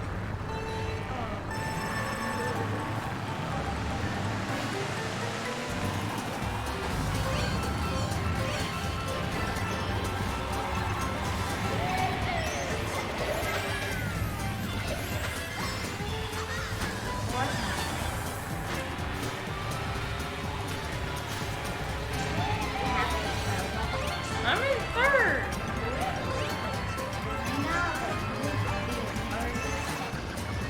You don't gotta talk to me. I beat you once. Oh wow, is this true? You got beat? No, that's because before you auto. I mean, I'm auto steering too. I can't do it without that. Let's be real. And my dad went. What will you use auto? Aren't you? You're not using auto steer right now? Damn. Chat, you're right. Pro's not using auto steer. Chat was on your side. Oh, what was that? First place. That's what that was. Oh my God, I cannot. I am so light. Bro has to lead for the first time ever. I am so light that like every single time everything I touch makes me tilt. I know, but I'm even lighter. I'm like second range. No. It's not your character light. It's, oh look. Alright, Oh, I see it.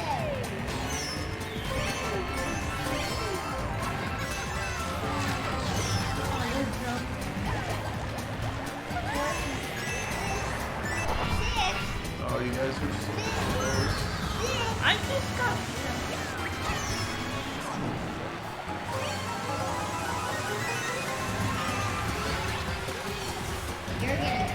No, he's not. Oh, you got it. You got it. They're right there. Alright. No, you got it. Keep going.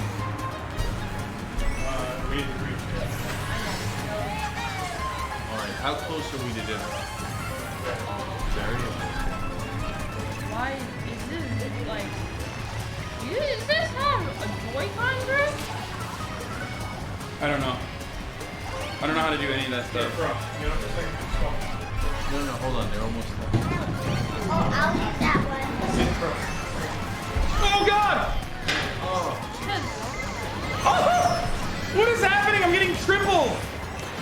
I just got triple beamed for no reason. Wait, what is happening? No! Right at the edge! No! No! You're so loud. You're so loud. I'm sorry. I'm first place. Bro, you did great. I had auto steer on because I'm a baby. I'm the real baby. I'm a baby, and I don't know how to play this baby game. You would destroy me in Super Smash. Yeah. Oh, All right, good job. oh, there's Good one more job. race.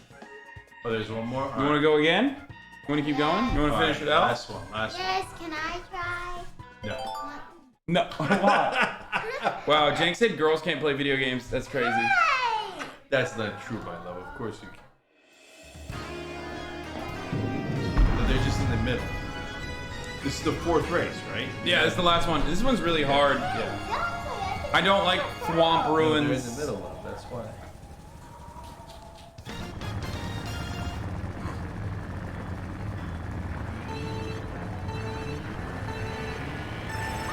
I've never gotten the power bonus.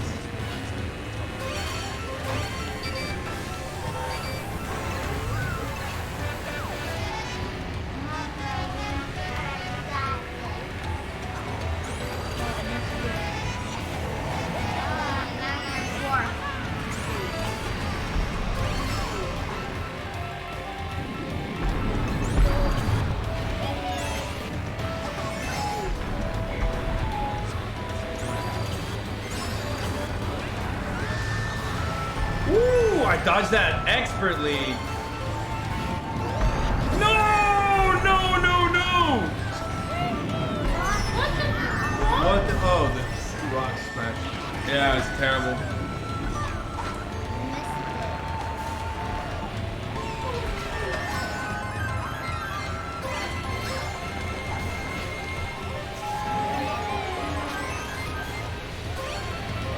What was that? Wait, what does this do? Boomerang?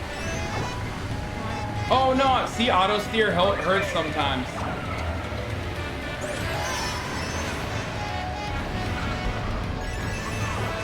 Like when I try to... What? That's crazy. What happened there? Unfortunate. Unheard of. No one's ever seen this kind of... No one's ever seen this kind of injustice in the history of injustice. Oh. Wait, how do you get on this? Oh, there. Oh, that was a good banana placement. We're almost done, Wendy. No, don't hit me. Don't hit me. You're gonna tilt me. Bro, in third place. Oh no.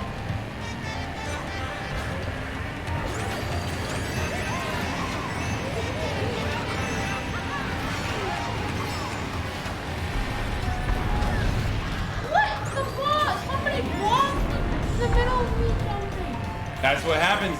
It's lonely at the top, brother. You gotta learn that. That's a lesson you gotta learn. That's what Mario Kart teaches you.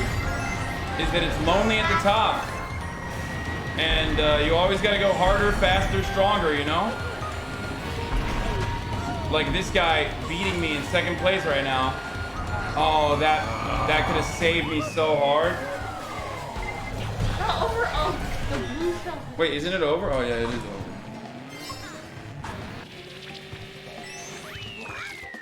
Oh, bro, you had it for a while. You had it. You were like number 3 at least. No, he was second. He got up to number 2, didn't he? Yeah. Well, it's lonely at the top. Just ask the capitalists. Not even first. Yeah, I got third place. We still lost the bots. Anyway. All right, guys. That was a wonderful experience. I hope you were all having fun at home watching, but that'll be all for today. I'm very thankful for you guys. I'm thankful for my family for being here. And for Bernie. And thankful for Bernie always. You know, he's kind of soft, but hey, what are you going to do? And I'll see you tomorrow. Aria is coming over to paint my nails. So that's very exciting. Hope you learned a wonderful lesson about how you should always bet on me because I win. Sounds more like me every day. You should stop doubting me. That's pretty much all I got. I hope you guys enjoyed that. And I'm gonna go have some fun with my family.